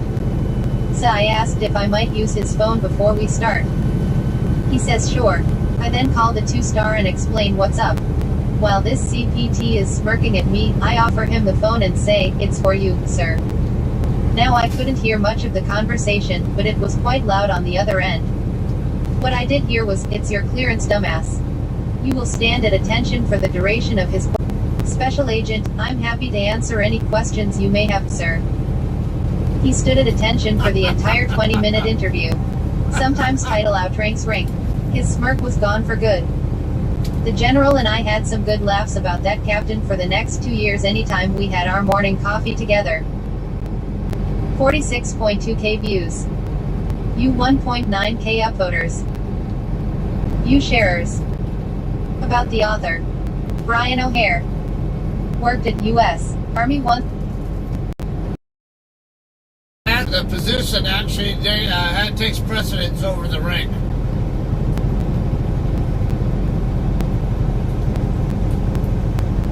Saw that a lot in maintenance, aircraft maintenance. Usually we'd have a tech sergeant. I had to do the expediting on, at least when I was active duty. Now, basically they would expedite. What it means, they go from aircraft to aircraft, keep it up on what's going on, and getting mechanics to and from their aircraft, whatever.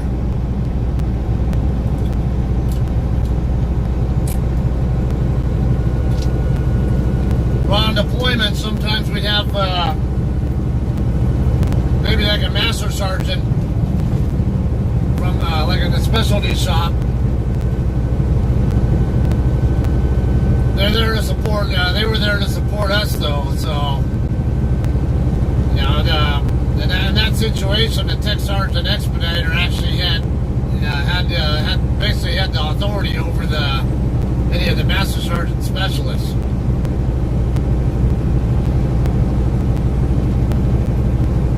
Usually, I didn't see master sergeants doing work on turning wrenches on the aircraft in active duty, but it was more common to see that in the reserve.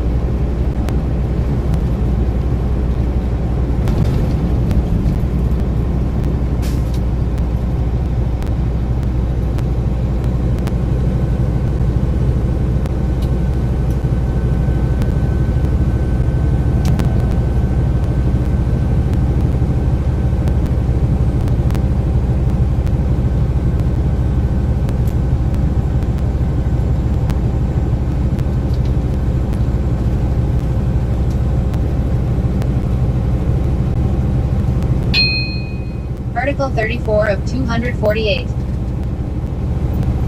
Answer, Quora. Open in app. Sign in. What kind of prison reform program do you think would be beneficial for the rehabilitation of inmates? Paul Passmore, ex-inmate feds and Caliph Prisons. Currently prison advocate. Answered March 31, 2020. Author has 483 answers and 1.3 M answer views. I see the usual answer.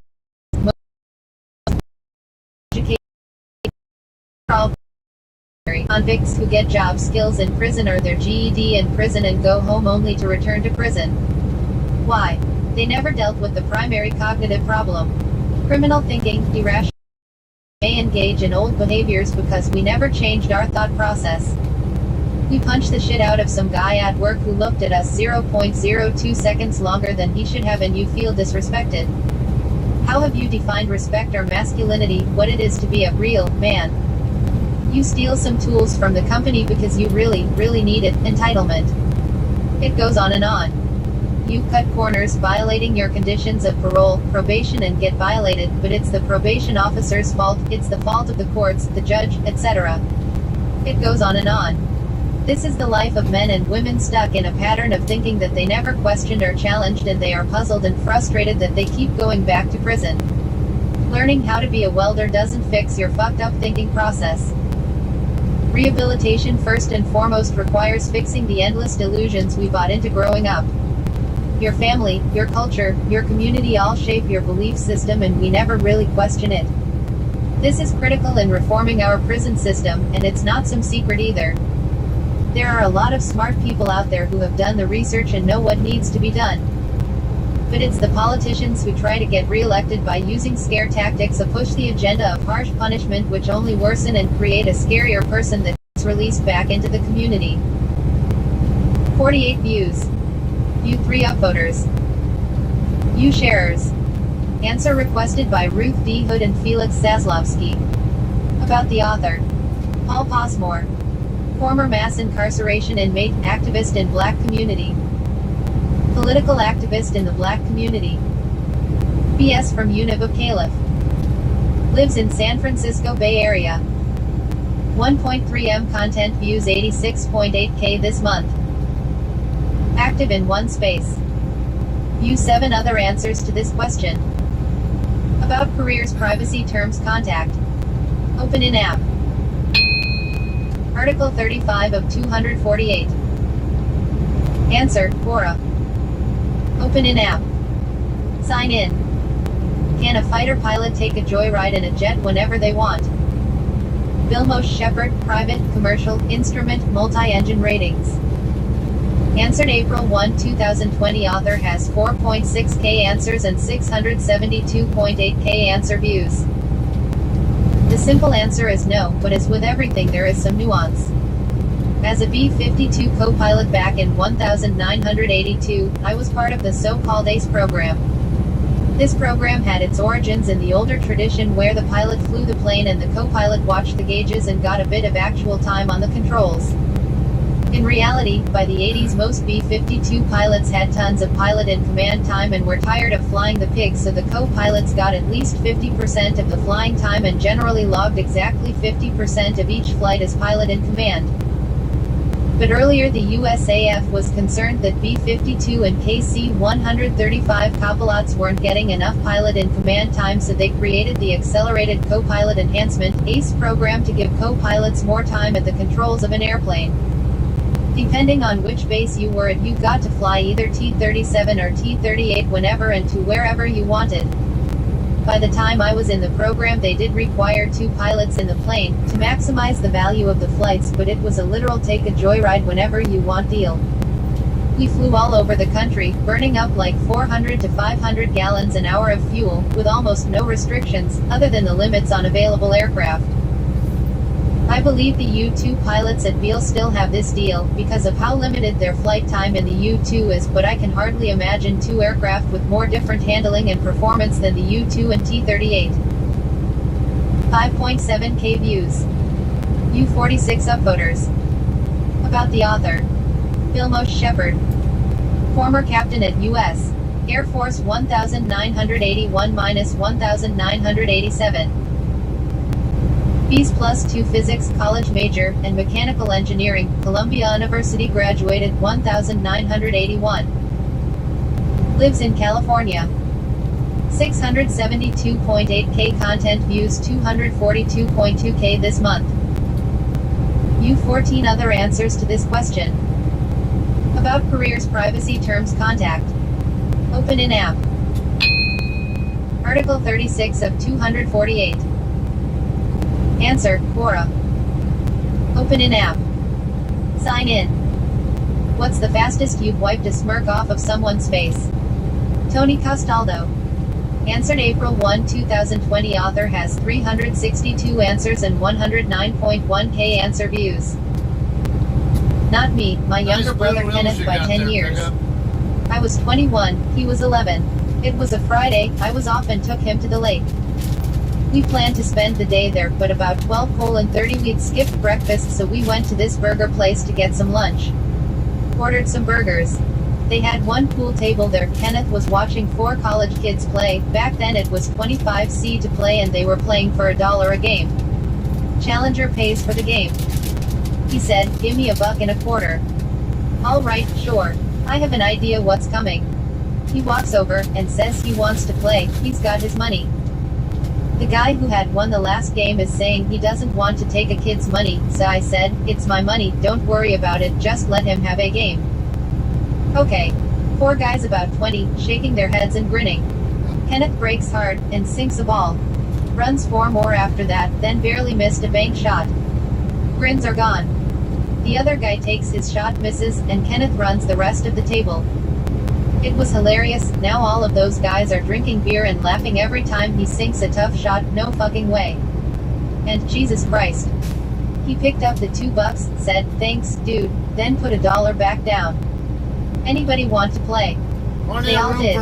One after another, they all lost a couple of bucks, along with the waiter, and 2 more guys who came in. We were there for hours, until it was too late to go back to the lake.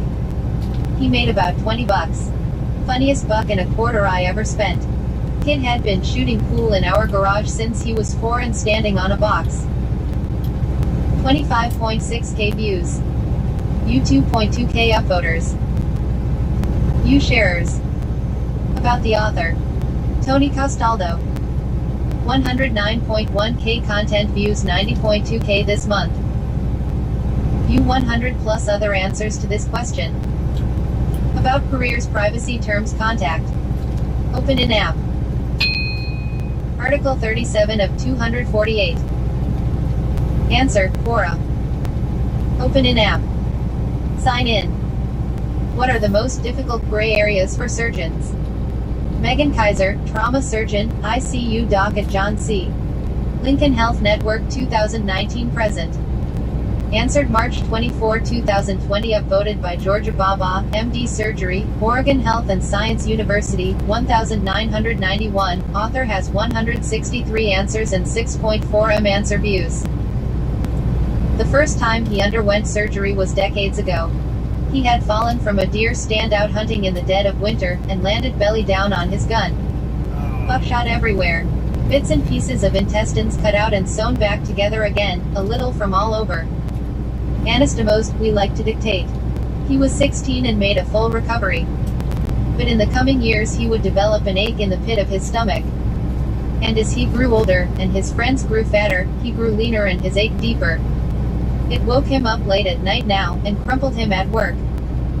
He sat last Christmas dinner out, a roasted turkey and 3 kinds of pie his wife spent all day baking, and with her mind as worried as her ego wounded, she dragged him under threat of who knows what to my office. The scar melted his flesh in a jagged rip down the middle. His pain hovered from place to place and bordered on intolerable. After swallowing some dye, the x-rays were clear. Mr. had a low-grade chronic small bowel obstruction, caused by internal scar tissue from his previous injury and surgery. Now, what to do? There was nothing absolutely pushing me to operate. He had pain and weight loss, certainly, but intermittently. Was it at all bearable? Livable? Because operating carried some significant risks. If he didn't heal, because he was so malnourished, and chronically inflamed, and the anastomoses, joint segments of bowel, leaked around my suture, they could form a permanent track to the skin. And enter a cutaneous fistula. One that couldn't be repaired any time soon, because his nutritional and inflammatory states were only deteriorating in a truly vicious cycle. That tract could leak liters of bile, digestive juices and intestinal contents from his body every day. We would have to forbid him any intake by mouth for months. The leaking sewage would infect his abdominal cavity. It would leach his electrolytes and fluid, further starving him, and corrode his own skin into wounds which wouldn't heal either. It would stink. It would dribble out around ostomy bags intended to contain it. These were the possible, not entirely improbable, risks I presented to Mr. B and his wife that day in early January. Could they live with the potential consequences? If not, could they live without the surgery? It could always be worse. Or could it? I'm still waiting to hear back. 43.5k views. You 2k upvoters. You sharers. About the author. Megan Kaiser. Trauma surgeon, ICU doctor, trauma patient, ICU patient. Trauma surgeon, ICU doc at John C. Lincoln Health Network 2019 present. MD from University of California, Urbana, graduated 2006. Lives in Phoenix, AZ 2018 present. 6.6 m content views, 909k this month. Active in 9 spaces. You 4 other answers to this question. About careers, privacy terms, contact. Open in app. By continuing, I agree that I am at least 13 years old and have read and agree to Quora's terms of service and privacy policy. Continue with Google, continue with Facebook. Login, sign up with email. Article 38 of 248. Answer, Quora. Open in app. Sign in. Have you ever watched justice be served to a rude airline passenger? Joseph P. Forsthofer, studied at the University of Alabama. Updated March 23, 2020, upvoted by Victor Rameau, commercial pilot, aircraft owner, gliders, seaplanes, UAVs. 30 years experience author has 67 answers and 99.5k answer views. I scored a first-class upgrade. As the flight was filling up, a coach passenger reached into the first-class overhead bin, smushed bags aside and inserted her carry-on. Now there were still bin spaces in the coach section, but toward the back. The last passenger to board was an elderly woman. The flight attendant informed this worried-looking and nervous elder flyer that the bag she was clutching would have to be gate-checked. My seatmate stood up, called to the flight attendant and offered to gate-check his bag, and showed his ticket. He then pointed to the rude woman's suitcase and said, "That one is mine." The rude passenger's bag was soon on its way to who knows where. The elderly woman was very relieved to know her bag was not only aboard but easily accessible, and there was a ripple of balanced karma in the air. 86.9k views. View 6k upvoters. View sharers. About the author. Joseph P. Forsthofer. Studied at the University of Alabama. 99.5k content views 87.4k this month. View 54 other answers to this question. About careers, privacy, terms, contact. Open in app. Article 39 of 248. Answer, Quora. Open in app. Sign in. Were Russian people happier in Soviet times? Elena Gold, works at ellenasmodels.com. Updated March 31, 2020. Author has 295 answers and 395k answer views.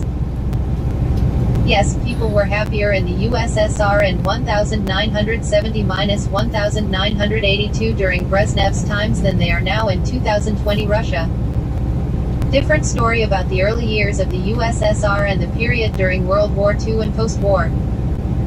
I was born in the USSR in 1967 and lived there through perestroika and dissolution of the Soviet Union in 1991, and beyond through horrible 1990s, as they call them in Russia. In the USSR of last decades, people were happy. When I tell Westerners that Soviet people were happy, they are genuinely surprised. People in the USSR were content with their lives, confident in their future. They were not miserable and bitter. I was happy as a child that I was born in the Soviet Union. My family and I were always traveling in summer, visiting family members in other cities, sometimes vacationing on the sea. In winter we were skiing, going to winter holiday resorts, Terbaza for a few days in the countryside. Other things that Westerners are genuinely surprised about. Free apartments for everyone. Genuinely free, genuinely for everyone. One just had to apply at his or her place of employment and would get an apartment according to norms, certain number of square meters per person in a family. It could take from several months to 5 to 7 years for a family to get a brand new apartment, faster at construction companies, longer for teachers at schools. But everyone would get a free apartment. The family could live there forever. People were so confident in it, they weren't choosing jobs to get apartments faster but went to do the jobs they liked, knowing they would still get a home. Guaranteed place to live for everyone. It was guaranteed by Constitution, and everyone who had a job or studied full-time was given at the very least a bed in a dormitory. There could be 4 to 6 people sharing the room, but you'd have your own bed and some shelf space immediately. And if you were employed, you could apply for a free apartment through your employer, while living in the dormitory. Free university education. Absolutely anyone could study in a college or university anything they wanted. There was a system of entrance exams for school graduates, but if you couldn't pass with marks high enough, it was still possible to get in. One could study for a year on a free full-time preparatory course with guaranteed entry. People who had work experience of 2 years or more were only required to pass entry exams, no matter how high the marks they got. If they couldn't pass, the free 1-year preparatory course was the way to go. Or you could choose a different specialty where you'd definitely get in, with low competition. Stipend to all students. The minimum monthly wage in 1980s was 70 rubles, the stipend for students was 40 rubles. You had to pass with good or excellent marks to get the stipend at the university. In colleges and trade schools they paid stipend regardless of marks, just needed to pass all subjects. At some departments the stipend was higher. I was studying philosophy, the regular stipend was 55 rubles. But because I was getting excellent marks, I was paid 25% more, 68.75 rubles, which was close to the minimum monthly wage. A ride on the bus was 6 cents kopecks, a loaf of bread 18 cents. A monthly bus pass for students with unlimited rides on all city routes was 75 cents. Free hobbies. One could do any sport for free or engage in hundreds of other hobbies, dancing, crafts, drama, etc., that were organized in the palaces of culture and palaces of sports. I did figure skating, speed ice skating, orienteering, basketball, and other sports as a kid.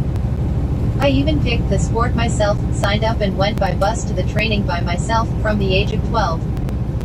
Free holidays. If you were a member of a labor union, profsus, you could get a fully paid trip to a health resort or holiday resort. Everybody was a member of a labor union, so this was quite a usual practice. My mom was always getting such free trips for 21 to 24 days. Free medical. I had some health problems as a kid, so I was getting free trips to children's health resorts around the country. They even had a school for all the kids, who stayed there one full school term, 12 weeks. My mom just dropped me there and then collected at the end. All other visits to doctors and specialists were 100% free, including dentists and surgeries. Paid parental leave. Women were getting a 3-year parental leave, 1.5 years fully paid at the rate of her regular salary, and 1.5 years unpaid leave, but her position in the company was reserved for her to return. Free child care. Kids were accepted to kindergartens from the age of 18 months, where they were looked after, educated and fed appropriate food 4 times a day, breakfast, lunch, afternoon tea, and dinner. They even had a bedroom with beds and linen for a 2-hour afternoon nap. There was a medical nurse and a music teacher in every kindergarten. When I tell Americans and other Westerners about that, they are in total disbelief.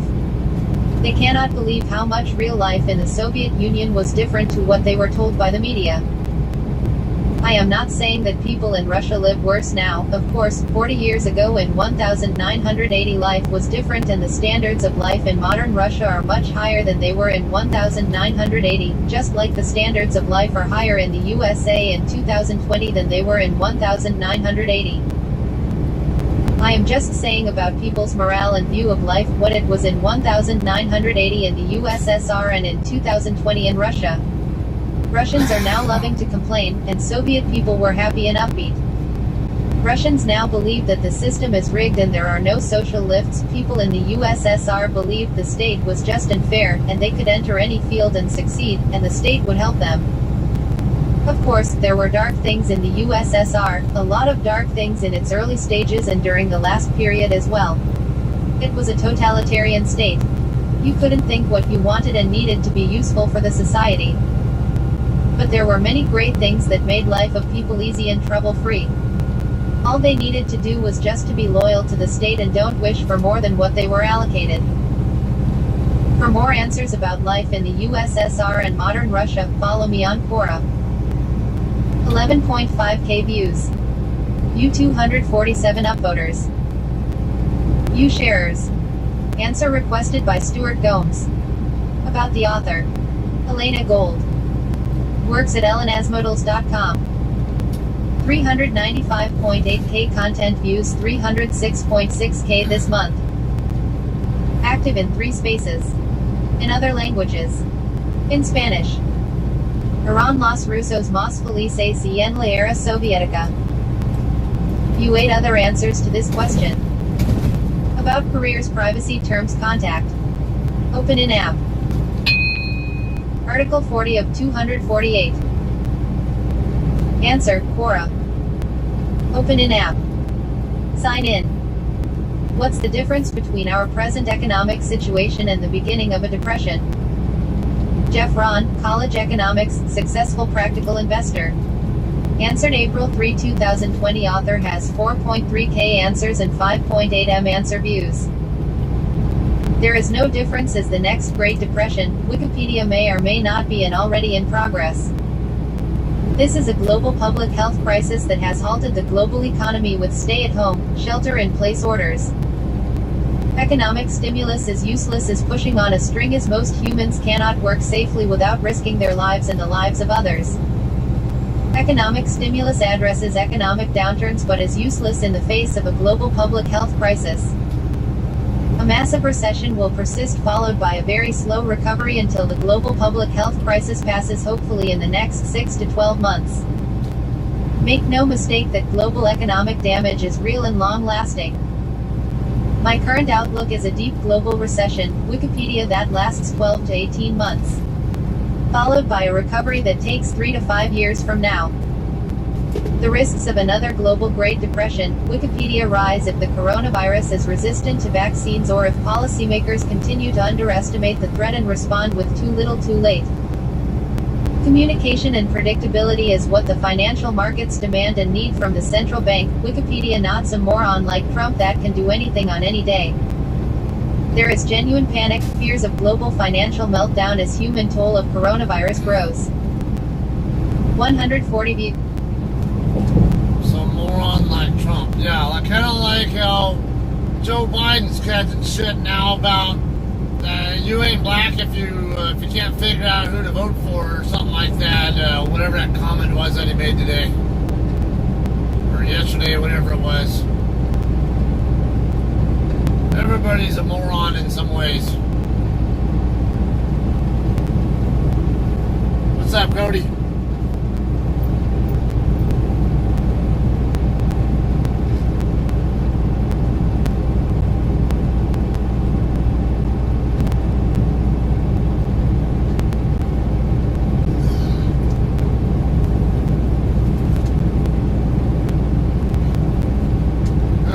Desert Center. 31 of 248.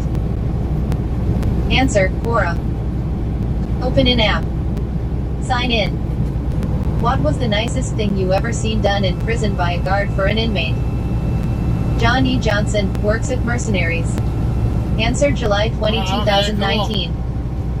I was 6 months into a 2-year bid for forgery here in Connecticut when I developed an obsessed tooth which quickly became excruciatingly painful. Through official channels I would have had to send in a dental request form and who knows how long it might take before I heard Johnson 332,364 report to Adtran for transport to dentist now, or if I even ever would hear it. The dentist facility was in another prison some distance away. Then the tooth would be pulled with minimal anesthesia and no pain meds to follow up. In any event, nothing was going to happen anytime soon, and this shit was hurtin'.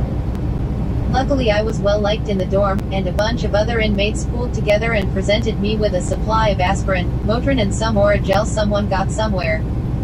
That helped, and was much appreciated, but it was but a band-aid on a much worse problem.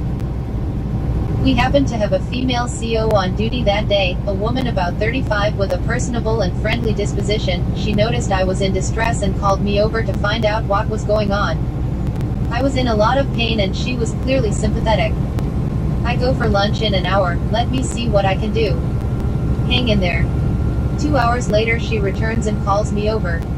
She handed Ma a bottle of ibuprofen, a small bottle of Anbesol, some more Oragel and a couple of ice-cold gel packs, and said she would get more gel packs each time she went on break. This woman was an angel, but the best was yet to come. The next day she came in to start her shift and called me over, motioning to keep this on the DL. She handed me a crumpled up ball of aluminum foil. Inside are 24 amoxicillin antibiotics. Take 3 per day until they are all gone. And needless to say, do not get caught with these. I thanked her graciously, but she just put her finger to her mouth in a SSSHH be quiet gesture. A couple days later my tooth started improving, at least well enough that could deal with it until my bid was over and I could get to a real dentist. I would occasionally see that CO around as she went through her different rotations, and she never again acknowledged me. That is, until the very morning of my release. She happened to be working the out-processing room. Mr. Johnson. Leaving today. Yes, thank God. I leaned over the desk and started to say, I really have to thank you one last time. SSSHHH. Don't mention it. Was glad to help. Now get out of here and never come back, you hear? I sure do, CO. And I never went back. 37.8k views. You 2k upvoters. You sharers. Suggestions pending. About the author. John E. Johnson. Works at Mercenaries. Studied at Trumbull High School. 38.7K content views, 1.6K this month. In other languages. In Italian. Quali stata la cosa più bella che hai visto fare in prigione da una guardia per un detenuto? View 13 other answers to this question. That's what I About figured, because we privacy usually terms do pick contact. up from that other one, the Open one in in app. Oxnard in the evenings. By continuing, So I figured it'd probably be tomorrow.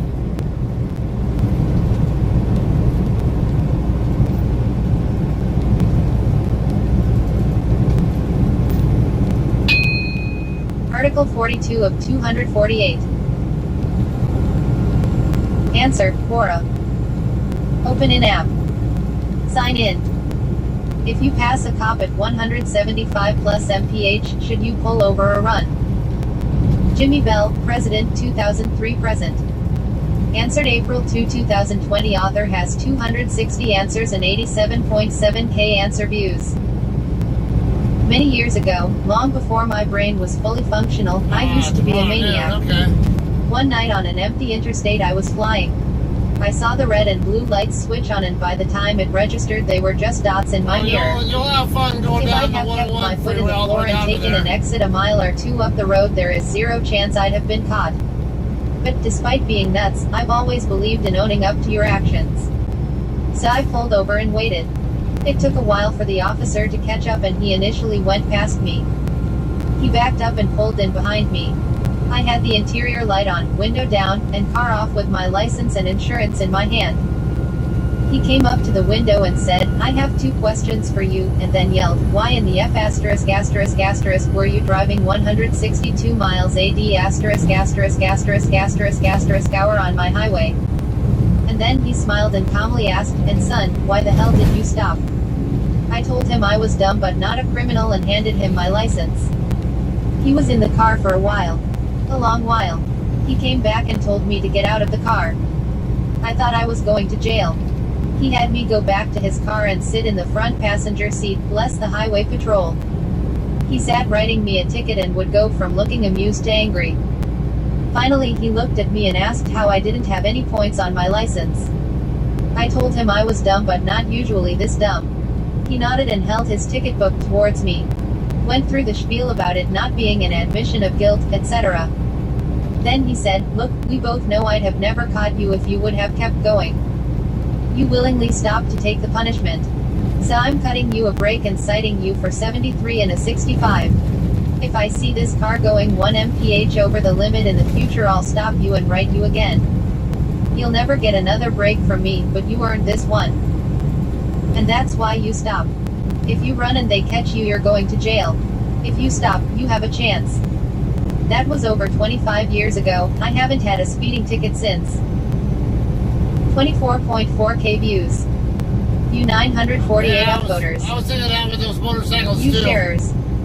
They're, About the they're author. blocking the left Jimmy lane, Bell. and the President 2003 present. the cars behind them can't Studied get by. political science at University of Central Oklahoma. Graduated Actually, they're 2007. blocking both lanes. Lives in Oklahoma City, OK. 88.3K content views, 26.3K this month.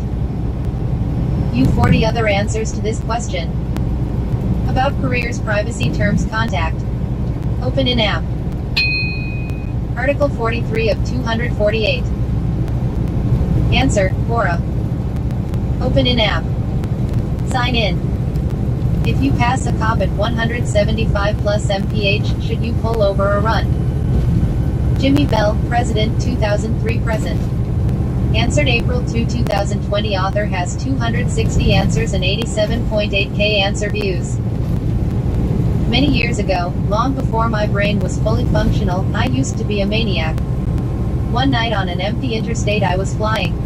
I saw the red and blue lights switch on, and by the time it registered they were just dots in my mirror. If I'd have kept my foot in the floor and taken an exit a mile or two up the road, there is zero chance I'd have been caught. But despite being nuts, I've always believed in owning. Okay, I'd say that's the same one that I was just listening to, right?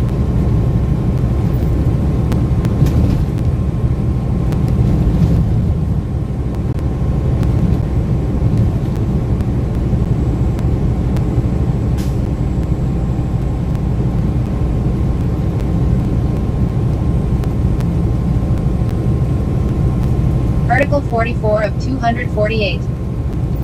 Answer, Quora. Open in app. Sign in. How does Canada's response to COVID-19 compare to the United States? Karen J. Gray, lifelong research into medicine and health. Updated March 31, 2020. Author has 10.3k answers and 2.5 m answer views. Canada isn't worried about our next federal election, for one thing, so federal responses aren't based on somebody winning an election. Our Prime Minister has not lost his mind and is not paranoid. Our Prime Minister speaks to us daily and says reasonable things. I haven't seen very many people ignoring distancing restrictions, though some do. Virtually every store I've had to enter has been taking social distancing and sanitizing extremely seriously. Most of them are limiting how many customers can be in the store at any one time, and nobody is stampeding past the doors. I live in the 6th largest city in this country. There are lots of people around here. I haven't seen any large groups out there defying requests to keep their distance from each other. People are staying home as much as is humanly possible, as we've been asked to do. But I think this opinion piece by Andrew Cohen from the Ottawa Citizen, published March 24, 2020, gives a much better idea of the differences than I ever could. I just hope the mods don't object to me copying it here, with full credit to the author. Cohen, why Canada's response to COVID-19 is so different from that of the US. Quote, comparing the character of nations is risky and imprecise. In the age of contagion, though, it offers a window into how the peoples of the world are coping. Japan, South Korea, Taiwan and Singapore have handled the crisis relatively well. We expect that of people we see as highly disciplined, motivated and organized. Italy is reeling from the contagion. Gregarious, unruly, passionate, creative, independent, this is how we see Italians. It suggests why they were slow to respond. Which brings us to the United States and Canada. As Miss Christie used to say in 3rd grade geography class, let us compare and contrast. In the United States, a country of 330 million, there were some 43,500 cases and 537 deaths as of early Tuesday. In New York City, the virus is surging.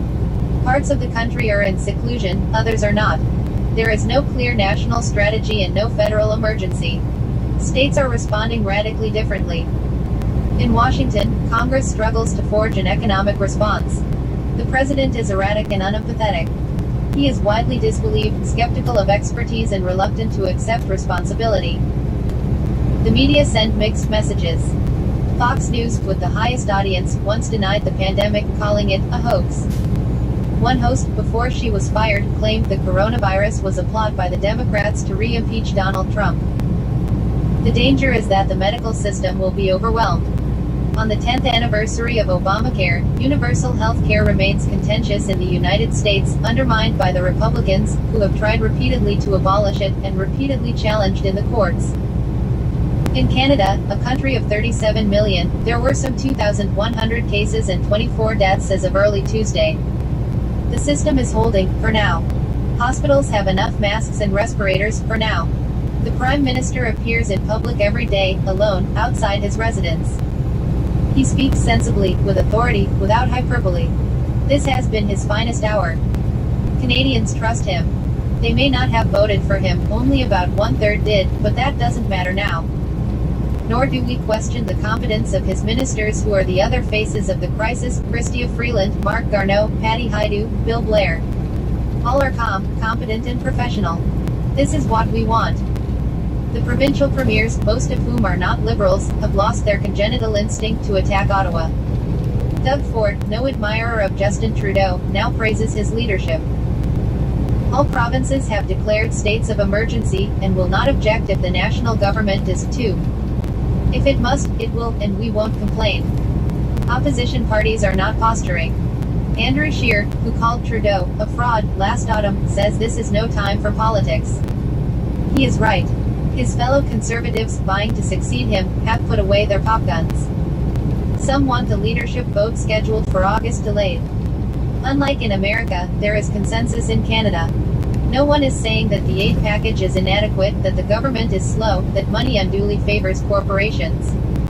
Jason Kenney is not talking about Western alienation and the Bloc Québécois is not talking sovereignty. Canadians want only freedom from fear. Mercifully, we have no Fox News. Whatever the CBC's flaws as national broadcaster, its reporting has been thorough and honest, under trying circumstances. Same with CTV and Radio Canada, and the country's newspapers and websites. Why is our response different? It may be a conspiracy and dismiss science. This wasn't always so. The New Deal and the Great Society expanded the state, but it is now. Canadians accept big government, which is how we built the social welfare state. 2/3 of us voted for progressives last year. We defer to authority. Yes, we've made real mistakes in the crisis. We didn't secure airports fast enough or test early and widely enough. Too many are treating physical distancing as a snow day. If we ultimately do better in all this, it's too early to know or crow. It's not because we are morally superior. It is because we are smaller, organized, well-led, more united, more measured, more of a community. It's a question of character. Andrew Cohen is a journalist, professor and author of 2 Days in June, John F. Kennedy and the 48 Hours That Made History. Unquote. 6.5k views. You 235 upvoters. You sharers. About the author. Karen J. Gray. 50 YRS. Breeding and keeping many species of snails, fish, shrimp. Former courier, secretary, advertising director, sales 1976-1990. Honors diploma equine studies college major, Humber College of AA and T graduated 1970. Let's take a break from that. Play some music.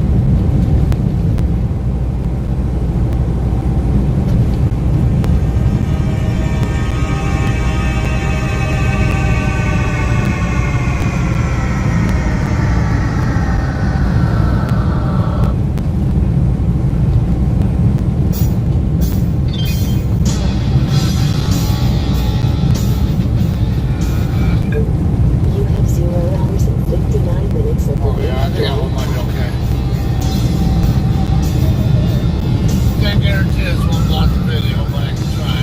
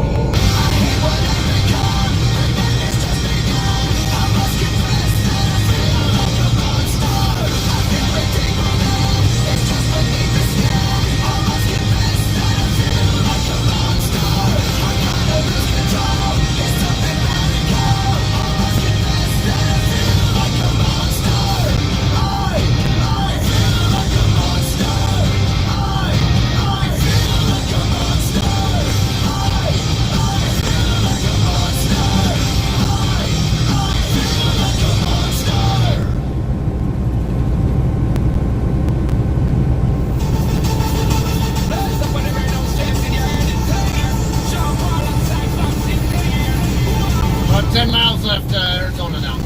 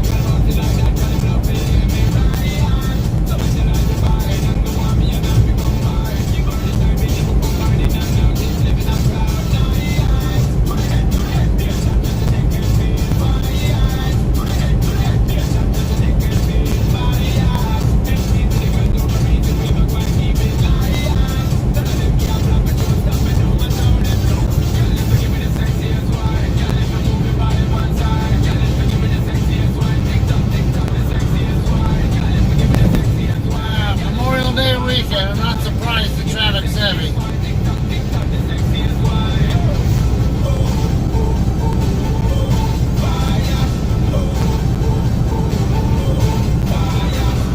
Light city limit. Population 21,800.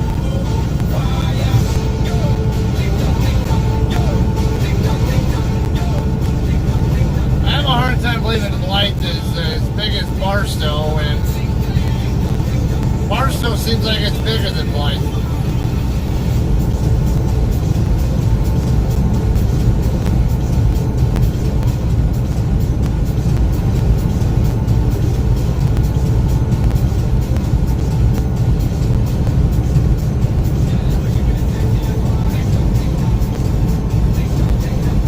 Highway 78, Neighbors Boulevard.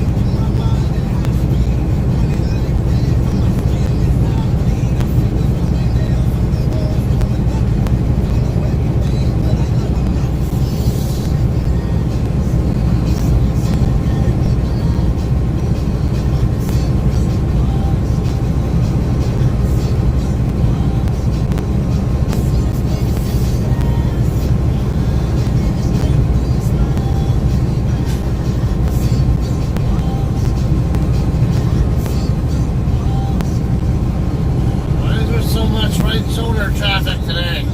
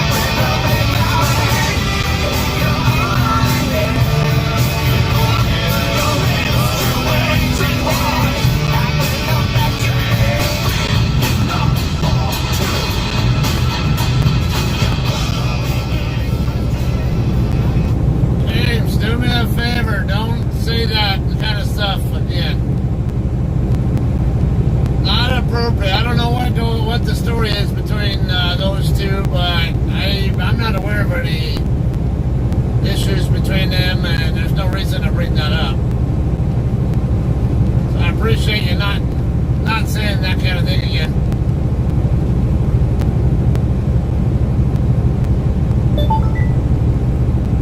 Arizona rest area is open.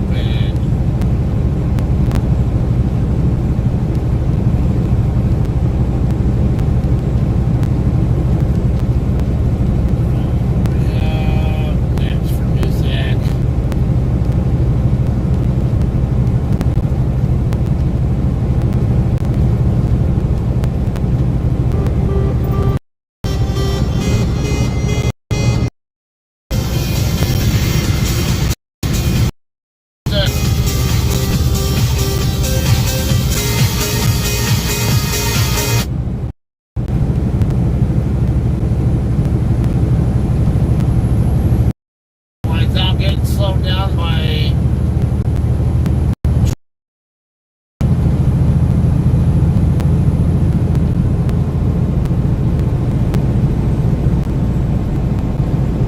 and it's best to assume that one of those 7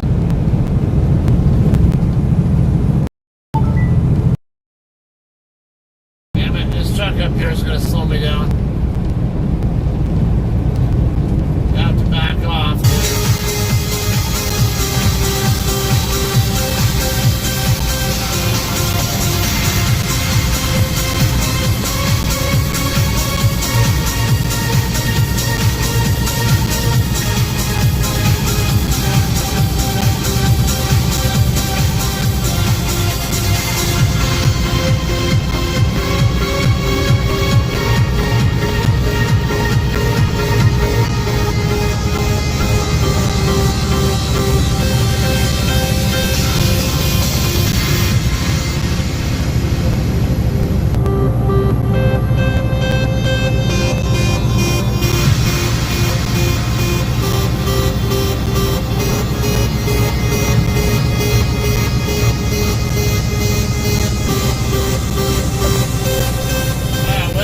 Is open.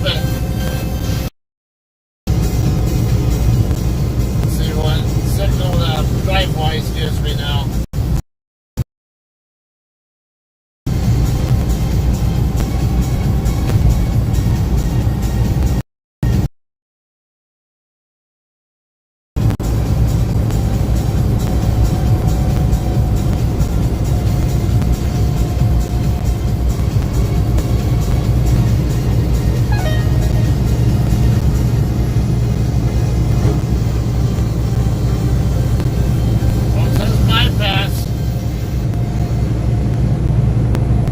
My driveway says pull in and thus closed, but their thing says bypass, so get with that. You guys need to not give conflicting signals.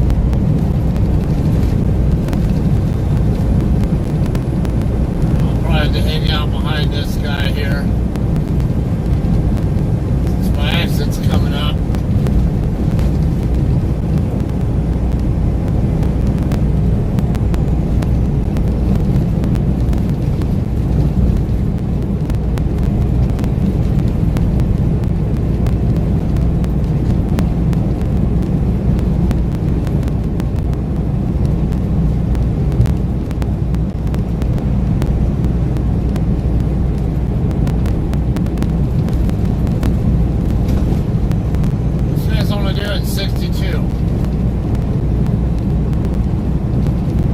The truck that's passing him isn't going much faster. Right, a lot of aspects, it's coming up 2 miles away, and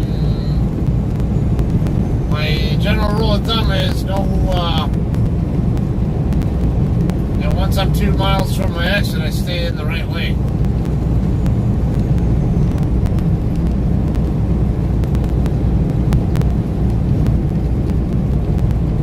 Don't drag chains. One spark can start a wildfire. That is true.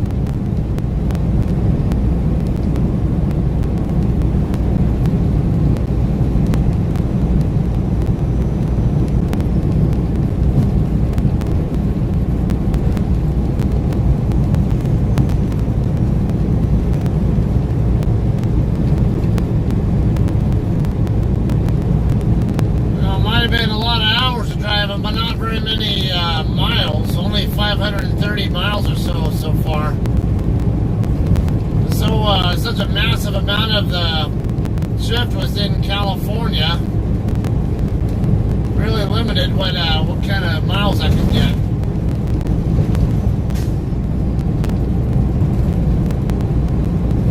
And add in those traffic delays on the 210 freeway. Did a lot of damage.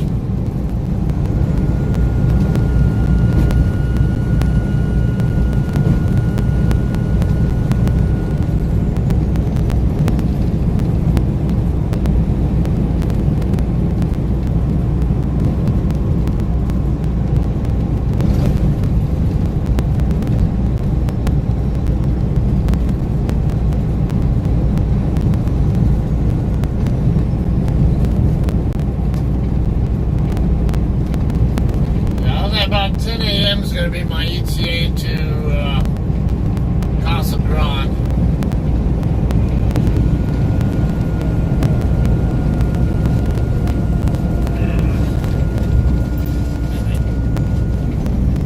I have to plug in my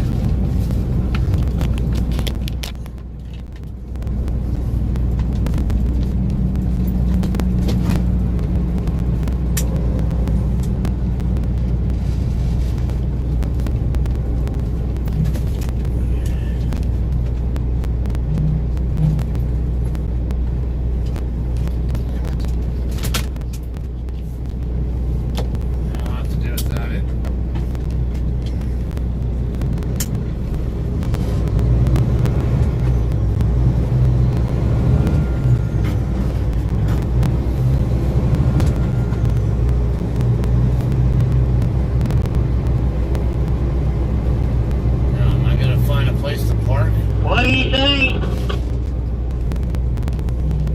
am I going to have to maybe go up to that Arco station off the next exit? What? I think he likes you.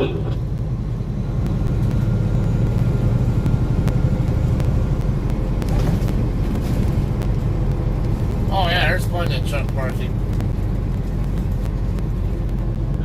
Damn it.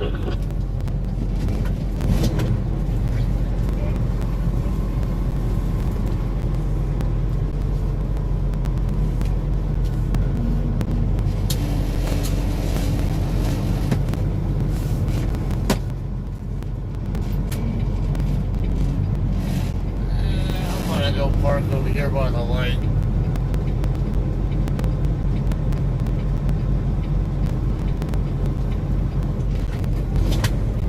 Oh, there's another JCT parked over here. Boogity, boogity, boogity. Don't take any free blankets.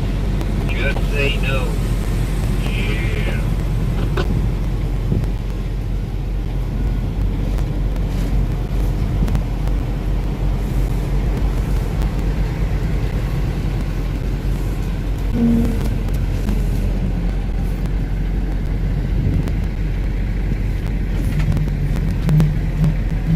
Don't drink the Kool-Aid. Don't take free blankets.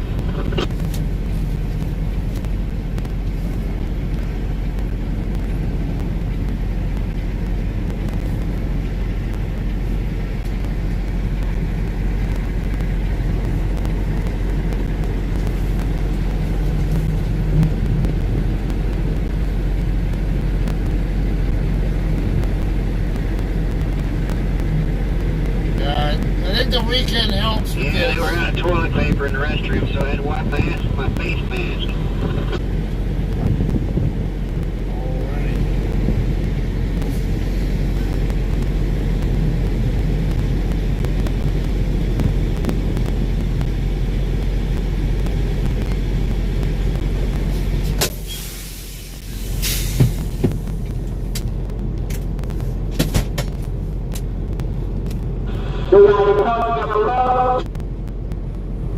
Alrighty. Alright. Alright, that's gonna be a wrap for the night. I got Your echo's up too high. 22 minutes left on my driving clock.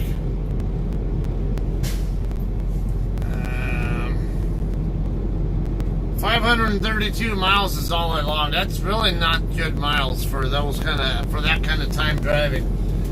10 and a half hours of drive time, and that's all I got. That's actually shitty.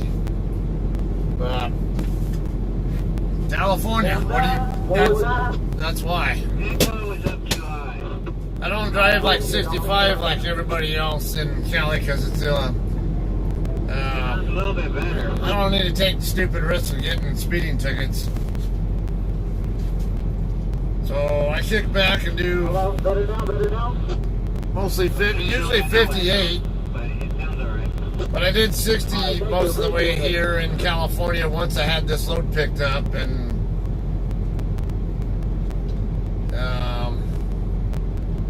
yeah, and then the traffic delays, it just destroyed any chance I had of getting miles. I was actually hoping to get at least a Tonopah, which is about 80 to 90 miles east of here. That would have been where I ideally would have shut down, but the traffic problems on the 210 freeway completely demolished any chance of that happening. Log miles. Gotta update this. 518. Alright, so 519 I did. These miles suck. These freaking maintenance problems are completely trashing my chance of getting good miles. Since I have to make all these special, do these special routes just because trying to get where I need to be, it's pissing me off.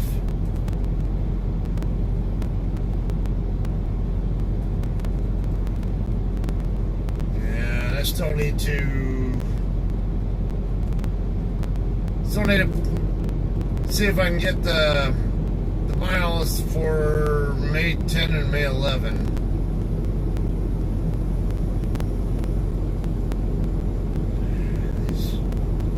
This is just shitty.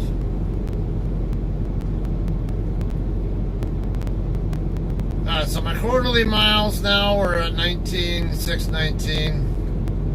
And not all of those are going to be dispatched miles.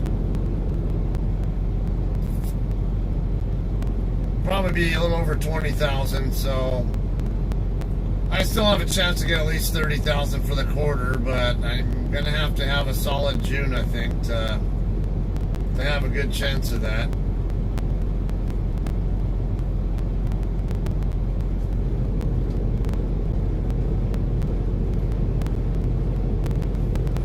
Bullshit.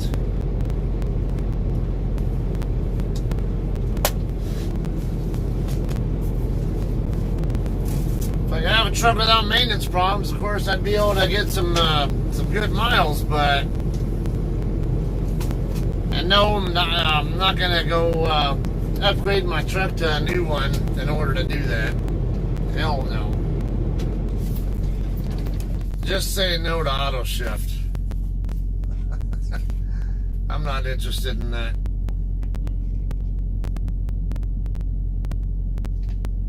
Mesilla Valley, you freaking idiot. Don't blow your air horn to back into a spot. You're just going to piss off the people who you're near.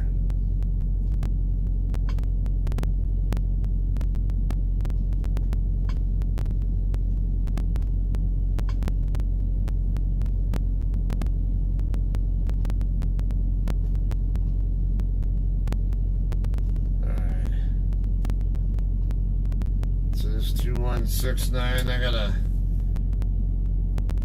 get my trip sheet at least documented.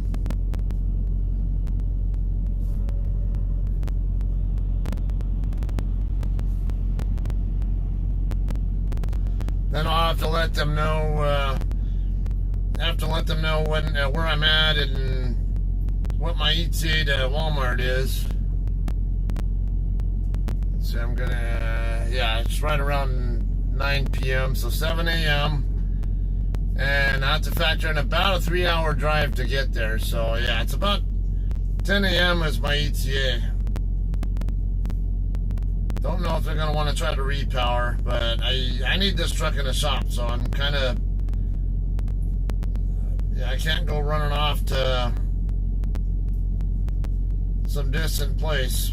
It's costing me too much in power steering fluid to even keep this truck running.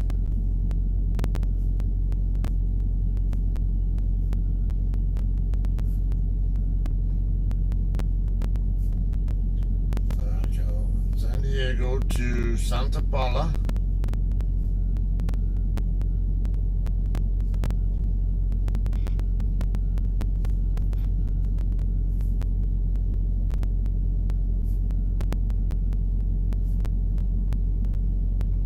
Seems like trucks are starting to roll in now to park.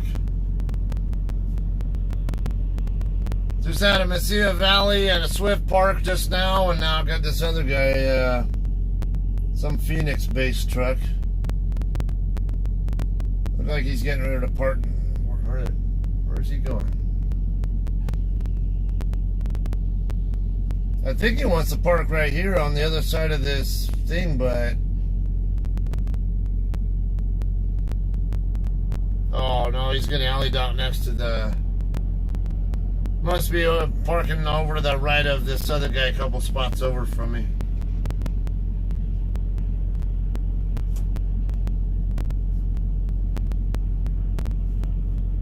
Let's see. Calavo.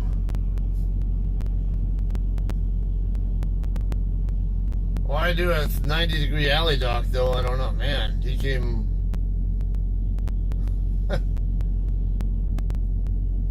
Almost looked like he came kind of close to hitting the other side, the passenger side of that guy's truck.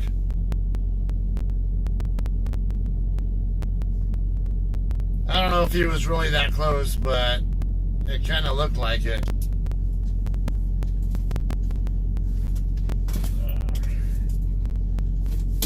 Alright. Well, put this away. Alright, so that's going to be a wrap tonight. Let's see what we got there. I can't say it's the pump for sure.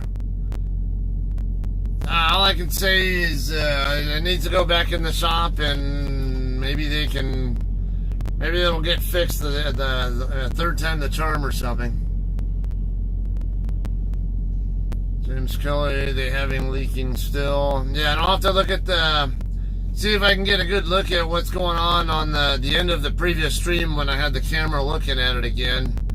I don't know if you were able to see where exactly it was coming from, but with it being between the subframe and the engine, it's just really hard and actually underneath, and I got the axle in the way and other stuff. It's hard to get my head over there to where I can actually look at it directly. The fuel issues, I think it's computer related or something, because in fact today when I shut down at when I stopped at the Loves and Indio, to put more power steering fluid in and all that, I shut off the engine. I think I was over a half a tank of fuel still. From running at slower speed in California, it actually made a big difference on how far I could drive. But then it seemed like as soon as I got up to Curiaco Summit, after which isn't that far past Indio, I was already like at 3/8 of a tank or something. And then when I shut down here, it was a little bit less than a quarter of a tank. So no, there's something funny going on with that still. But yeah, and then the next time I drive, watch, it'll actually go back up and seem like it's acting normal. So it's an intermittent problem, or it seems to be intermittent, and I'm kind of wondering if it's the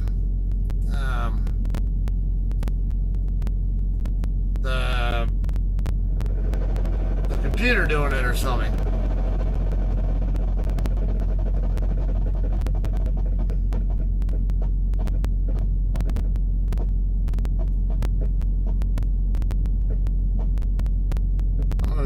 It's always kind of weird how it always settles like that.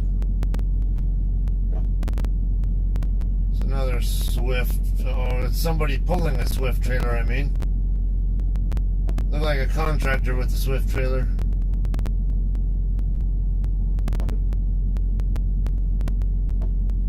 But yeah, there's still plenty of parking available here. Otherwise, there's several spots open. Starting to fill up a little bit, but there's still plenty of spots here. Need a new truck, Scott? Yeah. That's what I'll say about that, James. No. Every truck's gonna have its problems. Sometimes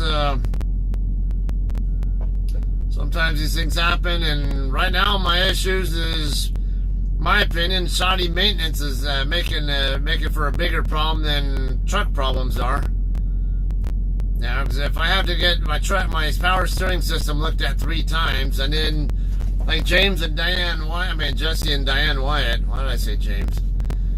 Jesse and Diane Wyatt, they keep having problems with the air conditioning system in their trucks, and they got a new truck. They got a 2020 Kenworth, and they've been in the shop like 4 or 5 times now for that damn air conditioning problem. You know, it's been different things though, to be fair.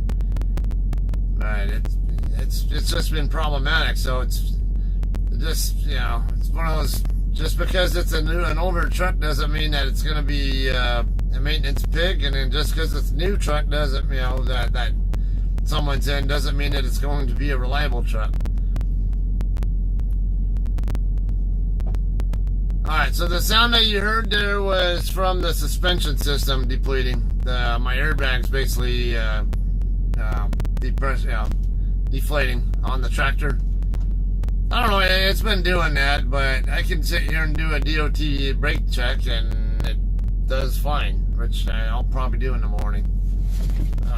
Shit, I forgot I gotta go off duty. You have 0 hours and 22 minutes of remaining drive time. Okay, it's just a little bit after 9, so I'll be 7 a.m. local time. This is, of course, remember, this is Mountain Standard or Pacific Daylight Time here, because Arizona does not observe daylight savings. So unless they tell me that they were going to reschedule, because I'm going to let them know right now, hey, it's 10 a.m. is about the best I can, is the best ETA I can give you. It's not going to be there any sooner. So let's see, shutting down at Loves in Court Sites. Traffic delays on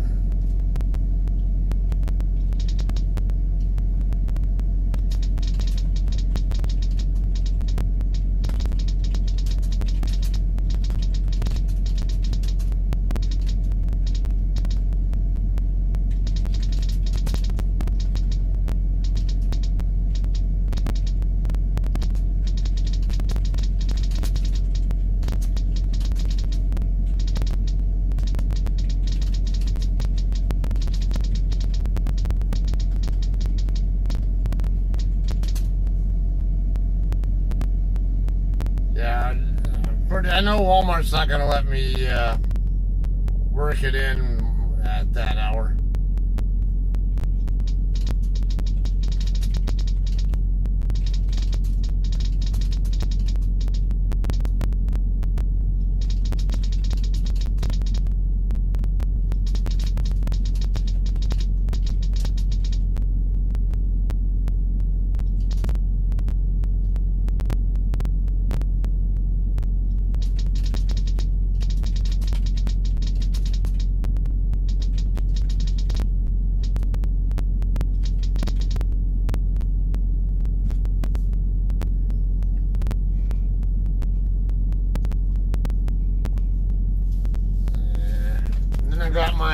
reload I gotta deal with too. And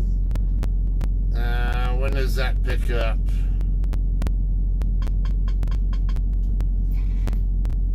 Okay, that's supposed to pick up between 1500 and 1700 tomorrow. Don't have an appointment time yet, but it's going to Harvest Meats, and they usually do morning appointments over there at Harvest, so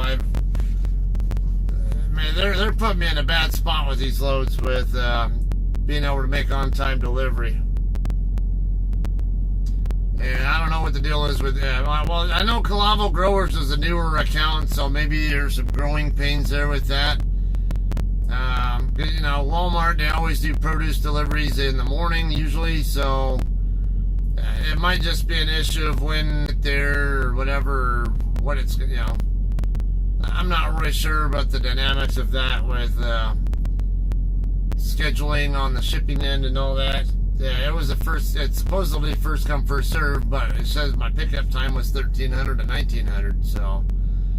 And then I only found out about it this morning and barely only had enough time to shower and sweep out my trailer. I didn't even wash it out. I just swept it out and went, yeah, normally I get a washout. So that's how tight it was, so, for me trying to get it over there.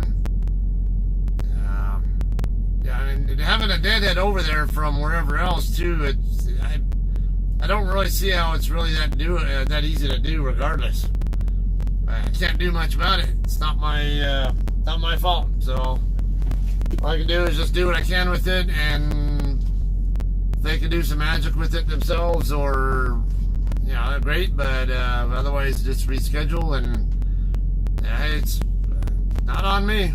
I don't need to worry about that. Alright, so anyway, I'll probably pull up the data on when I was on I-5 in Santa Clarita, for anybody who was not watching at that point in time. That was much earlier in this stream. I got passed by a couple in a black pickup truck, and the female in the passenger seat was completely topless, and she's like, actually looking right over at me and waving and all that, like, look at the fun bags and all that. Kind of looked like a biker chick kind of thing, but I mean, the way she looked, but so I can't say it was necessarily the greatest sight in the world, but it was that's cool, and who doesn't like boobies? So, so I can't say I complain about it either way. But even though my wife got bigger ones. No, I'm not saying that hers were bad. I'm just saying, look, it's obvious, But, alright, anyway, I'm going to go ahead and wrap it up. In the stream here, I'll go back on duty around 7 or so in the morning, unless they tell me earlier that I can, tell me beforehand that they're going to have to reschedule and possibly have me drop it in Tolleson. If that's the case, then I'll probably drop later. I'll probably get rolling a little bit later in the morning and then go drop it in Tolleson. Hopefully have it empty there to work with, and then I can take it right next door to the JBS in Tolleson is where my next load picks up, and it is literally right next door, literally, from our drop yard there. So, I know even if I can't get it empty there, it's not a problem. I'm sure they'll get permission to just have me bobtail in there, and then have one of the locals bring a trailer to them when able. Alright, so I'll be offline until at least about 7 Pacific or 10 a.m. Eastern. I don't think anyone in the UK is still on, so I'd be about 1500 in the UK. Alright, we'll see you all tomorrow, and thanks for hanging out and watching, and we'll talk to you guys tomorrow.